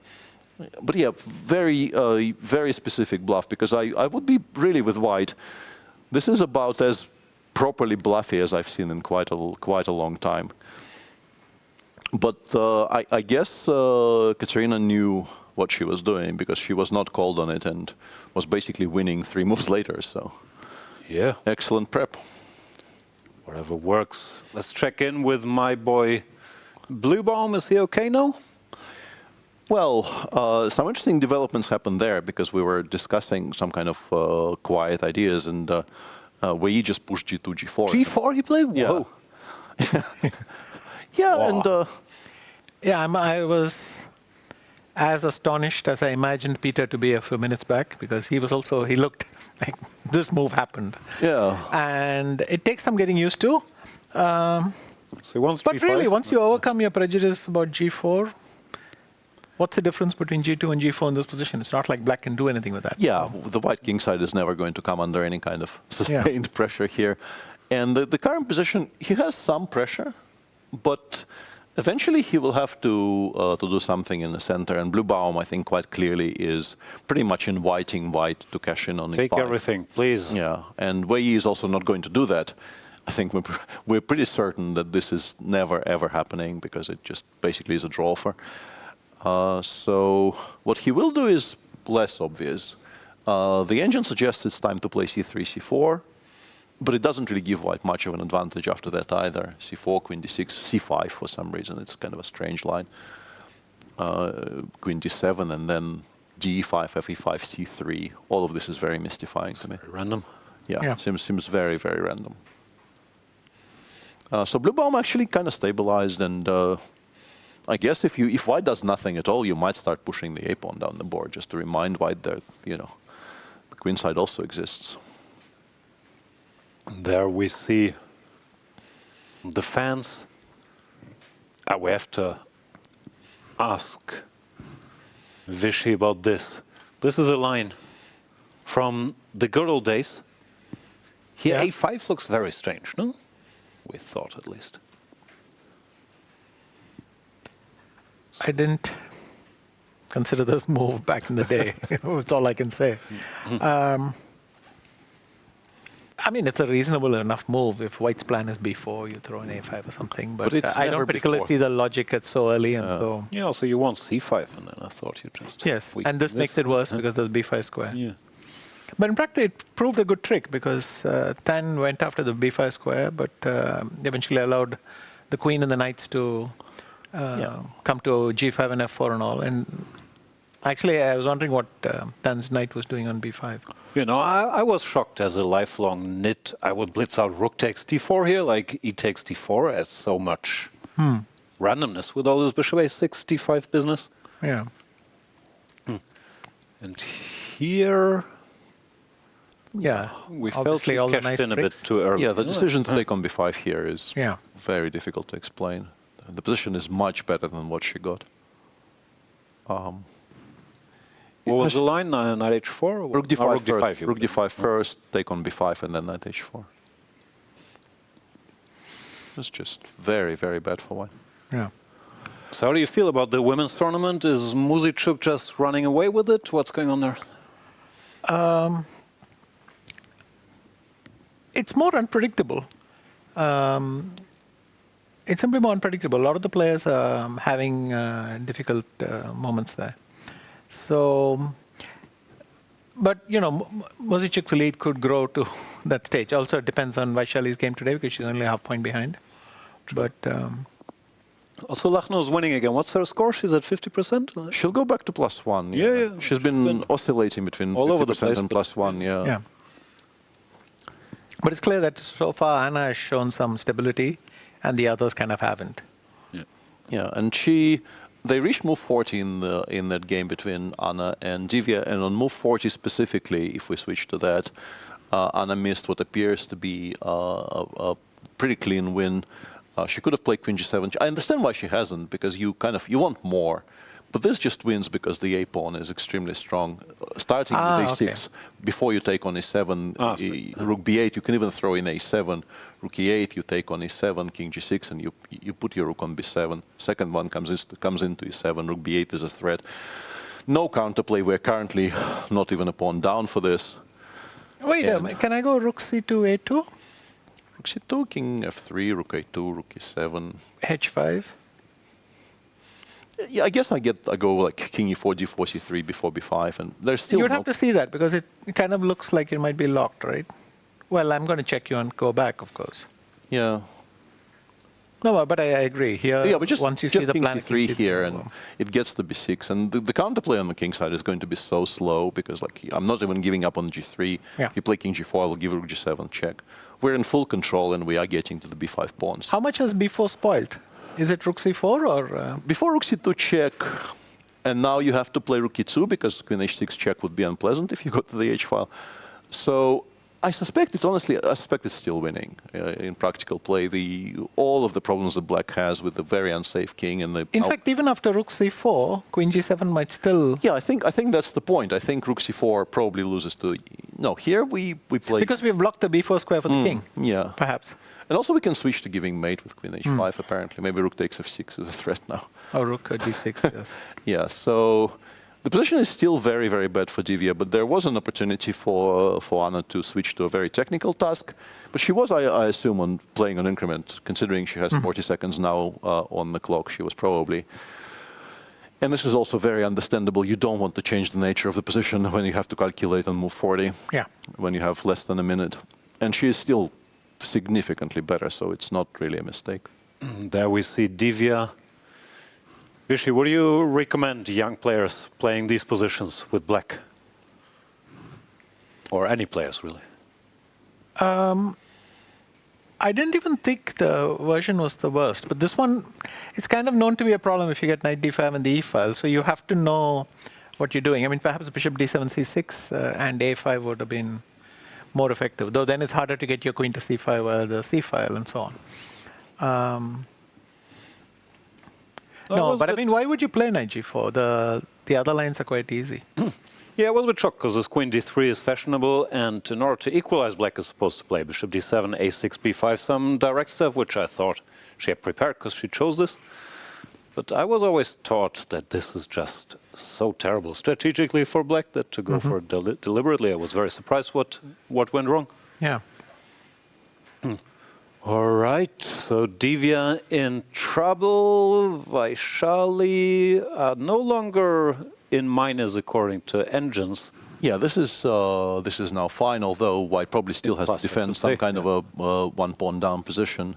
But it is just so little material left, it doesn't matter. Like rook a2, c5 here, rook c3, c5, and 2 against 1 you pretty much never lose. It has to be disastrous for you to be in any kind of serious trouble in 1 against 2. So Bibisara will escape. We assume Kateryna Lagno, and yeah, she is now winning in any number of ways. Although Goryachkina did somehow manage to not lose any material in the run-up to... Which is quite a miracle in that position. She is still completely lost after, let's say, bishop c1 or bishop a3 and the threats against the black king. You will have to give up some material here, but yeah, I thought something big will drop between moves 35 and 40, and it hasn't. So maybe there's still some life left here. Then, final question for Vishy. This Tan Zhongyi versus Zhuzhine position they have now. Does black have winning chances? I think black should be winning, that's clear. But you do like your knights. But the yes, thank you. But I'm just wondering how there are specific problems. If I move knight e4, there's bishop c4. If I move the knight, that allows rook c7, the other one, sorry. And it does seem to be a bit wobbly. By the way, does knight b4 win a piece instead of knight e4? Let's see what's going on. H-pawn no, you don't have to exchange rooks. You just play h6 and it's... H-pawn, is very strong, I mean, miraculously, I actually have king e8 and knight f7, but anyway. Sorry, h6. Okay. White is not in trouble? Yeah. And I have breaking developments in the Giri Prague game, which continued kind of solidly for a while. And then in this position, Prague had 7 minutes as well, so he didn't really need to hurry with his decision. The way you are supposed to hold this is incredibly difficult, I think, in practical terms, because the machine goes bishop b5, which I'm sure is a move he considered.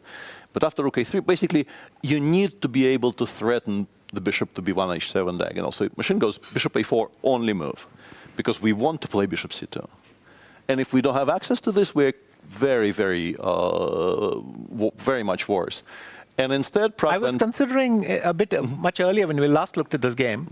When the bishop was on e6, I actually thought bishop f7, g6 might be the quickest at that time. But I wasn't sure of the effect of e6. But now I think you understand you can't hold e6 forever. But instead, on 7 minutes, he went queen f7 kind of quickly, e6, queen g6. And this is now just very, very bad because you're not going to... That's the wrong piece to bring. Rook f2 already played, strong move.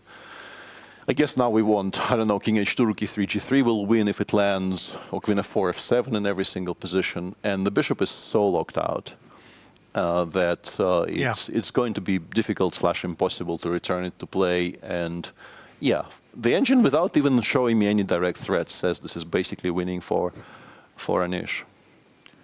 So we have some common candidates' themes. Hikaru beating Fabi at the start of the second half, and maybe also the slow rise of Anish after a slow first half. Thank you so much, Vishy, for joining. We will be back with all of the action and Peter after the break.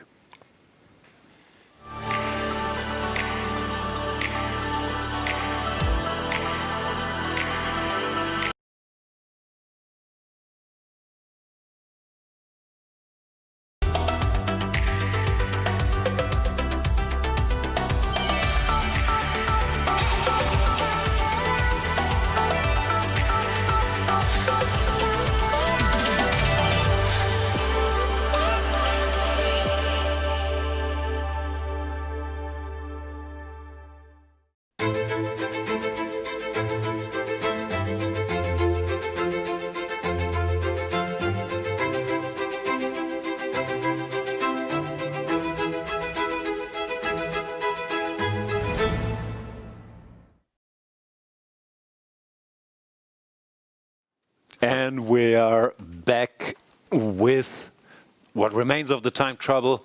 Peter, where do we go? Well, the All-American Clash has actually followed the entire line we were showing, and as we know by now, the engine does suggest this rook ending cannot be held. So perhaps we begin with this. Hikaru's just going to win, right? Well, I mean, as we've seen, a4 rook h6 check apparently throws the win away, but I don't think you play that. Figure this out. Yeah, I don't think you play that. I think you want the rook closer to where the action is, and yeah, he seems to be a massive favorite to convert this now. Yeah, very, very big turnaround there, because it really did feel like Fabi knew what he was doing in the opening and was going to kind of calmly equalize and not lose. And honestly, it didn't even seem like Hikaru was sort of trying too much. He went for a safe line where there's a bit of a pool, and if your opponent plays correctly, your pool kind of dissipates and you make a draw. Yeah. And then, yeah. We've seen that movie before between those two. Like, I recall Hikaru won a game in this sort of quiet four knights, Scottish four knights, where also Fabi looked like he was close to making a few accurate moves. I'm not sure how much is like personal dynamics and how much is, of course, Hikaru being incredibly good at asking these small questions. Yeah. But it's surprising it keeps happening. Yeah. Also, even though it appears not to have shaken the equilibrium in terms of objective assessment, Bluebaum is going to be a rook up in a moment. So maybe we'll switch from the... because this we kind of know. G7, they made the time trouble. Yeah. Nakamura blitzes out, rook takes C6. Yeah. And he's winning. I think this one we can leave be, because first of all, we know the answer, and secondly, Fabi will now take some time trying to figure out what kind of chances he has and what's the best option to even ask a question from his side. So we should maybe be switching to the, this position where... so where you didn't exactly hang a rook, yeah? You went rook takes h6 deliberately. He did not hang a rook. And this somehow appears to still be completely fine for black, even though it is very scary. King f8 has to be played, queen takes f6, and you just go back to g8. And supposedly, despite you losing your entire king side, well, having more rooks is... Well, the good news is king g8 is only move, right? You don't want to give the horsey. Yeah, I assume queen f7, queen c6 is not great. Yeah, rook b6, queen c5. Yeah, or even that, yeah. Yeah, that I think is a fair assumption. Don't want that. So he will go here. And what should do? Yeah, king g8 played. I guess I mean, the winning attempt, such as it is, I'm sure involves queen g6 takes h6, and then you ask where the king goes. Can it go? Still g8? Yeah, because I think you can't go to e7 because the rook on e8 will drop, right? We need to check that though. King e7, knight e5. Takes, king d7. Do we actually lose a rook? Because if we don't lose a rook, I think maybe I would have I prefer this, because it's cleaner. And also it kind of stops queen takes h6 from happening, because it might be d8, d7.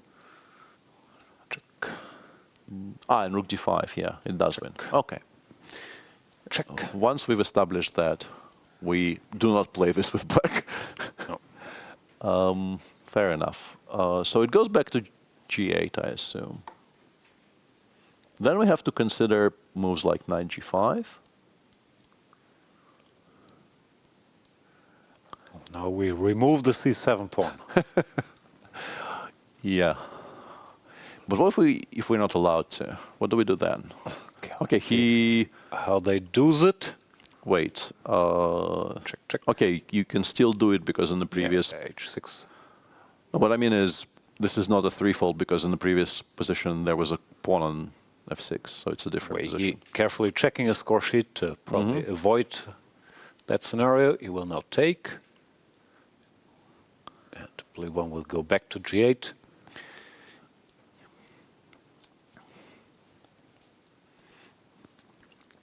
Yeah. I'm taking a moment here, but it is move 39, and he has 5 minutes. So might as well double check that king e7 doesn't work. Which I think he will Knight figure out. g5 looks unbelievably strong, but somehow apparently doesn't do anything at all. Maybe simply because of knight takes d4. You're not threatening mate, yeah? Yeah, the problem is we're not actually threatening anything direct. Although knight d4, check and check from h7 might win, yeah? Yeah, check and check from No, I mean queen g6, knight h7, rook e5, yeah, maybe, or even queen h8 here and rook e5. That's maybe simpler, yeah. So we can't really touch the knight. It probably is needed to protect the e5 pawn. What moves do we even have here? a5. Let's queen the pawn. Okay. Apart from a5, which I'm not a firm believer in, rook e7 maybe, but yeah, king g8 plate, rook e7 looks normal covers. Yeah, and also where Vaishali, and this might be actually good business practice even for him. He could, now that he removed the h6 pawn, repeat it a couple of times, right? Because he has a new repetition in him without forcing it. Also, it's move 40, so just do that and then calculate. Unless you want to make Bluebaum, make move 40 with actually 5 minutes. Maybe you do, yeah. That's possible. Because apart from knight g5, you don't really have any... Yeah, depends if you think you're winning. If you think you're winning, you repeat and then you calculate. If you think it's a draw but tricky, then you go knight g5. Yeah, but he's already played queen g6, so I guess he just decided to be practical. Queen g6, king f8. Yeah. And also, maybe you want knight g5 here, so I guess maybe another reason for doing this is giving yourself 35 minutes to work out in which position you're playing knight g5. Yeah, not unreasonable. So he will think a bit now, but of course, should also help Bluebaum. Although normally it's tougher to calculate these positions as a defender if you don't know where the attack is coming from.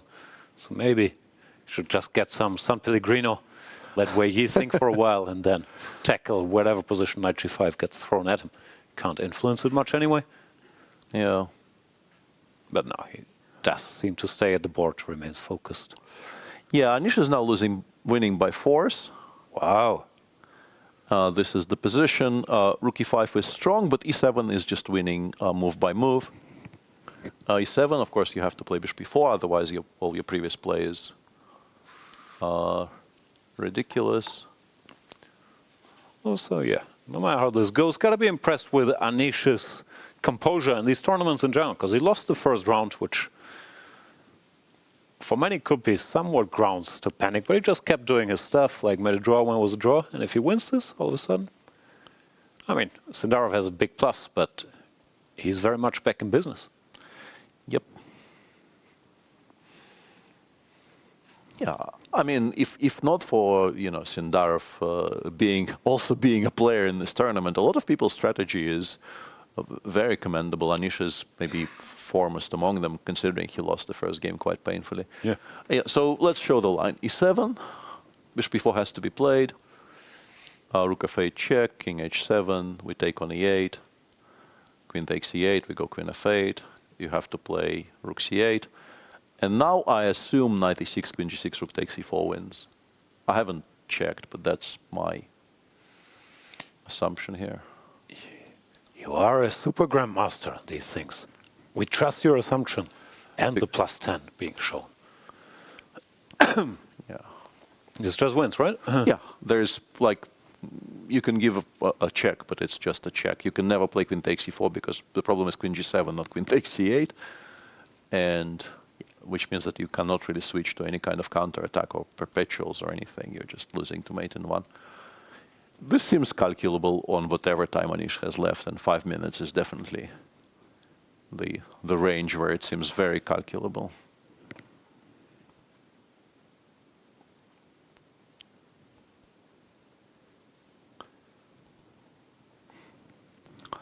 Yeah, the second best move still is pretty strong. Rook e5 should win long term, but actually it kind of makes sense because we want to play e7 while also keeping the rook on e5 with connected to the pawn on e7 if black plays bishop e4. Why not go e7? There was a straightforward win.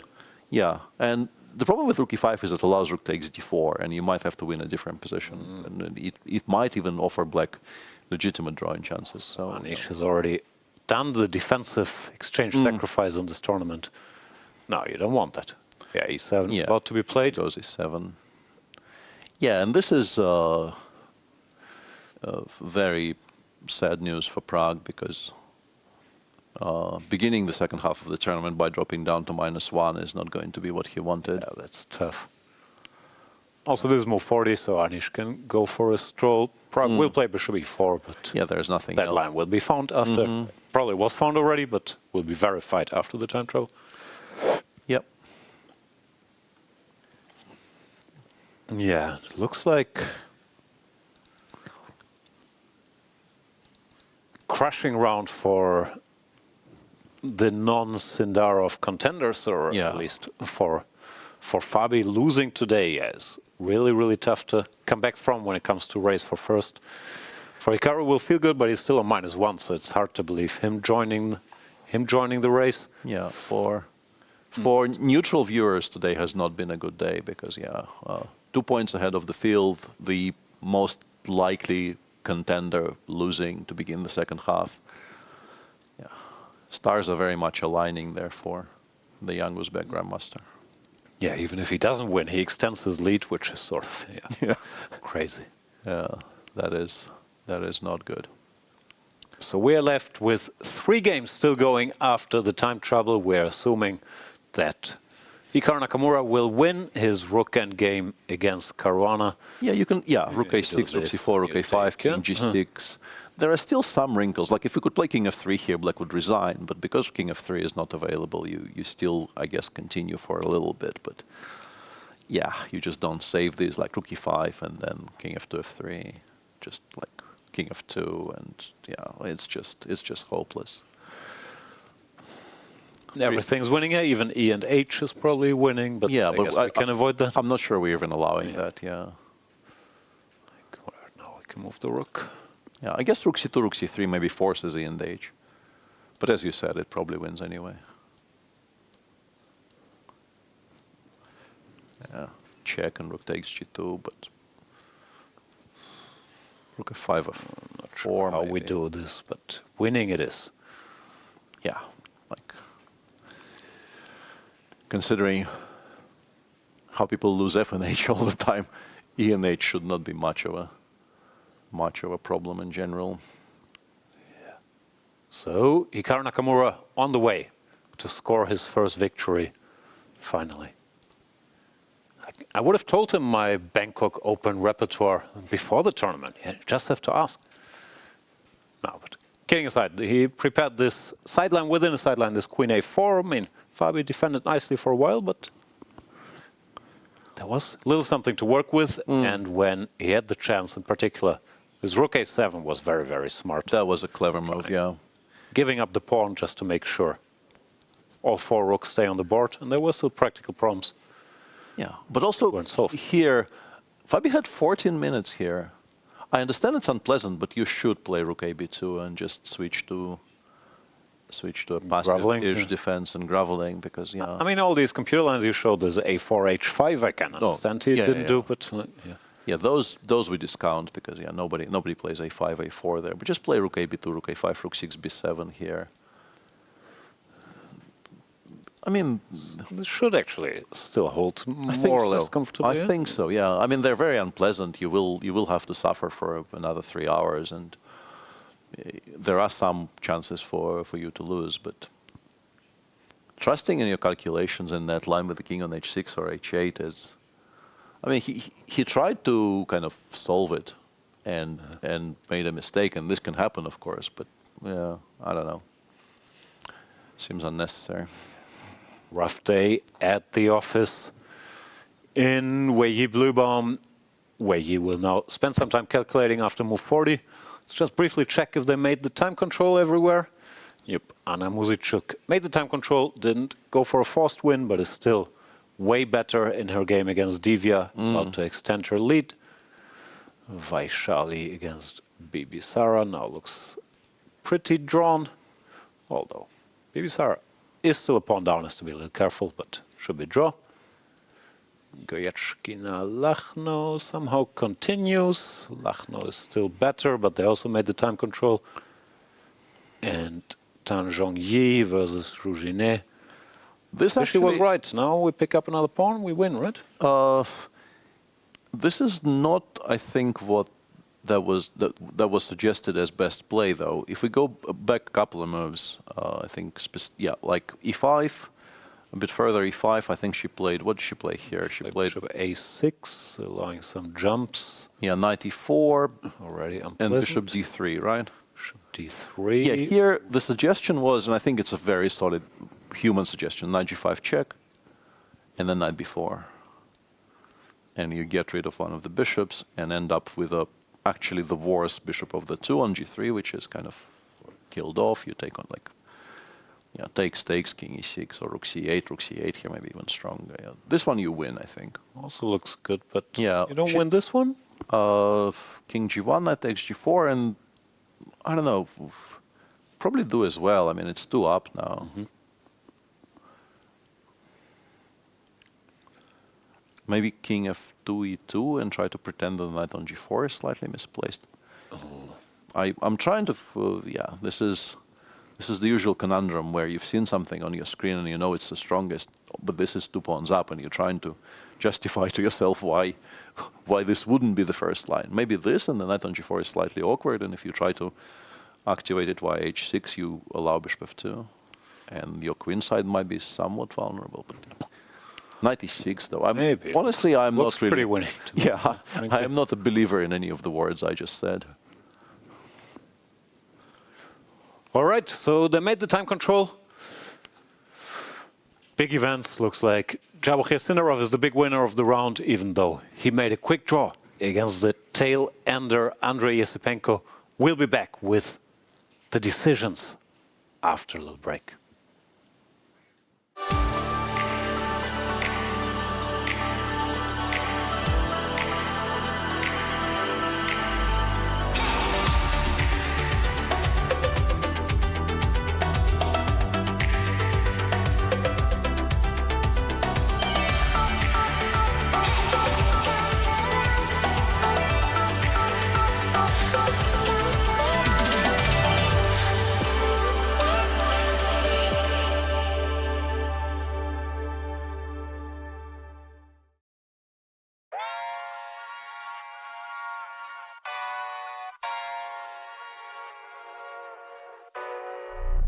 Oh my God, I'm just playing with them now, yeah.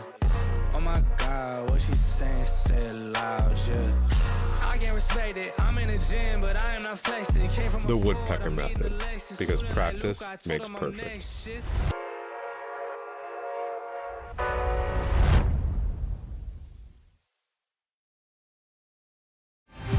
In a land bathed in light, 2 unstoppable journeys set sail for greatness. The road wasn't easy, demanding sacrifice, grit and unwavering commitment. But with courage and dedication, we rose to the top, with victory standing tall as our guiding lighthouse, illuminating the path ahead. We are Freedom 24. Born in Cyprus, we conquered Europe.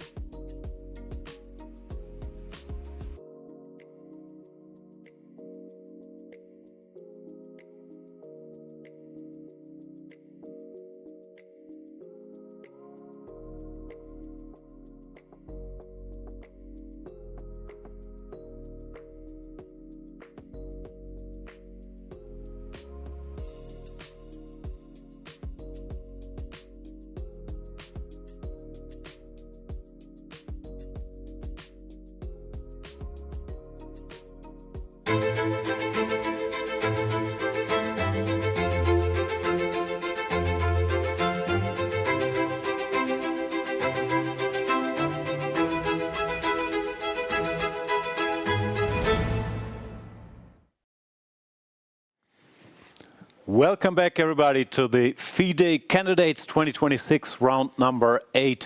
We would also like to welcome any Title Tuesday viewers if your stream abruptly ended and you stumbled upon this. There's some chess being played here in Cyprus. And let us switch to the rook endgame, Peter. Hikaru Nakamura with the white pieces about to win against Fabiano Caruana. I'm not sure it's your favorite topic. It's not exactly mine, but will you explain how to win this with white? Well, you set up, once you play h3, h4 here, the black king cannot reach any of your pieces, and then you just slowly and gradually start moving stuff, one rank further and further and further. I guess I tried a kind of a passive defense with the rook on the a file. That loses very simply. I guess the way to create any problems whatsoever is to keep the rook around like e1, f1, g1, h1 squares, but it just doesn't hold. We can try, let's say h3, h4, you go, I don't know, rook g1 checking, f2, rook h1, yeah. I'm assuming even e5 at this point starts winning, yeah. Well, it's just, you're slightly hesitant to play 4 e5 too early, because then some kind of rook a1, a5 might become a bit of an issue, but still, I'm assuming we're not throwing away any wins. Crawl back up by doing this, yeah. And the problem is, eventually you can absolutely start abandoning the h4 pawn as well, like rook f6 check, king f4, and if you give a check from the side, I will play king f5 quite happily. It's just not very difficult, regrettably, for Fabi fans, and also I think neutral fans in the audience, because with this loss, after today ends, we will be 6 rounds away from the finish line with Javokhir Sindarov 2 full points ahead of the field. That's a lot of points in 6 rounds. Yeah, that really doesn't. Also, of course, Hikaru knows he's winning. Everybody knows. Yeah. E and H is winning, while F and H is not. So that will help him as well. He knows there are ways to make progress. Yeah. King F3, rook F1. King E3, yeah, he decides to go that way. Yeah, he's doing... Put the pawn here and centralize the king first. Yeah, with the king heading towards E3, D4, you do probably play rook A1 at some point, but yeah. Hikaru, Fabi also doing, I think, the right thing here, especially for his own sort of wellness, by not really spending too much time debating his decisions. He knows this is lost, he knows there's nothing he can do to change it from being lost to not being lost, so he is just blitzing whatever comes to mind. And yeah, fair enough. If all of a sudden something looks funny, he can start taking time, but for now, yeah. Yeah, for now you just make moves, whatever those moves are, and wait for Hikaru to show some progress. And I guess once it safely crosses from e4 to e5, somewhere around there, you might start consider calling it quits. Yeah, so Hikaru Nakamura is going to win. We'll still put him only on -1. Too late for a late push, or too little for a late push. But still good for him to score his first victory.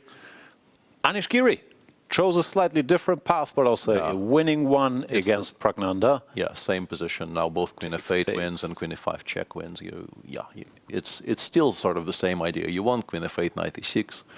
And black has nothing against that idea. So you decided to take on e4 immediately, not even allowing bishop g6. Not that it made a difference. D takes e, queen to f8. The point is after rook c8, only move to stop. This is the dagger, threatening checkmate. There's nothing you can do about it. Yeah, I mean, here you can take on f8 and pretend that the e pawn is a dangerous destruction, and but you're just like with your king already somewhere on the f4 square. Maybe you could consider. Okay. Okay. Maybe this is why Anish is now recalculating, because he may have missed king g6. What's the mate? I'm looking there. Queen f6 check, knight f5, knight d6. I guess it's just kind of prosaic. Yeah. Just do this, and then the rest should fall into place. Although king e2... Pick up this guy for starters. No, let's play king e2 instead. I have a specific point in mind. Okay, let's say knight d6. Queen h8. But you're probably still winning even... I guess you're still winning if you... Yeah, okay. Yeah. And Anish starts with queen f5 check, which I guess maybe is even cleaner. because if Black plays G6 here, there's no he will G6. not have King G6, and yeah, otherwise you can of course allow White to pick up the Rook on C4 with check, but that also is not very hopeful. Yeah, so the only line left to calculate is this takes. Yeah, but you know you're probably no pun intended. Yeah, three tempi to the good or so. Black is with the king on H6. This is never really anything at all. I would have played King G1 on the previous move, but what you're doing is also completely winning. Ah, yeah, King G1 is cleaner. Yep. Yeah, I like the king on H6. I'm not giving it any moves. Boxed in. Yeah, but yeah, completely irrelevant. Everything wins here. Then there is Wei Yi versus Bluebaum, where Wei Yi has not made a move yet. Queen H6, King G8, which is fair enough. He has a perpetual in hand and can calculate. But is he going? Does he want to use all his time? Because I'm assuming there will be a winning attempt made. You would assume so. Down to 8 minutes, by the way. It's been a while, and yeah, this is now very significant amounts of time invested in this decision, which is understandable. It's an important decision, and both knight G5 here and with the queen on H6 and the king on G8 are quite testing, and the moves that hold there are not immediately obvious. I think if you go knight G5 here, I briefly checked in the break, knight takes D4 makes a draw. But this didn't work with in the other position, Yeah, right? in the other position it did not, but it appears to be working here, because here you run King E7 and you run, yeah. And I think the fact that, I guess the knight controls the F5 square. Even here I have to apparently be accurate. King D8 or what? I have no, I guess if King D7 loses, it has to be King D8. I don't know what the difference is though. Why would King D7 be a draw here and not there? So as you can see, we Queen H7, but this is just guesswork. Queen H7, Knight F7 maybe happens, yeah, and you want to not allow that somehow. Why would that? Yeah, I really, I really don't know. Take and Queen F6 check, and maybe this is winning for White. But why isn't this winning with the king on Queen on G7? We'll hang on, I can go. You can, yeah, I don't know. And anyway, he goes Queen F6 for the time being. I don't know if that's a draw offer. I assume it's not a draw offer, but the one version where I didn't check what happens after knight G5 is actually with the Queen on F6. So maybe this is what he ends up with. King G8 will be played. Yeah. This looks like the strangest place to play knight G5. Well, we can always go back. But yeah, we can always go back. And once again, knight takes D4 is okay. Somehow Rook E7 is okay, although maybe it's not that strange that Rook E7 is a move. Yeah. Blue is a good calculator, always tougher to calculate as the defender, but I think he probably will. Yeah, and find a way what works in his favor here is us staring at the screen. We know that most somewhat sensible moves here actually don't lose. Rook BB8 doesn't lose. Even Rook B5 doesn't lose.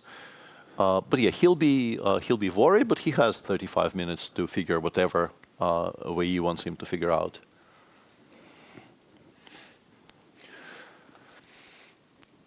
Speaking of Rook BB8, Bibisara will make a draw against Vaishali now after H5. I think it's fairly straightforward. I mean, the one thing not to do here with White is to actually run with the king towards the B pawn now, because then maybe you will lose the position that when Black picks up on H5 and gives up on B6 and not G7. But yeah, these ones are just so safely drawn. Yeah, Prag just resigned after being a 5 check. Praggnanandhaa does resign.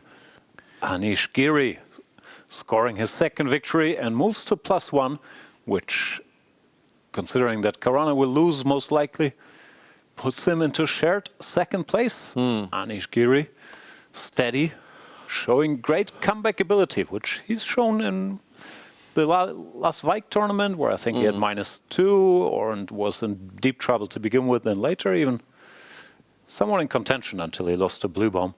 But yeah, he's been very, very resilient recently, even after tough starts. Yep. And that does end Praggnanandhaa's hopes to win this tournament and challenge Gukesh. They were slim to begin with before the start of the second half, but now that he drops down to a negative score, they are just negligible. Yeah, you can't. If someone has +5 and you have -1, that's not going to happen in 6 rounds. No. So that's the current lay of the land in the Open. Let's briefly check in with the women's tournament, where Vishy's assessment that Jiner will just win appears to be being borne out by events. But yeah, Black made so much progress. I don't quite know how we've gone from sort of A to B here, considering where we were. But now I guess even Rook H8 takes H5 is, we can continue picking up material without really compromising. So this bishop on B1 is not exactly menacing right now. No, this is resigns territory, isn't it? Yeah, I think it is, yeah. Not saying she will resign right now, but no hope left. And I think, once again, it's kind of results-orientated to a large degree, but you have to trace it back to the decision to play G4. Look at our king side now. We really did not need to do anything active at all. We were doing completely fine, just passing. Yeah, many spots to pick. It's just not tons. Tournament, I agree about G4, but I still can't get over not playing Rook takes D4 to begin with. How can you ever end up in any trouble? Unless you hang a piece here, seriously. Yeah, and the fact that you're massively better is somewhat irrelevant. That helps, but you're also super safe. Yeah. I guess she didn't like D6, D5 here, but you just go Rook F D1, and Black is actually in significant trouble. Takes, even like... Yeah, takes maybe G5, Knight takes. Okay, I have D6 actually, yeah. What am I talking about? Yes, takes also pretty strong, yeah. Yeah. No, she is just not herself here for whatever reason, and continues to struggle. Very much so. What is there to check? Is Lagno? Now Lagno is back to completely winning. Yeah, that's really, really strange. We can actually show what happened after move 40, because it looked to me like it might actually become a bit of a game. I mean, a game of two results. She was never losing that game, but from what appeared to be completely and utterly winning, yeah, G5, Bishop B5, Rook E7, this is all correct from Black. G4, Bishop C7, correct. But after Bishop D3, there was some way to actually take these bishops off without immediately... I think H7, H6 was what the computer suggested, trying to prepare for the eventual disappearance of the bishops. You're still objectively completely lost, but there seems to be at least some hope left. And in the current position, Black somehow threw away the full G-pawn for, I am honestly not entirely sure what. Bring the knight back, but Bishop F6 keeps the two bishops. Now this looks... Yeah, this is fairly hopeless once again. Yeah, all of your pieces are passive, and Rook E6 was probably also good, but it's a matter of personal taste, I think. By this point, everything is winning. 94 Rook A6, and we give mate, I thought, but yeah, really, it doesn't matter. Don't hate this either. Yeah. Okay.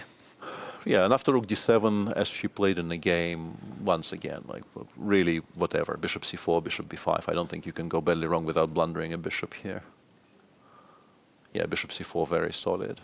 And we can definitely start offering rook trades, even we don't need to win immediately. Like Rook D6, Rook E6 is, to my eyes, kind of an offer to resign, because you just never exchange a single piece after that. You're two down, and it's just dead lost. Yeah.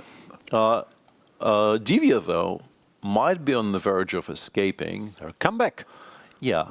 The position, I mean, in practical terms, maybe you lose anyway, but this is a massive improvement in terms of objective evaluations. In this, Rook E7.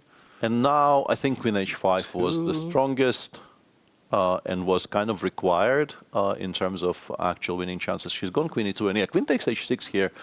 And this queen ending, you can absolutely still lose it because the outside passer on... You have to play King F3, though. This is a problem. Have to give up the pawn with check. Yeah, and then play Queen E4.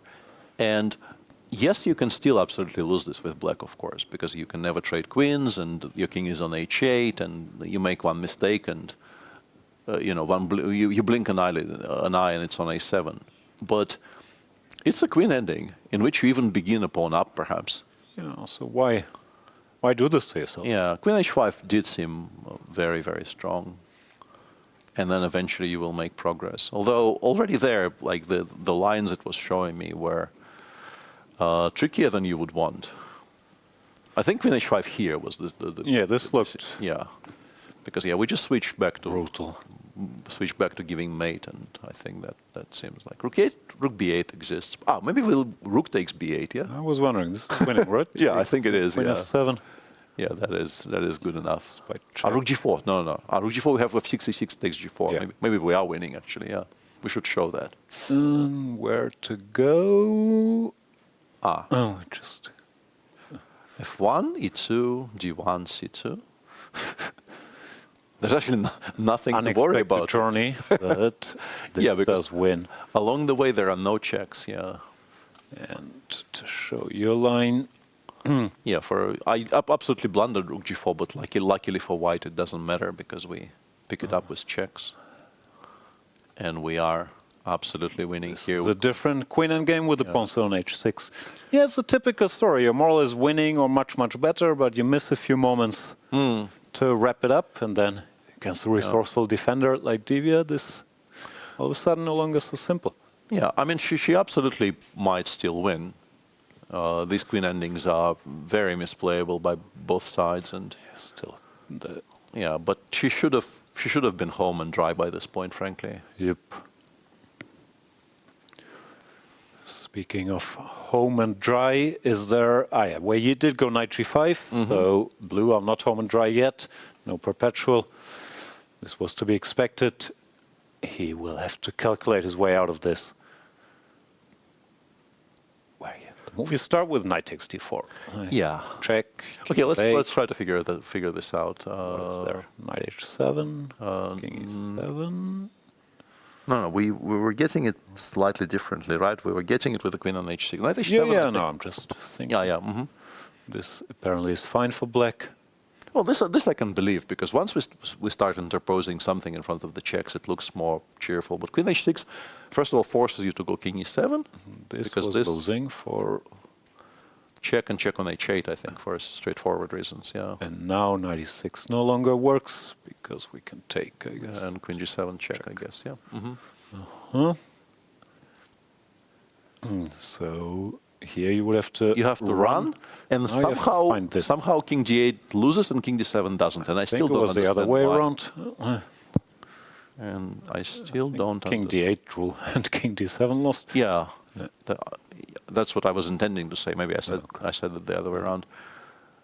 Yeah, this is the difference is not massive, but okay. So if you go king d7 now, what you lose to, quote unquote, lose is queen h7, rook takes e8, queen e4, queen b7. That rook is dropped. This is an idea that we underappreciated. And actually the evaluation the machine gives to this suggests this might be a draw. But you don't want to allow it. Could be, but who wants to find out? Yeah, but you don't want to allow it. And king d8 removes that option, and then white has to give a perpetual, basically. Or go to that position that we were showing with queen f6, queen g7, knight f7. Check. How we got here? Knight f7. No, sorry. First queen f6, yeah. Queen f6, queen g7, knight f7, forces, I assume, you to take on f7. But then, very importantly, as you pointed out, after queen f6, we have king somewhere. King any square. You can't take because of the fork. Yeah. And in fact, after rook takes e5, the engine doesn't even go queen f6 check. It goes h3, h4, or a king move and then h3, h4, and says white actually has so many passers that white isn't worse. But also, who does that on 7 minutes against half an hour? Yeah,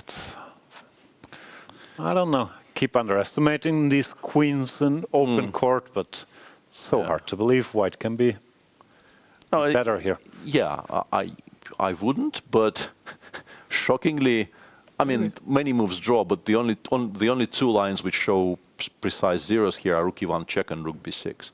And everything else gives white a slight edge, even. Not the craziest moves. No, but like the whole point that it is white who is playing for a win here is somewhat bewildering to me, because I'm such a fan of the pieces against the queen.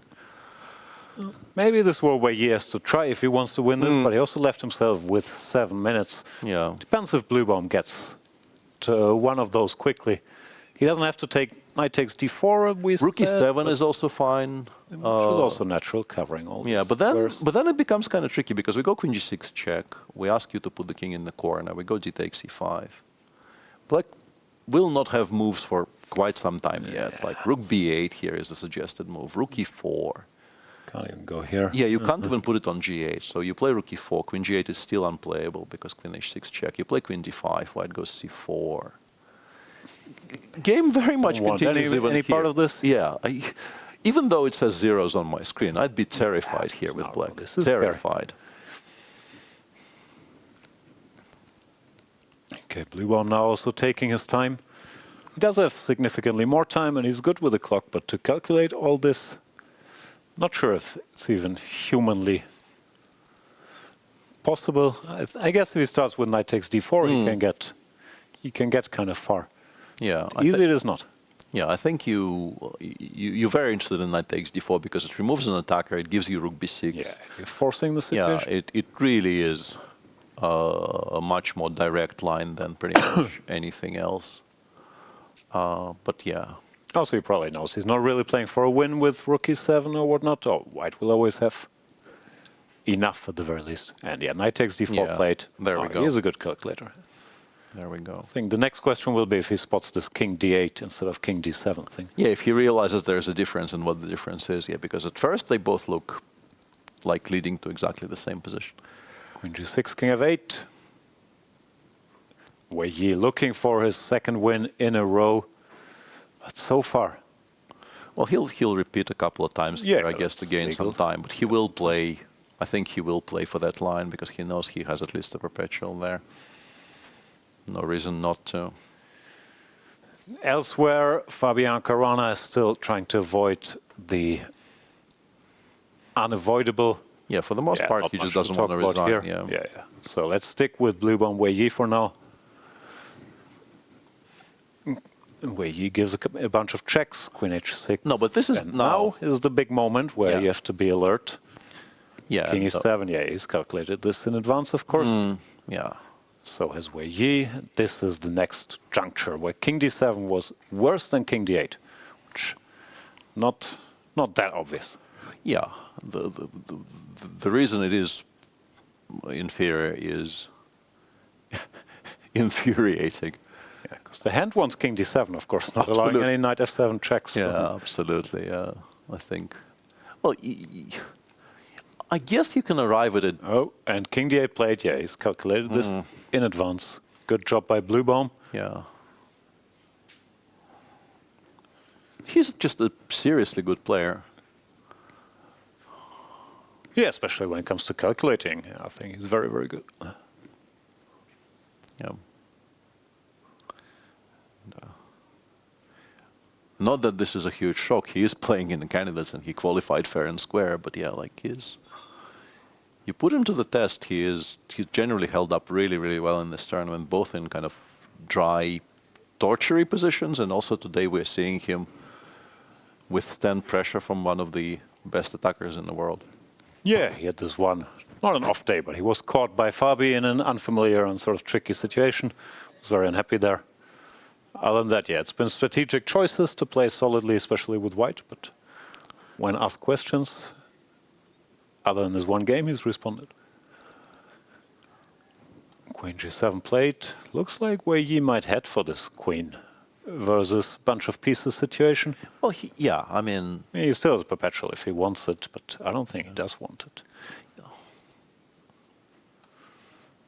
And this is where, like your general attitude towards sort of life and things come into play, because you are running some risks there. Obviously, on 7 minutes, you might miscalculate, blunder some fork somewhere, and you do introduce the third result into the equation. But he is on -1, and he would very much like to play for sort of higher spots.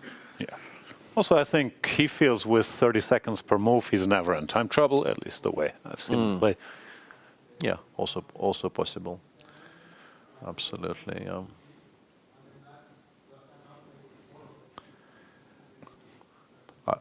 What press conference is that? It's loud. Yeah, I don't know if our viewers can hear the bits and pieces of the press are happening outside. Yeah, Anish, I think, is talking about his win sound like Anish. over Prague. Yeah, a very nice game by Anish. He did maybe at certain points you could argue he could have played even more aggressively, but he got the job done. He was better all the way, but yeah, Prague. Yeah, I think made it worse by not sitting and waiting. No? It wasn't that easy, but F6 was asking for trouble. We have more questions for Prague, I think, than we have for Anish. In the Muzychuk game, she did not play what she was supposed to play. I guess we stick with this one. But yeah, Queen takes b5 is supposedly now just a draw after specifically Rook c2 check, Rook e2, and Queen e6. Everything else might actually be lost, but this holds because important we stop Queen e8 check. I think this is maybe what is missable here for Anna. Maybe she thought that Queen b5 is still comfortably winning because with the two passers we are, of course, going to win most endgames. But Queen g6 is very, very strong. And Rook c2 already played by Divya. Yeah, Rook e2 will happen. Yeah, Rook e2 will happen. Yeah, and Queen g6 is the only move seemingly because blitzed out. Yeah, no, Divya. No, people once it gets sharp, she. Yeah, people are on point, and yeah, this is just a draw now because you can't actually get the queen to interpose between the perpetual and the white king without losing, I guess, at least the b4 pawn, and you don't really want to give up the b4 pawn. Yeah, this is a bit of a fumble by Muzychuk, a chance to get to +3. Yeah, but it felt a bit like, okay, it's always easy to say sitting here that she didn't feel like she had to calculate this usual. Against good defense, you have to calculate one line. And it felt like she was trying to win by hand. Yeah. Which didn't work. Yeah, just not going to work anymore, yeah, because if you don't want to allow it, I think you even have the perpetual without giving white the option of giving up the b4 pawn. Let's say you go king f1, f2, I go queen b1, queen f2, king f2, and I don't have to give queen b2 check, I have queen f5 check. And I think it's just a perpetual, I think it just doesn't run away. f5 from, yeah, or g3, even we can continue picking up stuff, because you can't run past the b5 square. Yeah. White, of course, running zero risks, but looks like you don't even have to allow that position with the pawn on a6, which is, I think, also a pretty safe draw, but not needed anymore. No, this will be a draw. Let's check back in with Wei Yi's winning attempts against Bluebaum, queen g7, king d8, and he's trying to make up his mind whether he should give this check or repeat moves. Yeah, and repeat moves it is, queen f6 check, king d7, queen g7. Didn't like his chance here, which, yeah, I think eye test-wise is very understandable once you see you can't take the rook. To believe you're better here against two rooks and a knight. Also, you're not. You're not. And yeah, the fact that you still have to play precisely with black is not immediately obvious at all here. So yeah, actually very nice hard-fought game by both of them. I think some mistakes crept in, but very high quality. And Bluebaum played himself into some trouble at some point, and then very nicely kind of repositioned himself, did not lose focus, did not lose belief. Impressed by his defense today, starting from bishop e6. This whole sequence with, okay, you could argue about f6, but especially with bishop f7, I think many people collapse here against Wei Yi, understandably, but he managed not to, which is good for the German chess fans. As for Wei Yi, he seems back in the tournament, playing more like himself, but still stuck at -1, which will be hard to join the race. Yeah, very difficult. I'm not sure if there's much to talk about in the Nakamura-Caruana game. Well, it is agony at this point for Fabi. Hikaru's been thinking here for like 6 minutes, so he's trying to find what he thinks is the cleanest, but I really don't know what the difference even is. Yeah, just forward, no? Just do this, yeah. Then we run somewhere, and we creep forward some more. Yeah, I don't know. Seems like pretty much whatever you do here wins eventually, and it shouldn't matter what the fastest is, just make moves. Yeah, h5, king h6, and yeah, king... Yeah, whatever, but e5 can't be too wrong. Yeah. E5, I mean, any move is win. Like, seemingly pretty much every single move here is just completely winning. Yeah, e6, rook e5 here as well, like, it's just not a problem. You can understand Fabi not resigning. You know, no, of course. Only, yeah, I wanted to say nobody likes resigning, and then I remembered who I am, but yeah.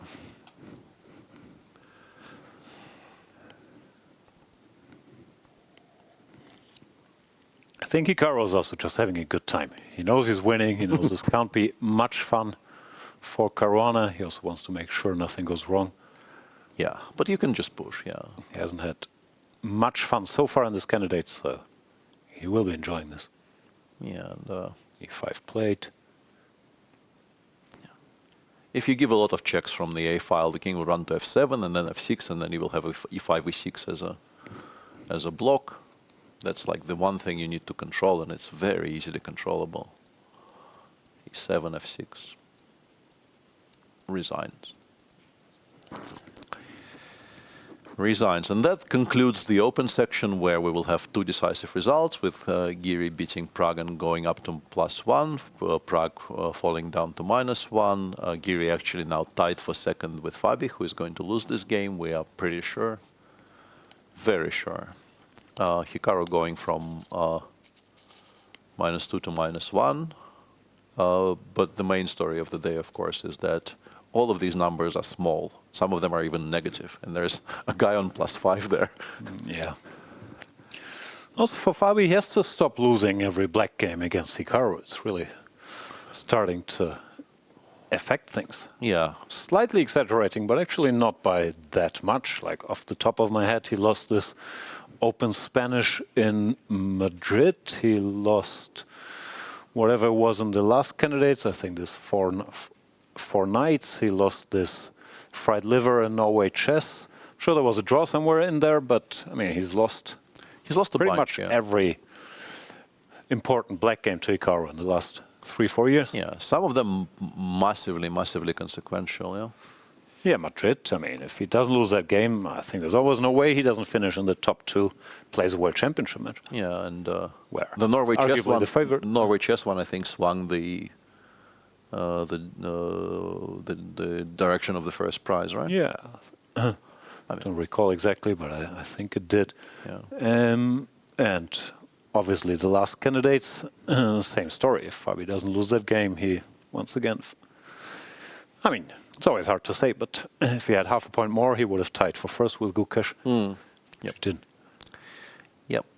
All 4 games still running in the women's, but Bibisara against Vaishali will finish very soon, I would assume, because they're playing 1 against no pawns with the G pawn, which is... Oh, passive defense, I know this. You can put your rook here if you want to. But she doesn't want to, and... I mean, this is also not terrible. Why would she want to, yeah. You can.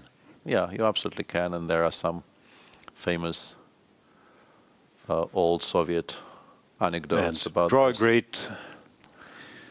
Yeah, draw very much agreed there. So you could maybe argue that Vaishali missed a bit of a chance there, but she was never actually winning. She just had a pleasant position throughout. Yeah, this one is still going, but yeah, also... Barely. Yeah, while it's still going, we kind of know how this movie ends, because, like, what do you even do? And then back to c4, yeah. 94 bishop g8, c4. And with 2 bishops and 2 extra pawns that are queening, it's not... Yeah, this is not very exciting. And Jiner is about to win her game against Zhongyi, because her pawns are about to become queens. We just need to calculate exactly how. She did allow some counterplay, yeah. She did allow some counterplay, but this, yeah, is somehow completely winning. Maybe just... but I don't like having to calculate. Yeah, how exactly? I'm also kind of struggling here, because yeah, like why did we allow any of this? Maybe this wins, but no, this Yeah. doesn't. I guess maybe g takes h6 just wins rook f6, king e5, and they queen anyway. But like, why? Yeah. Why aren't we already home? Rook g6.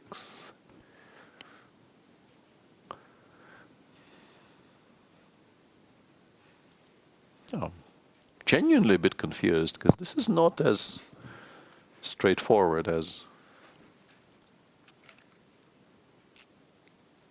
I'm sure she'll figure it out, but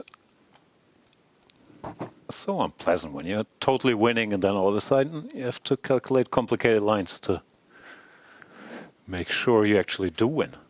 So takes. King e5 is winning here. King e5 here, and then you just take the g7 pawn or what? Rook g2 check. Yeah, you just take, yeah? No, now you can go. You have to play it, so... But how do you win after king f1, though? Is my problem. This is bewildering. Too? Ah, yeah, just rook g1 check and e1, of course. Yeah, this is not a check. Yeah, I'm sorry. Okay, so she's still winning, but has to give one last effort. And Anna Muzychuk missed a chance to extend her lead. Somehow she kept the game going, but she's Divya decided not to give the perpetual that we were discussing. Once again, both sides playing for a win. But yeah, hard to play for a win against the a6 pawn. Yeah, pretty much impossible. It is very safe though. In particular because you take the d5 pawn off the board and then you have the entire board to give perpetuals, queen c5, and then take on d5 against anything. Queen e7, and then we start checking. But yeah, I would have been very interested in Divya's spot in not actually allowing this, and I think she had the option. So yeah, a lot of fight.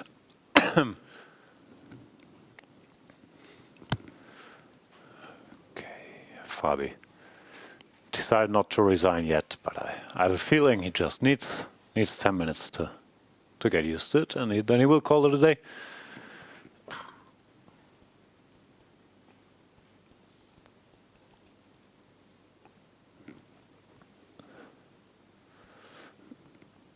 Hikaru is also not at the board. Maybe he's waiting for Hikaru to show up again. Doesn't look like he's thinking about moves. Well, you can see why there aren't really any moves to think of. But yeah, this is a kind of a devastating blow there for Fabi, because he's still sort of the closest contender to try and catch Javokhir. +1 versus +6 is +5. Yeah, he will have a wide game against Javokhir, so he will be able to potentially influence it a little bit, and maybe somebody else will also step in. But yeah, this is not great for his chances. But it's rough. I'm not sure. You could argue Giri is the closest contender now because he has momentum on his side. Still needs Fabi to beat Sindarov. Yeah, but yeah, it's a rough spot. Easy to make all these big historical speeches, like this could be Caruana's last chance for a World Championship match, slipping away. Not sure it is, but of course he's 33. This 20 till 22 years generation is only getting stronger. So yeah, tough. Yeah, you can see the sadness in his eyes. Hikaru waits, knows it's over, of course. Keeps his distance. I'm not sure if we have the standings. Okay, we can wait till this game is over, but basically Sindarov has 6.5 out of 8, and Caruana Giri would have 4.5 out of 8. Then, is there anybody on 50%? No one, right? Everybody else is in minus. So yeah, it's 2 points ahead of 2 people and 3 points ahead of the rest of the field. Yeah, this one is, if it starts, if it's beginning to sound like we're against Sindarov winning, we're absolutely not. But we would like to watch a tournament that is still sort of intriguing until the very end. This we absolutely would, I think, admit to, both of us. And it's kind of receding into the distance here, which is not great. Yeah, I also don't think there's anybody, other than fans of the other players, but rooting against Sindarov. He's playing fantastic chess, and he's such a likable kid. So I don't think he has many haters. Just for tournament intrigue, it's not much. How was it in St. Louis 2005? Did the online broadcast numbers drop in the second half? I was not really very much aware of online broadcast numbers in those years. I don't know. I know interest levels in the field kind of dropped a little bit. We were still playing, and I played some memorable games in the second half. But yeah, when you absolutely know that what you came to play for is gone, it diminishes the enjoyment. Only half joking about the online broadcast. Obviously, I don't know any numbers, but even you and I, we go way back. When did we do first do commentary on the Internet Chess Club? Must have been probably before that, no? 2003, 4, somewhere. Yeah, there. it was very, very early on. We old, Peter. Have you done any text-based commentary on ICC? Yeah, that's where it started here. I also recall you doing some with Mick and yeah. No, my typing wise things. Yeah, my first ever gig was the last 4 games, the back end of the Khalif Manakopyan match in Las Vegas, which I was extremely bitter about by the end, because they only gave me games 3, 4, 5, and 6. And because it's Las Vegas, the starting time of the round, I was doing it from home, was 2 a.m. Okay. And the first 2 games of the match were both like 17-move draws. And the next 4 games... Were you paid by the hour or by the game? By the game, yeah. Okay. They all went like 6 hours plus. I was so dead by the end of it. I was like doing all of this typing like 2 to 9 a.m. It was fun. I really liked it, and I liked the old ICC gang. It was sort of enjoyable and interesting new experience. But yeah, I got the rough end of the deal there. Good times. Yeah. Grandmaster Volkov S shouts. Yeah, I don't know what percentage of our viewers actually knows what you just said, but it immediately brings the giggles. Champion of Russia for the year 2000? We are now actively, I think, attempting to shed audience by doing this, but you have to call out the good old times occasionally. All right, yeah. Fabi not enjoying this. Hikaru, by the way, very much already involved in those good old times. I'm not sure when he started being world-class, but very early 2000s when I'm not sure how old he could have been, like 13, 14. Yeah. He was already incredibly serious, a blitz player. He was a force, yeah. All of his many accounts on ICC were all extremely strong. And I mean, absolutely no shade intended there, because I also have about 5.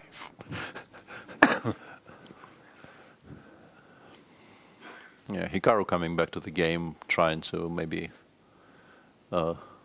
encourage the resignation by being there to shake the hand, but I don't know if that works. Unlikely. I'm also not sure he wants to encourage resignation. He knows he's winning, and you just give Fabi a space. But also, since he might resign, you sort of want to show a bit of presence every now and then, because often people don't want to resign when the opponent is not at the board. So sometimes you just sit there and wait for them to show up. Yeah, and you shake the hand. Yeah, no, Hikaru will not mind however long this takes. He's beating his sort of closest competitor in terms of US chess, and yeah. Well, number 2 and 3 are only local rivals. With the world number 1 retired? Not really retired. Yeah, not playing a lot of classical chess. I still feel that the internal US dynamics maybe are. Yeah, and Goryachkina did eventually resign, as we're now seeing them sign the score sheets. Not her day. No. Ran into some prep, but yeah, frankly, just didn't react well, and then could. Yeah. Managed to prolong the game longer than we thought, but was always sad. And Jiner did not find the forced win that we were talking about, and will now have to win and Fabiano Caruana does finally resign after, coming to terms with it for around 10 minutes. Rough day at the office for Fabi. And big first victory for Hikaru Nakamura. Although, might be too late for him to join the fight for first. It's good to see. Life in Hikaru also. I don't know, he's still facing Sindarov. Who knows what's going to happen there? Yeah, I mean, he did lose to him with white, which means that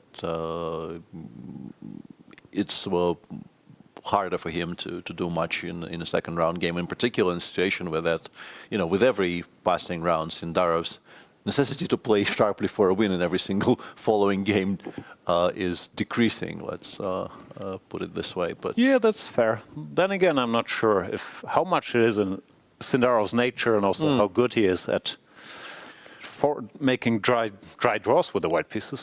We've seen that in round 7, though. He came close to winning that game, but he also removed all chances of losing straight from the opening. There was also a long theoretical line, Anish sticking to his guns there. Yeah, but that sort of shows that he's aware those things exist and is very, very happy to do them. Smart kid. Yeah. The open section we've spent some time covering. The situation is pretty clear cut.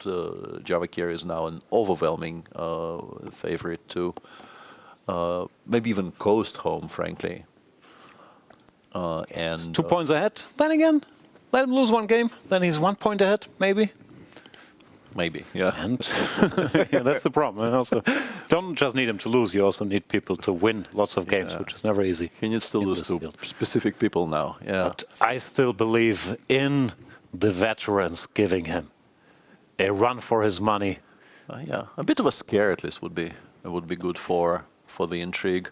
In my country, we have a saying for things like that.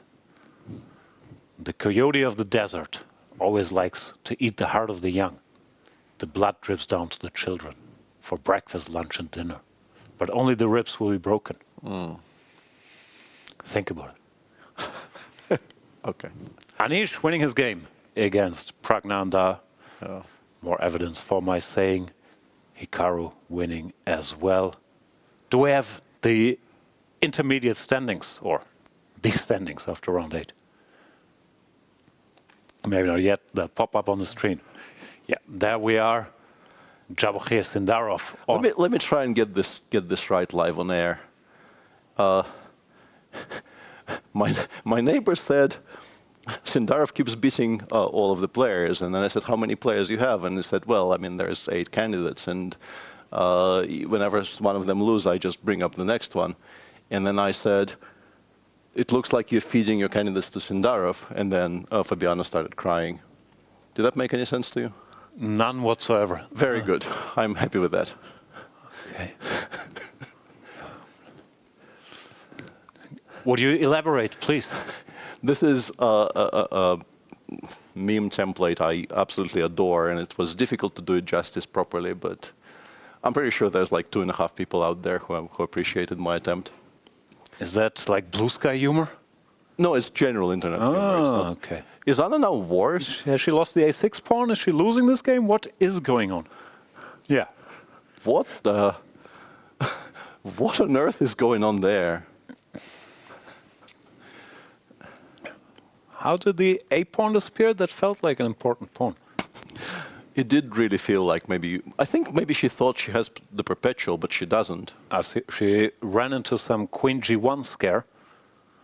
But like also why you do this to yourself. To give up the a pawn. No, it wasn't even a perpetual or anything. She just missed queen g1, I guess, and panicked. Also, black can't really improve if you just no. You can just chill. Yeah, absolutely. Like queen d3, 2d3, do forever, whatever you want to do. Or you can force a perpetual with queen b5, queen b7. If she loses this game, it will be. And it's very much on the cards now. I think you lose now. Yeah, I mean it's a very unpleasant endgame now. Also, she's lost. Yeah, that would also be a relevant part of the equation. Oof. I can't deal with all these plot twists.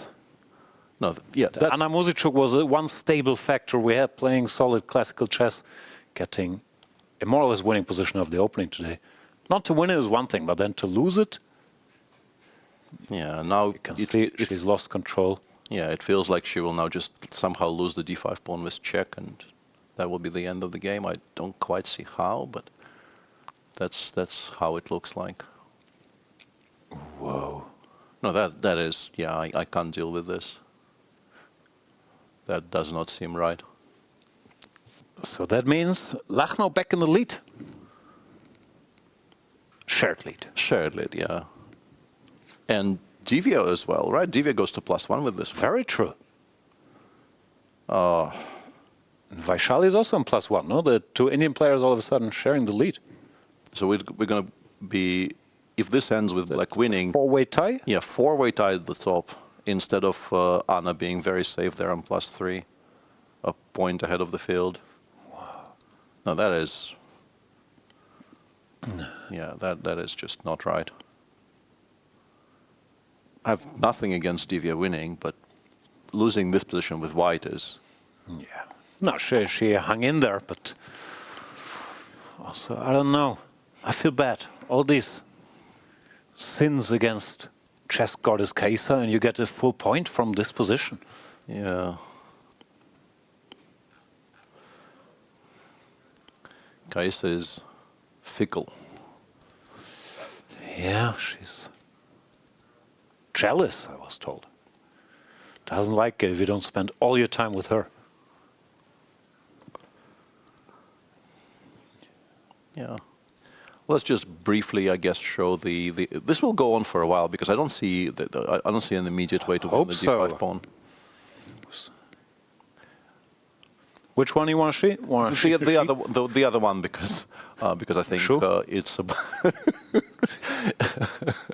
yeah, I think this one is about to conclude because with the king arriving on e3, you still queen the f pawn rather comfortably. The bishop on f7 just never really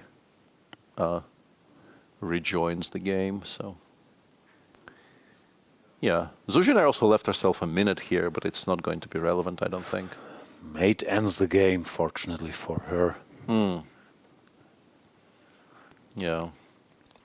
Yeah, she, I guess, could have won faster, but also could have not won at all if Zhongyi didn't continue having an absolute nightmare of an event. Yeah, or could have won more slowly, or drawn.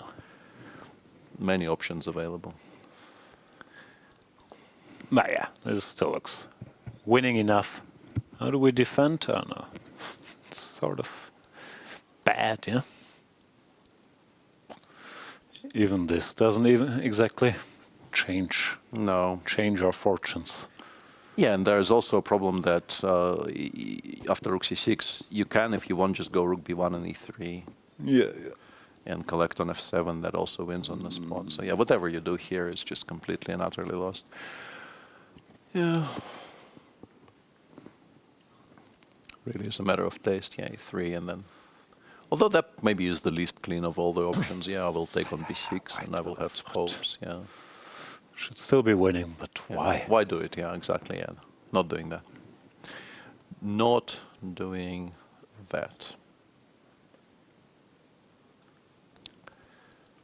Matthias Bluebaum, 7 draws out of 8, 1 loss against Fabi. I think if he beats Fabi in the second half and draws the others, we can still count it as a great Bluebaum half sweep, although I'm stretching the rules a bit after. A little bit, to admit. Rook f5 played. Okay, now you go rook b1, e3 check, and she resigns, I guess, right?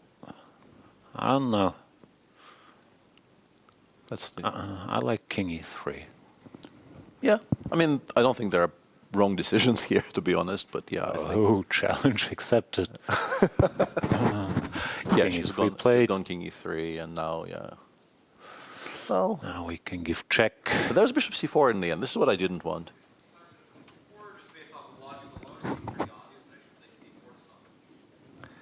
Yeah.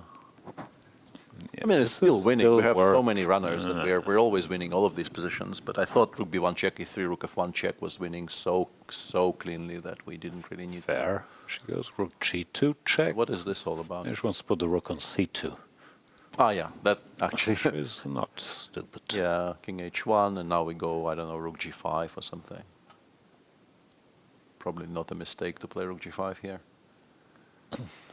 Or rook c2. Or rook c2, yeah.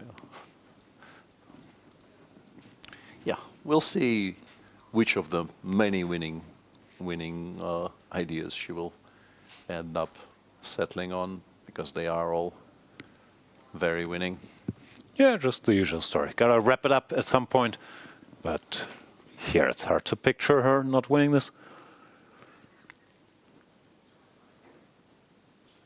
What would her score be if she wins? She's Yeah. she's on -1 right now. I keep getting confused. No, she's on 50. See, 5-way tie. Amazing. So 5 people on +1, Zhongyi on -3, and who is on -1? Bibisara and Goryachkina. Yeah, that makes sense then, yeah. So saying the race in the Open is a bit too one-sided. Let's have everyone lead the field in the women's. Yeah, that really does look a little bit like that. Yeah, she goes rook g5, you have to play rook f6, but yeah, you lose to most moves in that position, I guess. Yeah. King f2. I like king f2, just aesthetically. Yeah, king f2, and you can't even at any point move the bishop from f7 because you get mated on the h file. Yeah, I guess you take. Yeah, but then after e3, what are you supposed to do with those passers? Not saying it's good. Yeah. So yeah, this one is going to end up with the victory for Jiner, who goes to +1 yet again. Yeah, goes king f2. And the queen ending is still running. It's still winning for black, but I don't think there is a way to win directly, which means that maybe there are some more twists incoming.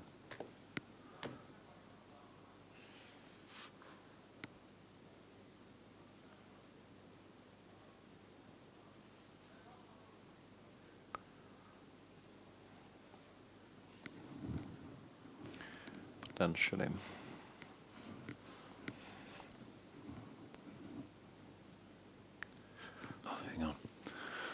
But Divya actually correctly figured out the way to win this position as we are waiting for Zhongyi to, I guess, accept the inevitable and resign here.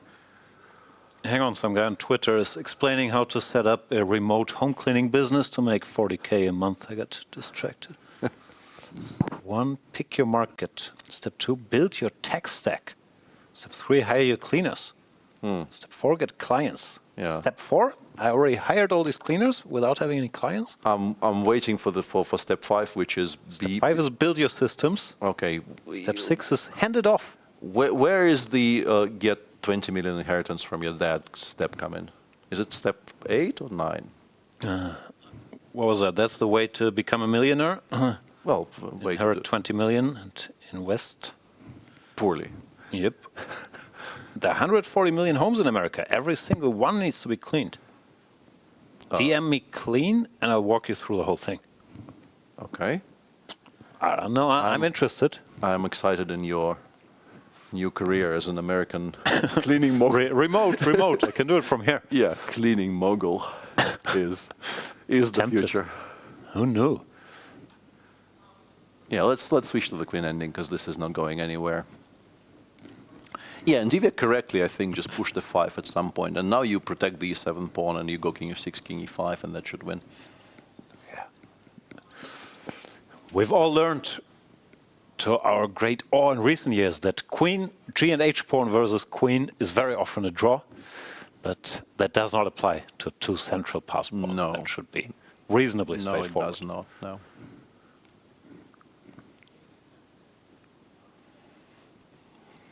Yeah, this has to be absolutely heartbreaking for Anna. Yeah, this is not great. I'm sure she knows she was completely winning as well. So also, everybody's lost games like that, where you're more or less better / winning from the beginning. Then it gets a little more complicated. Then you don't want to make a draw, or you miss something, you panic. But it's devastating, particularly in such a tournament situation. Of course, if she wins this, she's +3. Cruising, now she's shared first with 18 other players. Yep. Yeah, Hikaru's giving his press conference explaining the victory against Fabi. In the women's section, there are still 2 games going, with this being one of them and the other being the Zhongyi probably lost against Jiner. Yeah, you can't do anything about e3 too as the next 2 moves pretty much, so yeah, it's no longer particularly difficult. Yeah, 'cause it's hard to get excited even about this. Yeah. Very strange to see Tan Zhongyi struggling like that. She's been such a stable force in women's chess for such a long time. So completely out of form here. And yeah, you never know why these things happen, but they do happen, and they do happen to most people. E3 still looks good. Check, you can go rook g2 if you feel like. Yeah, I think I do feel like, why not? Yeah. Jiner also safely above a minute. Not that there's much to calculate here, but yeah, you. As long as she's above a second, there's zero chance here for white. Yeah.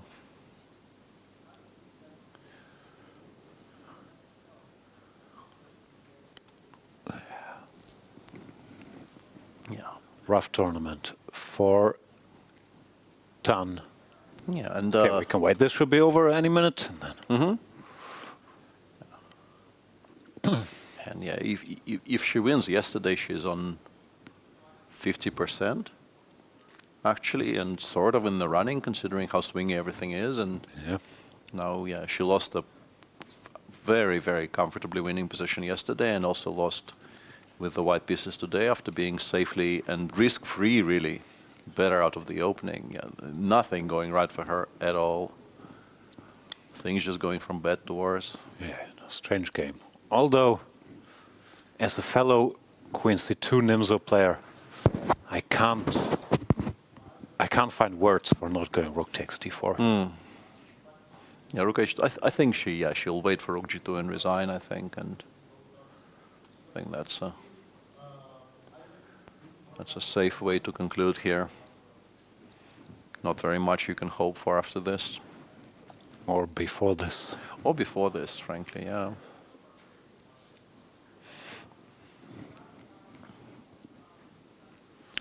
And then we will watch two very tired players playing out what is, I guess, objectively a somewhat clean queen ending, but queen endings are never clean in my experience. Like, there's no such thing. Also, I'm not sure how tired Divya is. She's been fighting very hard, but she's young, she's full of energy, she has the momentum now. She just came back from a lost position. I think she should be thrilled.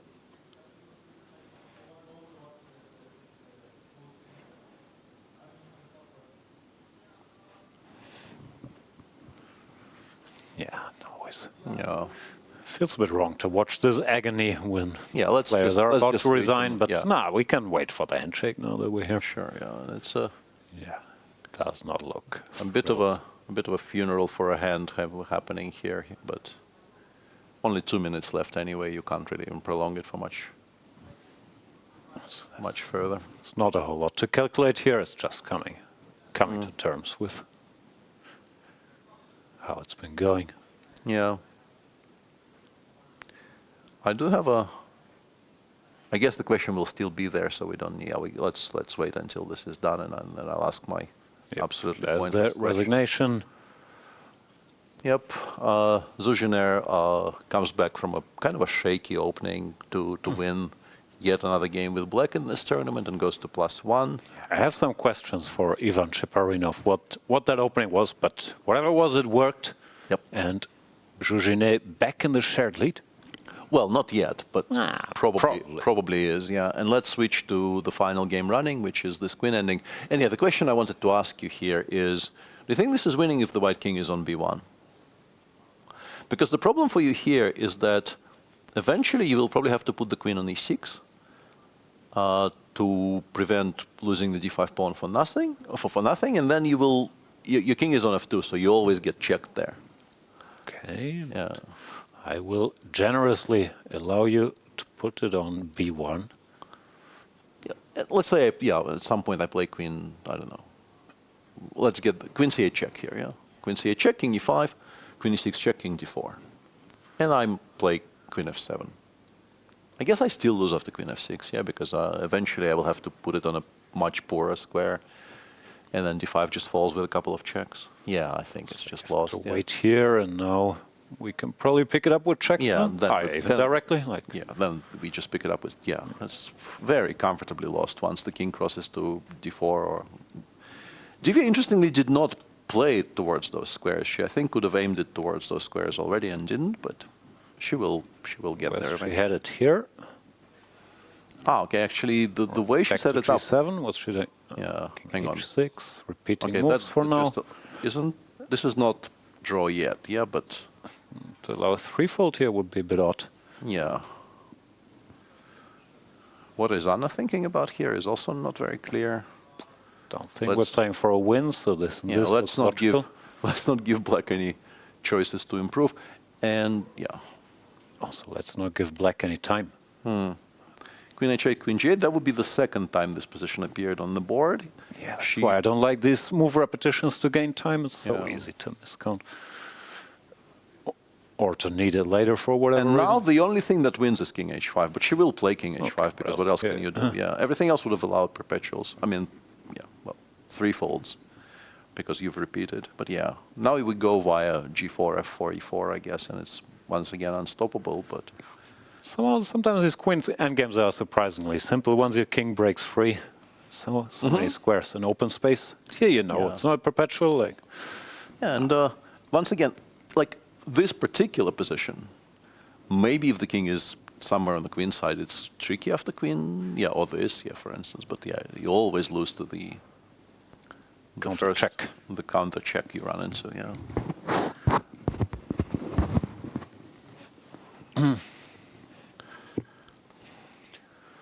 All right. I have a feeling this will go on for a while. I need a small bathroom break, Peter. I will do that? Steer the ship. You do what needs to be done, and I will continue talking about this endgame. Okay. It is. I understand you wouldn't want to miss any of it. I'll be right back. Absolutely not. Ideally, we should unmic me for my bathroom break. We will proceed under the assumption that this will happen. Watch the Naked Gun, right? I have watched all of the Naked Guns, but very, very long time ago. Is the new one any good? Okay. And yeah, not much to say about this endgame. It was important for Divya not to go back to the f file after Queen g8 check, because then she would actually run out of squares before running into a threefold. And after Queen f7, she also needed to play King h4 because other stuff would have either allowed a perpetual or a threefold. But now that she's found all these moves, she is safely on solid ground again. Queen f6 with a queen trade is being threatened. You can't allow that. And any queen movement actually allows Black to go King g4 quite safely without White having the Queen f3 check. So, yeah. Back to what appears to be a pretty safely winning position. Yeah, Queen h7, but now you can play King g4 because, as we showed, Queen e4, Queen f4, of course, is completely impossible, and the king is about to cross to where it always wants to cross to, which is the vicinity of the e5 and d4 squares. Yeah, does not look like this is going to get saved now. In fact, White appears to just be losing the d5 pawn with checks after Queen h7. You can't even keep the queens. You can't keep the d5 pawn or the queens on the board. So this is probably hastening the end. Anna is also down to her 30 seconds per move, actually down to 13, 12, 11 on our screen. Yeah, a very unexpected result from what was... I mean, she was kind of cruising to a very comfortable and well-played win today. She's gone King f1, now Queen f5 check, and the game will finish. Yeah, this is now done. It's over, and she does resign. Rough. Yeah, very, very rough game for Anna. She was playing so well for the first, I think, maybe 35 moves. Then missed a couple of chances to put it completely to bed. And then somewhat inexplicably lost a very, very safe queen ending, which you just never lose. Yeah, she just panicked there for 1.5 moves with this. Where was it? Let me find. King h3, Queen g1. Even that e7, which was still completely unnecessary, but yeah, understandably got a little rattled here. Now do you make a draw? Nah, Queen g2 is already lost. Yeah, the draw is already not very obvious, actually. Yeah, the ways machine makes a draw after Queen G1 make me think this is already, in practical terms, very difficult. Yeah. Just White never with this to yourself. Yeah, never play King H3. Go here. You can never ever lose. We're not showing the position to our viewers, so maybe we should cut it short until the diagram is on on the screen. Okay, but not so important. Yep. The important and the relevant bit is there's only one draw today in the women's tournament. That is the game between Bibisara and Vaishali, which was fairly correctly played, even though we didn't like some of the opening decisions Bibisara made. And the three people who won today all join Anna Muzychuk at the top. That's sick. Also, 2 more black wins. So the trend continues that black is winning more Black games is than now white in this tournament. 8-5 ahead in the women's tournament. And yeah, the standings have condensed tremendously with Muzychuk on +1, Divya on +1, Kateryna Lagno on +1, and Jiner on +1 as well. So yeah, we'll bring up the table once we have it. And that means? Yeah, what does it mean? The round is over already. The round is indeed already over with, yeah, absolutely everything now. Now it really is no exaggeration to say that everything is to play for in the women's section with 5 players tied at the top. These are the results in the Open, though. Hikaru beating Fabi and Anish beating Pragg. Now Fabi and Anish are tied for second, 2 points behind Javokhir Sindarov. Yeah, Sindarov on the day where his opening prep allegedly gets leaked and he makes a draw against the tail ender of the tournament. Still emerges as the big winner. Absolutely, triumphant day for him with a quiet draw against Andrey Esipenko. And there was also an eventful and a very interestingly played draw between Vishy and Bluebaum, where Matthias withstood quite serious pressure at some point from Vishy. Self-induced, but very much so. Hung in there. Let's have a look at the women's results. Yeah, that'll happen in a bit, but suffice it to say, things have tightened up considerably with this set of results. What can you say? Divya Deshmukh beats Anna Muzychuk with the black pieces from a very bad position. Tan Zhongyi's run of bad form continues, gets beaten by Jiner. Kateryna Lagno also having an up and down tournament, but currently up again on +1 after defeating Aleksandra Goryachkina and Vaishali versus Bibisara. Assaubayeva was, for today's standards, a quietish draw, even though there was a lot going on there, and Vaishali might have had a chance as well. Yeah, and we'll have the standings in a moment, and also the all-important graphic announcing who the player of the day is. Oh yeah, we haven't talked about this. Is it Anish or Hikaru? It is absolutely Anish. This has been settled. There is no debate. We need a poll. Personally, I think Hikaru also deserves it. But we picked Anish. All right. Congrats to Anish Giri for not only becoming player of the day, but also moving to shared second place. So what's going on now? We have 6 rounds left. Sindarov 2 points ahead. Anything can happen in the women's section. Yeah, and he also, I think, has now more whites than blacks in the remainder of that doesn't sound right. It's 3-3, right? That's never true. I don't know. Here you see the start times for tomorrow's round number 9. We will start, or the round will start. We'll start before 3:30 Cyprus time. That's 2:30 in Berlin, 1:30 in London, 5:30 a.m. in LA. And we will switch to Divya's press conference, so don't go yet. Before we go, we would like to thank the partners of the FIDE candidates, Republic of Cyprus, the Cyprus Chess Federation, the Cap St. George's Hotel and Resort, which keeps being incredibly beautiful with the sunshine here, and of course all of the facilities, including paddle courts, tennis courts, boxing gym, anything your heart might desire. Thanks, Peter. And of course, the Freedom Holding Corporation and the Scheinberg family, the long-standing partners of FIDE. Thank you. Over to Divya.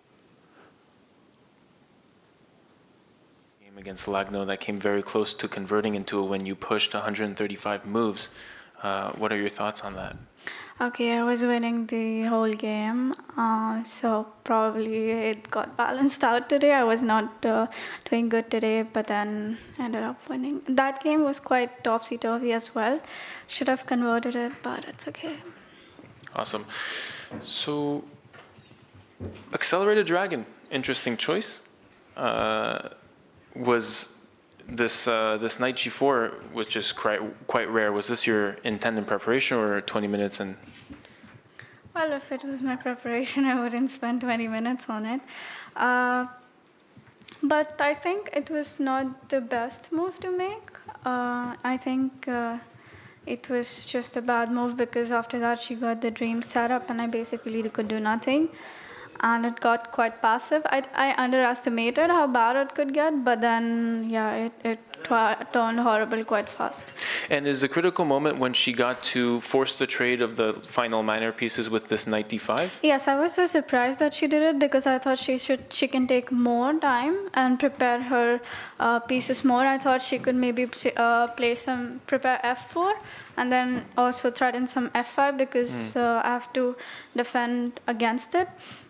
So I was surprised that she went knight d5. I thought she could play on. So knight d5 happens, and what's going through your mind in this position where... It's a miserable position. I really can't do anything, but yeah, I just have to wait. And again, the story of this game is like the next 40, 50 moves. You're just absolutely I see fighting. So many question marks. Wow. Yeah, it's a crazy game. We'll get to it. Where do you think this game went from bad to worse for you? I think knight g4 was the first bad decision by me, and after that probably should have tried to avoid maybe something other than bishop e6, but also I didn't play very precisely in the middle game, so I could have done other things. I thought that I should probably prepare for her attack rather than trying to play a6 b5, but yeah, not the best game. Okay. And now it's a lot of suffering. Yes. Can you tell me a little bit what's going through your mind, like through this whole, like you have, it seems, sorry to say, like absolutely nothing going for your position. How do you keep your mind sane in such a situation? Okay, to be fair, I had very less time, so I couldn't go crazy just yet. And I think even b5 by me was somewhat of a dubious choice. I think I should have just stayed, but it was nearing time scramble, so I thought that maybe I should try and trick her, but of course it didn't work. And I ended up in an even worse position. Did you ever see a win like a direct win for your opponent because Muzychuk had her chances? Yes, I think I did. I did not like rook e4 by her. I thought she could go queen e2 and I couldn't find anything there. Also, yes. Also the rook endgames instead of b4 should be winning, as I was told. Mm-hmm. Mm-hmm. Yeah, there was a few very nice moments for white, but we'll not go into that. Yes, I think it's a winning position. Oh yeah, here there was this clinical queen g7, yes, which was very nice. Mm-hmm. Okay, and tell me about the moment that the tables turned for you. I think it's this a7, right, at the end. Okay, of course, this was my best shot. I know that it's a draw, but even I missed queen g1 till a certain amount of time when I finally saw it, and then after that it's quite tricky. I don't know how white should draw, probably just queen h5 and then keep giving checks. Exactly, and then you can force a draw here with this and this. I think both of us were pretty tired at this time, so it's understandable. So a7 happens, what goes through your mind? I don't know yet that it's winning, but I can feel that I have my chances, so I should definitely push, and it's just a comfortable position to play. It's very difficult for white, so. Mm-hmm. And then a few moves later, white runs out of checks, and you're winning the house with a second pawn. Well, congratulations. What a fighting spirit you have, and congrats. Thank you. We'll open up questions to the reporters on the floor. If you have a question, please raise your hand. A mic will be sent your way. Oh, over here. Jafar from Prime Chess. Divya, you have a real winner's mentality. You don't give up, that's for certain. You'll fight to the end. And question about where that came from for you. Was that something that came up one day, or is it something that you've always had? I'm not sure. When I was younger, I used to play a lot of age category tournaments like Asians and World, and I would always be hungry for the gold. So that has also led me to lose quite a few golds and ended up off the podium, but I think that is where I got it from my childhood. Nice. And speaking of the game with Kateryna, I did see a clip where you were still pushing for the win. Not sure, you'd probably still been playing if it was up to you. But was there a word exchange at the end where she kind of told you it was okay? Were you visibly upset in that moment? No, she didn't say that. Okay, because I saw a clip where she's like, it's okay after the draw was made. No. Okay, maybe I was seeing things, but congratulations. Thank you. Any other questions? Perfect. Best of rest and best of luck for round 9. Thank you.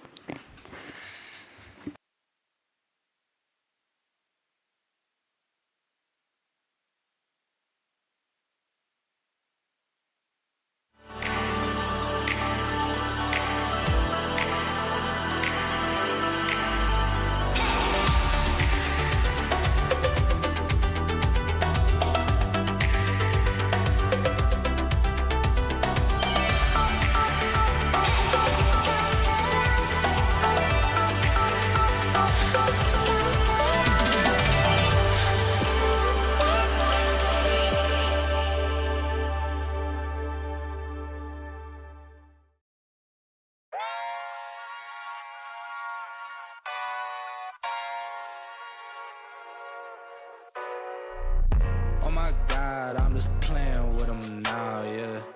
Oh my God, what she saying, say it loud, yeah. I can't respect it, I'm in the gym, but I am not flexing. Came from The woodpecker method, because practice makes perfect.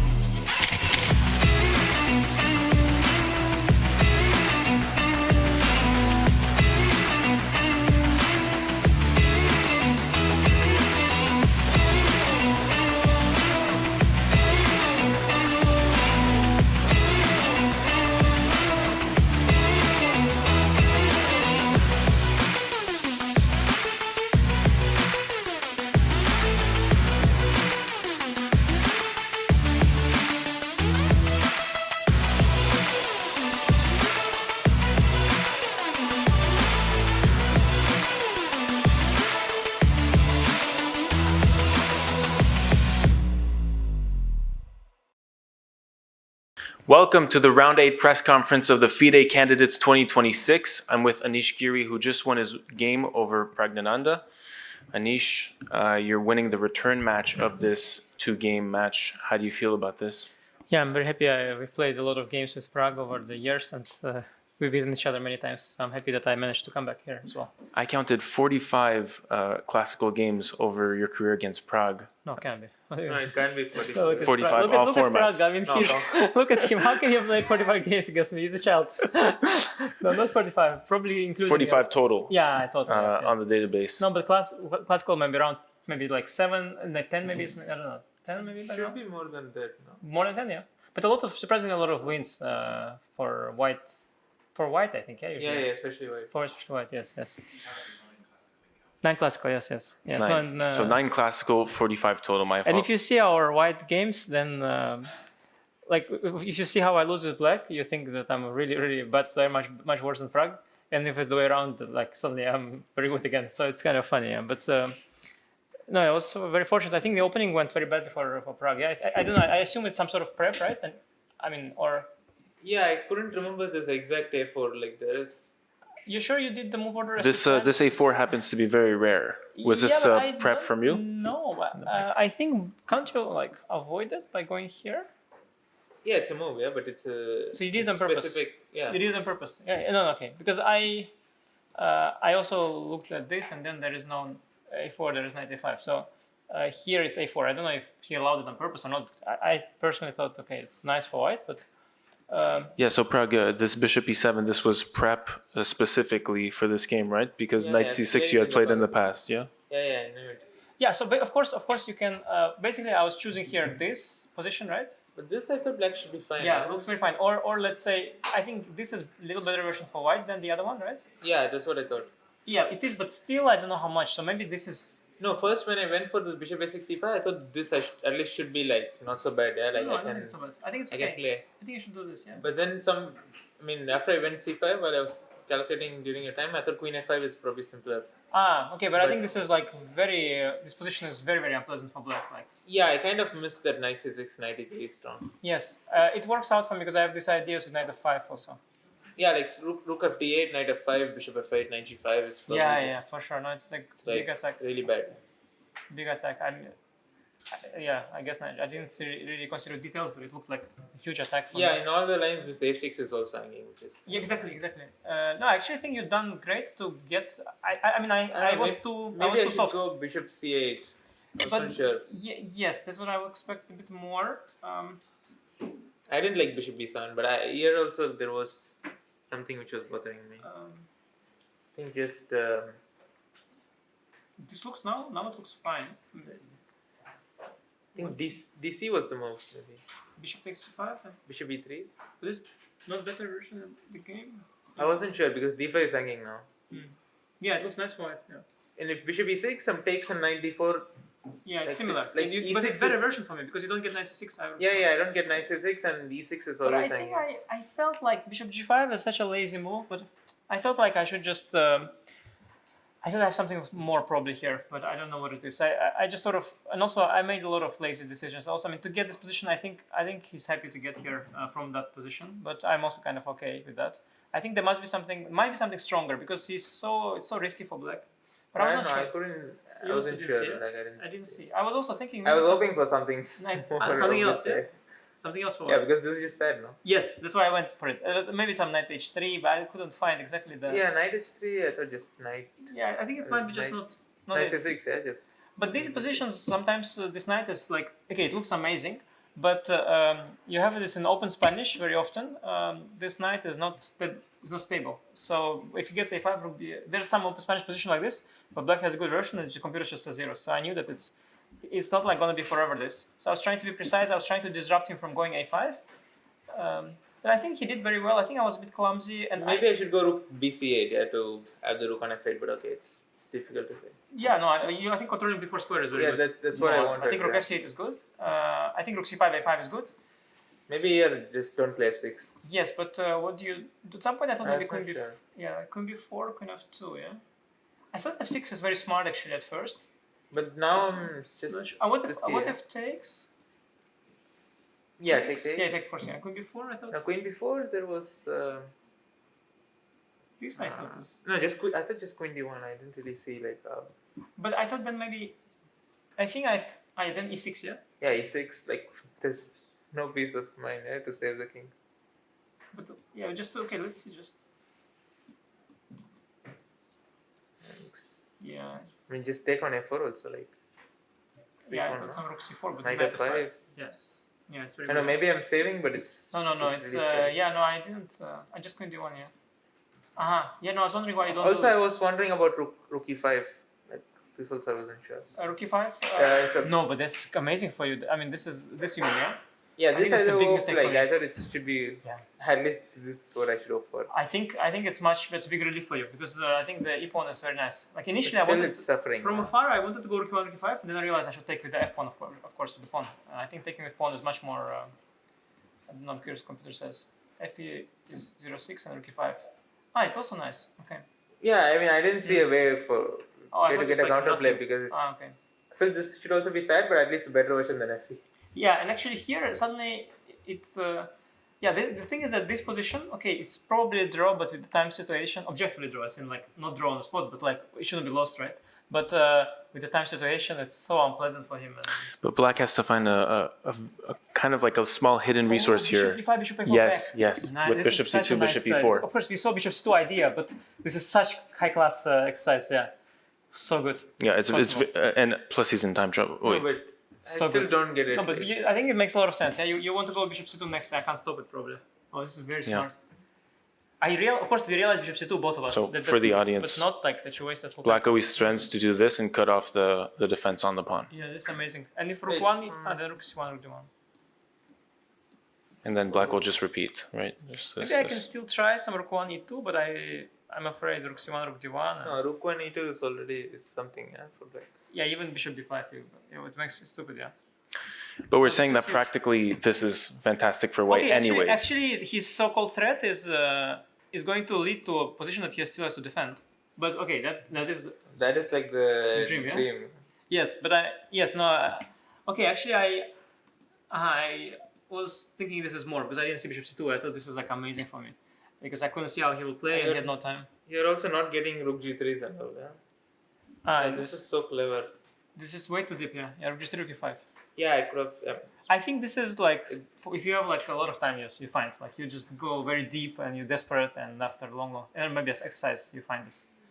But yeah, I was thinking that in this time situation, like I was also kind of happy with the transition because to be honest, like here, I thought, okay, I'm better, but I have to choose where to go F5 or not to go F5, and here everything is determined. You got the E pawn. I was even happy that we traded these pawns because to be honest, I didn't even need them. I thought like I don't need these pawns. Yeah, maybe that's why this Rook C5 A5 was not that great. Yeah, like I can just go like Rook C7 and then some Queen G6, try to get Bishop F5 early. Like let's say Rook C7 something. Yeah. Let's say I go here or something. Yeah, Rook BC8. Let's say F4 and Queen G6. Something like this. Yes. But you know, then I was thinking like because of the same game I had with Javokhir, I was wondering like how's an endgame like this? Like you can't be like. But it's losing this. No, not losing, but it's similar to what it's very unpleasant. It's very similar to your endgame against Javokhir. Yeah, very similar because I can't touch 94 pawn b3, and if you have a5 Rook c5 here, it's very easy draw, I think, because you get Rook before a4. But now you can't, so I was kind of okay with such endgame also. But of course this is probably too little. I can go some. But I thought you could like try to force this endgame maybe. Can't you like go like somewhere like here or something maybe? Or yeah, I have also. Yeah, I wasn't sure about like take and Rook A7, Rook D7 for example. First of all. Yeah, but again, this is probably. You probably are happy that this transition happened or not. But yeah, why? not like sure. your rooks are. Yeah. Oh yeah, on the 7th rank. Yeah, Rook C7, E6 even. Yeah. No, it's nasty. No, I mean this is a very unpleasant position for Black just to play. So, you know, it's objectively should be within. Of course, it's well within the drawing margin, but it's just very unpleasant. And yeah, he had to find. If he would find this amazing resource, he would make a draw. But yeah, it's very difficult. And then you impressed us with your nice technique here. With this takes. Yeah, I was about to blunder initially. Like this is very nice because initially when I played Queen F2, I missed the resource similar to my yesterday game again. Yeah, this I was is going to what blunder I was this. hoping, yeah. I was going to blunder this, and then but I had the same thing with yesterday. This knight was worth more than the rook.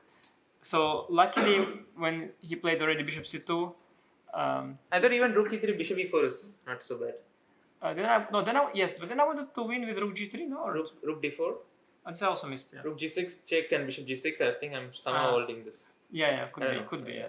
But this is very nice, and this whole line is important. Rook takes E4. Basically, he did get the bishop here, but it's sort of not really. That's just not a time. Probably there are like many wins, no? By this point. Yeah. Yes. Although not. So I was looking at this one, but Rook C8 I couldn't find. Ah, interesting. Queen Queen A2. Otherwise, I thought this win on the spot. I was thinking like, but then I was like, wait, Rook C8, Rook F8, King H7. So like E8, Rook C1 check, and the other. Rook F8 and then takes. Yes, Queen but F8 there was also and then knight D6. another one at Queen F8. Yeah, knight D6. Yeah. Bishop G6, knight D6. Yeah. This is also winning. Yes. There is no need to sack first. Yeah. No, it's winning. Yeah. But this was very clean. Like yeah, Queen it's F5 nice. and all. Yeah. Now this line is sort of one. Yeah, this is how it ends. Even direct queen f8 wins instead of queen f8. Yes, it's the same. Yes. Yeah. Yes. But there is like king g6, but knight d8. I think it's Yes, exactly. But this is more forcing, and I just also thought to be sure. Like, I saw one kind of funny line, completely irrelevant, but 96 yeah, is this I also saw. Yeah. Knight g5. Yeah. No, that queen h4, queen e4. Wow. Yeah, but this is nice defense. King g6. Takes knight g5. Yeah, beautiful. Yeah, but anything wins, of course. But this is like the knight e4 check wins completely. But this is kind of nice. I'm more of a queen e6 personally myself, but anyways, we're going to open up questions to the reporters on the floor. If you have a question, please raise your hand. A mic will be sent your way. Over here. Oh. Jafar from Prime Chess. Anish, I know you've spoken about the nickname that's been going online, Draw Anish, in the past. As of late, it's been resurfacing online, and I thought you were going to ask about the chess mafia. Oh yeah, I was going to say, given that meme today. Okay. Given that you just secured a win and a brilliant player in Prague, congratulations. I was curious, how do you feel about that now? Do you think you've matured past that part of that phase? I mean, I have won and lost and drawn countless games since my enemies have, tried to damage my reputation. But today is just another one. Well, congratulations on the win. Another question here. Congratulations, Anish. So in move 31, okay, you were talking right now about the rook e2, a4, and all the drawish lines. So I was checking about your comments, and okay, when you played rook e2 on move 31, why you didn't go like rook e3, and if all the thing happens again after pawn takes, queen c7, a4 you have rook g3, and then black cannot play a4, obviously, he needs to play king h8, and then queen f2? Yes. No, I was so happy with what I did, because somehow I thought some kind of it doesn't happen, but somehow I wanted to, was some very deep thought about if it was something. I thought you wanted to avoid fe, a4. That was the point. But rook g3, right? And now. But takes rook c4, yeah. But with rook on e2, there is some knight b5, I think. Knight f3 also, yeah. Yes, exactly. No, I just thought that although this is more typical, I just thought this is more harmonious in this situation because my queen has access to the square and the rook is not hanging. So I just saw a lot of lines where, let's say queen c7, I can now just play e6, or after a4. Even a4 e6 is bad. I have to take first. Yes. A4 e6, yeah. A4 e6 is bad, so I have to start by taking. Yeah, take. Take a4, take rook c4, knight b5. Yes, now it doesn't hang yet. Yeah, no, I thought sort of of course rook e3 is the standard hand move, and I should have done it, but I just thought that in this particular case it was somehow smart. But to be honest, it's very difficult. For me, it was difficult to understand what I should exactly calculate. I was just trying to see if he has a direct draw, and as long as he doesn't have direct draw, I was just happy. And I didn't realize it was time to calculate forced win or something, but okay, it's just rook e3 was stronger. But how does it work after rook e3, fe, a4? I was wondering this. I didn't believe in this, like AB. E6. I thought there was. Okay, but this is very concrete. It's difficult. You have check, bishop c8, maybe. Bishop c8. Let's say. Yeah, I thought maybe direct bishops. Or maybe. Because now you have rook g3 back, maybe. Okay. Yeah. Okay, but I bishop e6. Yeah, it's almost. Queen what? Very precise. Bishop d7. And then knight f5, knight g7. Bishop g6. Wait, knight f5. Queen d4. Queen d4 after bishop g6. Maybe. No, knight takes. So knight takes d6, bishop. Yeah, swing. Yeah. Queen c7, knight g7. Yeah. Okay, it's. I think it's early here for a human to calculate this to a win or a draw. So computer already finds a win, but for human, it's still too many options. So you just pick one. More or less based on some short calculation and intuition. Yeah, more a human decision. Okay, thank you very much. I think actually rook e3 is more human decision actually, but it's just okay. I saw something, but not enough. Thank you very much. Any other questions?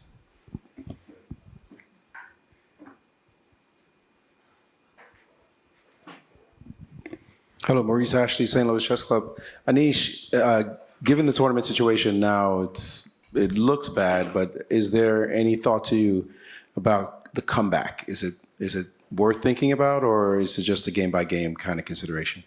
Yeah, it's a good question. I think you're supposed to keep fighting here as long as you have a mathematical chance. Because, when I was born, I had 0 chance of becoming world champion. And now it's much, much higher than that. So I should probably persist a little more. Nice hindsight. And given that Fabi, sorry if I may follow up, given that Fabi is not doing well in his game, have you noticed that? And the two of you are almost tag teaming, needing to beat Javokhir in order to make it realistic. Yeah. I mean, clearly. But even if the rest of participants will conspire like back in the Curacao days, it's going to be difficult to. I think it's known, right? It's not like I'm revealing a big. I think it's factual that Soviet players, right? Yeah. Yeah. It's not like suddenly Anish Giri reveals the Curacao 53 was a big drama. Netflix documentary, Untold. No, but I mean, it's, I mean, that Javokhir is playing amazing, and it's up to him to finish the job, but it's not easy. Thank you. Any other questions? Oh, in the back. Thorsten Smiel, Germany. Anish, for you the question, you mentioned Chess Mafia. Can you elaborate a little bit about Chess Mafia is dead. Chess Mafia is over. Well, they broke. Leeches broke them. Okay. This guy there broke them.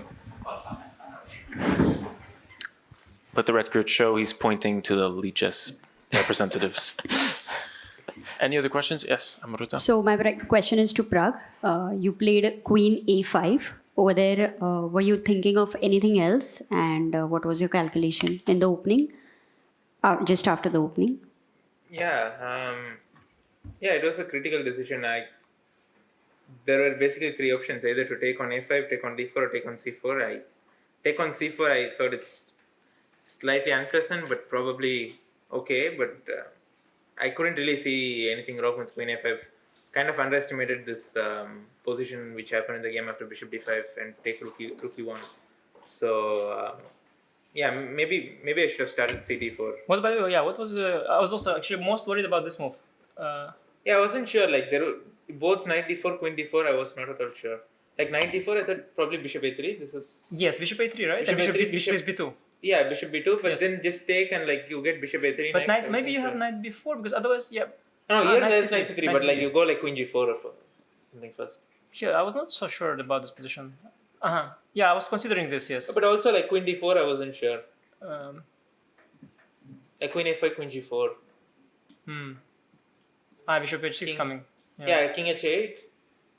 And Bishop G5. Like these. Yeah, like, you are not developed very Yeah, I'm like slow, yeah. But of course, positionally, but yeah, the knight is still, usually knight is already out. Yeah, no, it's not yet.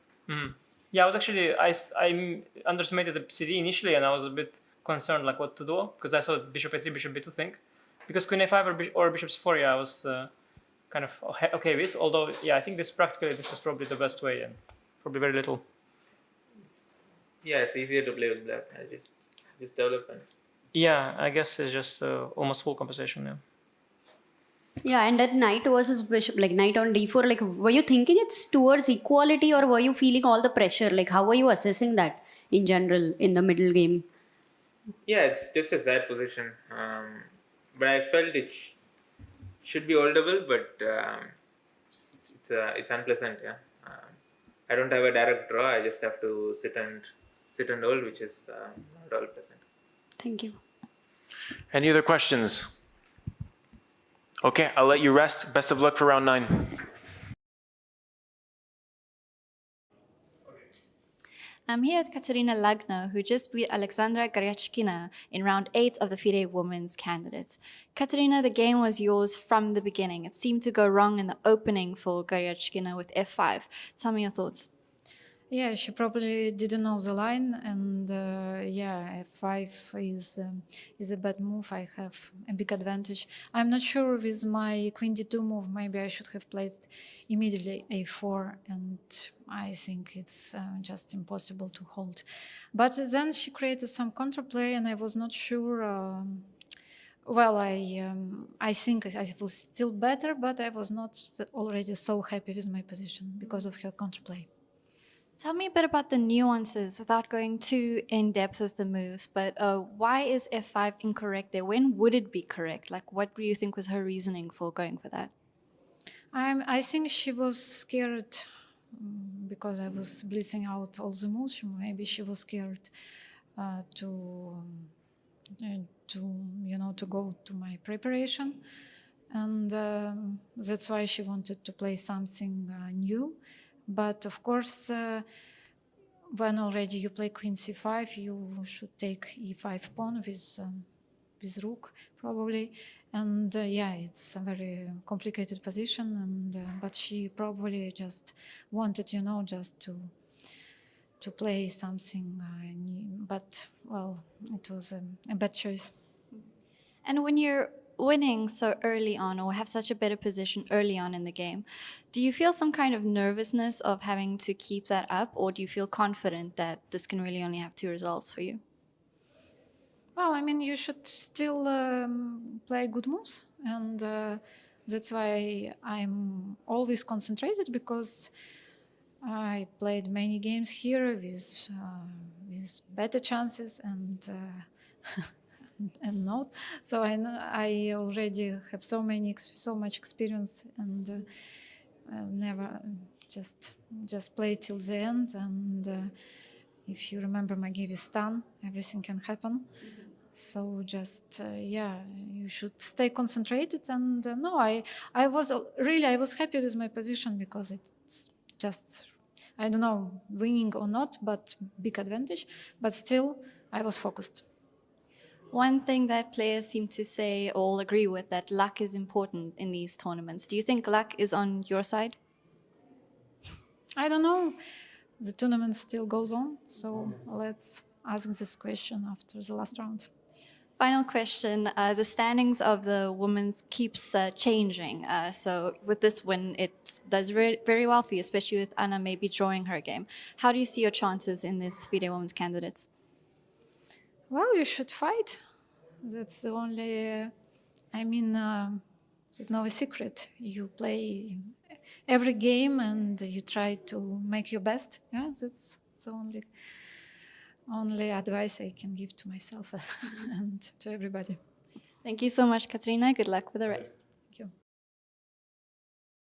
Welcome to the Round 8 press conference of the FIDE Candidates 2026. I'm joined by Hikaru Nakamura, who just won his game over Fabiano Caruana. Hikaru, this is a big revenge game for you, a nice win. How do you feel overall about this game?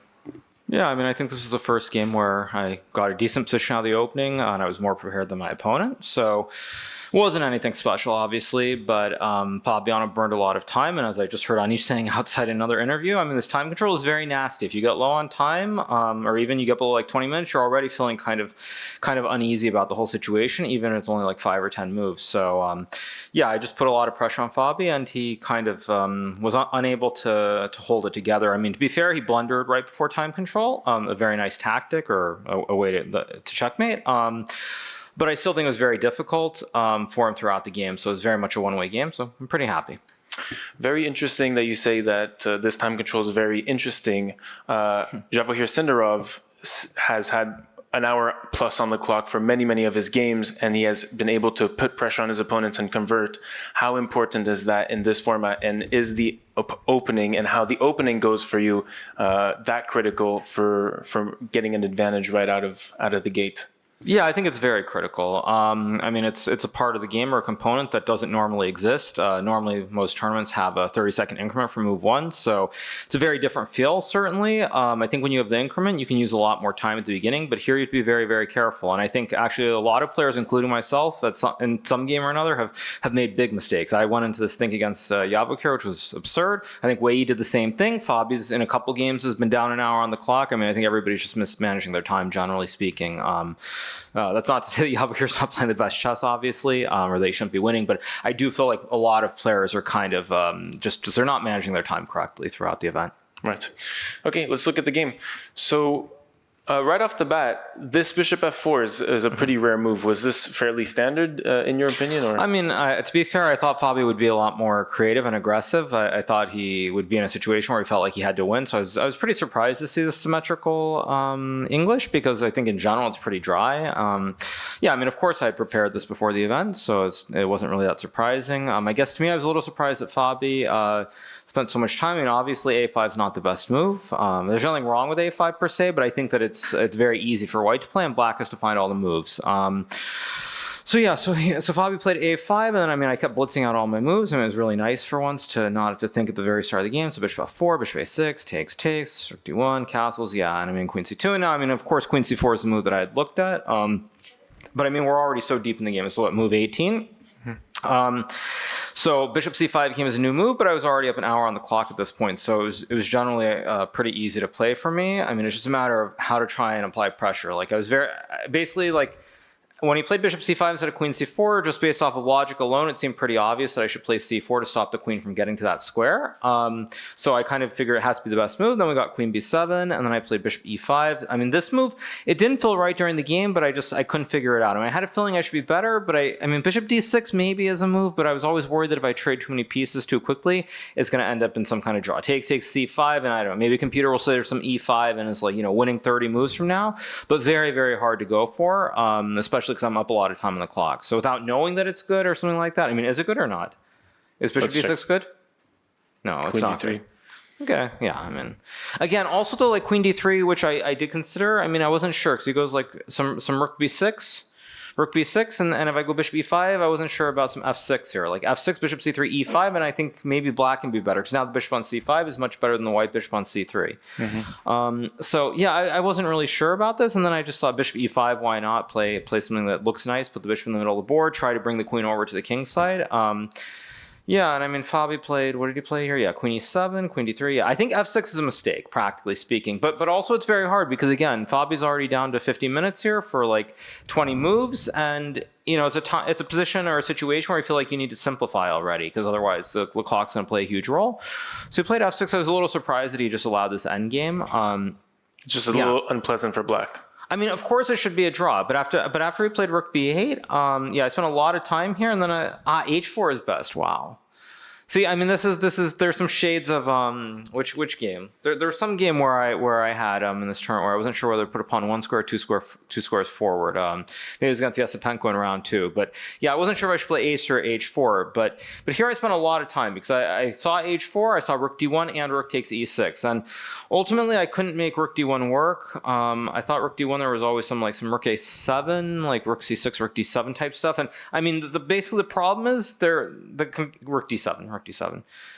There are probably many lines where I can end up a pawn. I can have 4 versus 3. So let's say I don't know, rook e1 for example, some rook d4, and these aren't best moves, but rook e6, rook c4, some I don't know, rook a6, rook c2, rook f1, rook b2.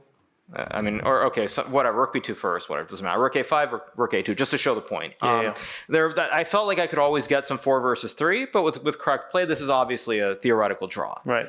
So that's kind of why I spent a lot of time before playing this, before playing rook e6, but I couldn't make rook d1 work, so then I'm like, okay, well, rook e6 is the obvious move then. But I thought Fabi was very precise. He played rook b2, I played rook e7 after a very long think. This is also why being up on time helps a lot, because I was able to use a lot of the time that I had accumulated in these next 3 to 4 moves, and I think that was very, very critical for me to win this game. So played rook e7, rook b6, yeah, rook a7, yes. And did you feel like this h5 was funny? I was shocked by h5. I thought that basically I actually at some point started having these thoughts that this is going to be my almost like my go back one move, like my way e game. So for example, say black plays, I don't know, king h8 for example or something, king h8, rook d1, rook b8, rook d7 or something, and I had some funny feeling that it's going to be rook g8 here.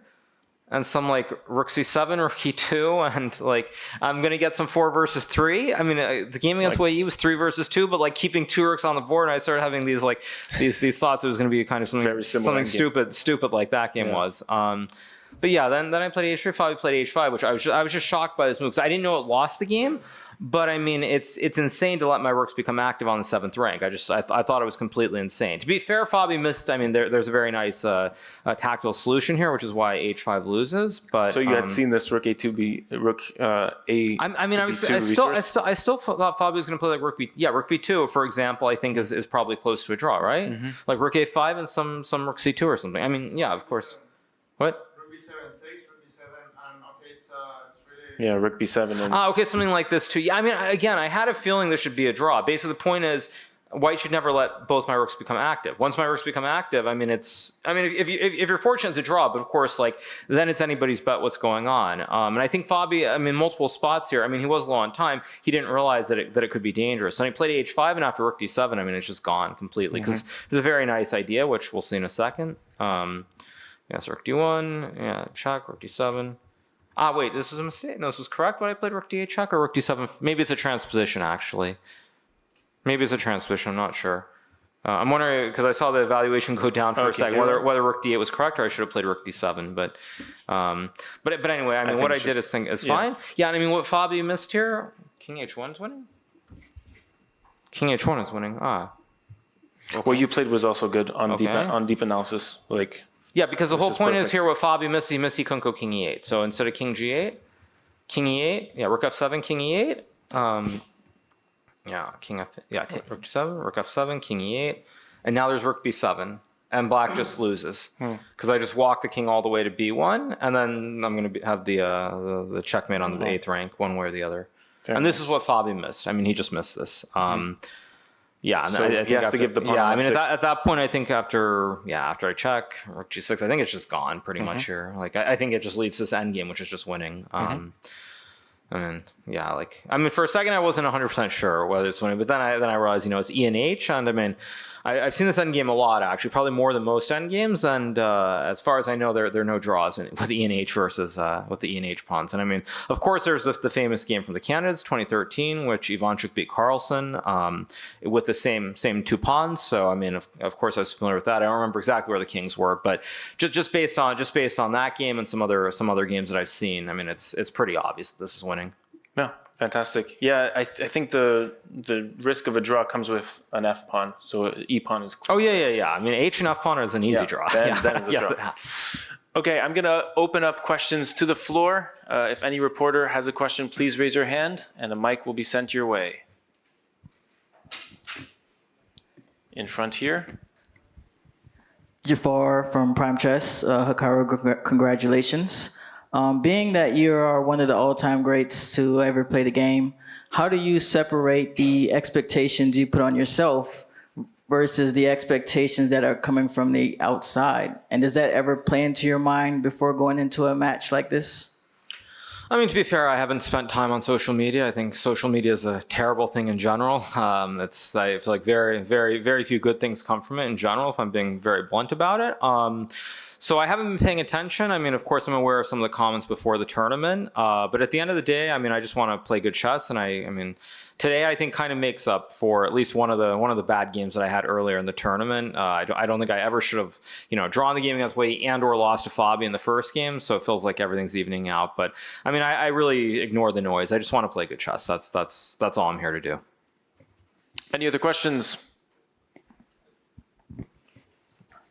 Congrats, Hikaru. On the game, when he played Queen B5, you playing Queen C2. I wanted to just ask like this as a practical question because, okay, maybe you could go for Queen D4. Like, what was the difference between both options? Because, okay, Queen C2, I don't know if it looks more passive, but I wanted just to see your thought process on this. I mean, it's very simple. Queen C2 is a move that I had seen in the file. It's that simple. Oh, okay, it was preparation. This was still preparation. Yeah, okay. It's still preparation. Okay. I mean, if you ask me why not Queen D4, I mean, that's actually a reasonable question. I mean, I don't know. I think if you ask me to play this position over the board, I'm more likely to play Queen D4 than Queen C2. Yeah, 18 moves crazy. Like 18 moves, like move 18, it's preparation. Wow, it's crazy. Yeah, but I mean, that's happened in many games to many players. So it's, I mean, and I have another question on move 40 when you were calculating all these things, Rook C5, Rook A6. Have you considered like, okay, what's the both things that, I mean, your thought process? Yeah. So wait, you mean instead of rook c5, I'll move 41? Or? Yeah, rook a6 because okay, it's forced line, so I wanted to see why you were thinking too much time like this, you know? Okay.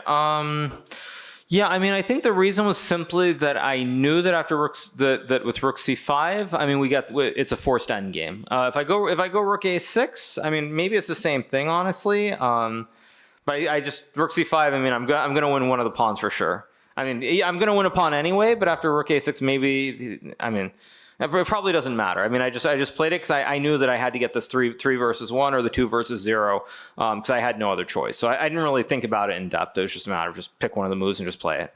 Thank you very much. A question in the back over there.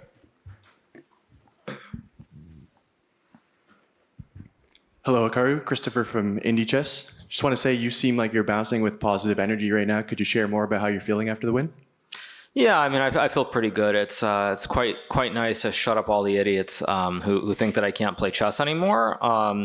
I mean, I think that's, you know, even if I don't win another game, I at least prove that, you know, I belong here. So generally pretty happy with this game. I mean, I think what I would say is this tournament, frankly, as far as playing for first place has been over for me since probably like the 4th round when I didn't win against Wei Yi. So because of that, it's hard to be super negative about everything. But certainly, you know, just winning a game is nice because I feel like I've had a couple of opportunities. Definitely one against Wei Yi I let slip away. But yeah, I mean, you know, as I'm probably paraphrasing here because I don't remember the exact quote, but I think there's some quote that goes like, you know, you have to make sure that you live your life. Most people just exist, or I think there's some Oscar Wilde quote along those lines. And basically just trying to enjoy everything. And I think, you know, at this stage in my career, having played so many candidates, you never really know what's going to happen. And so I just try to take it day by day.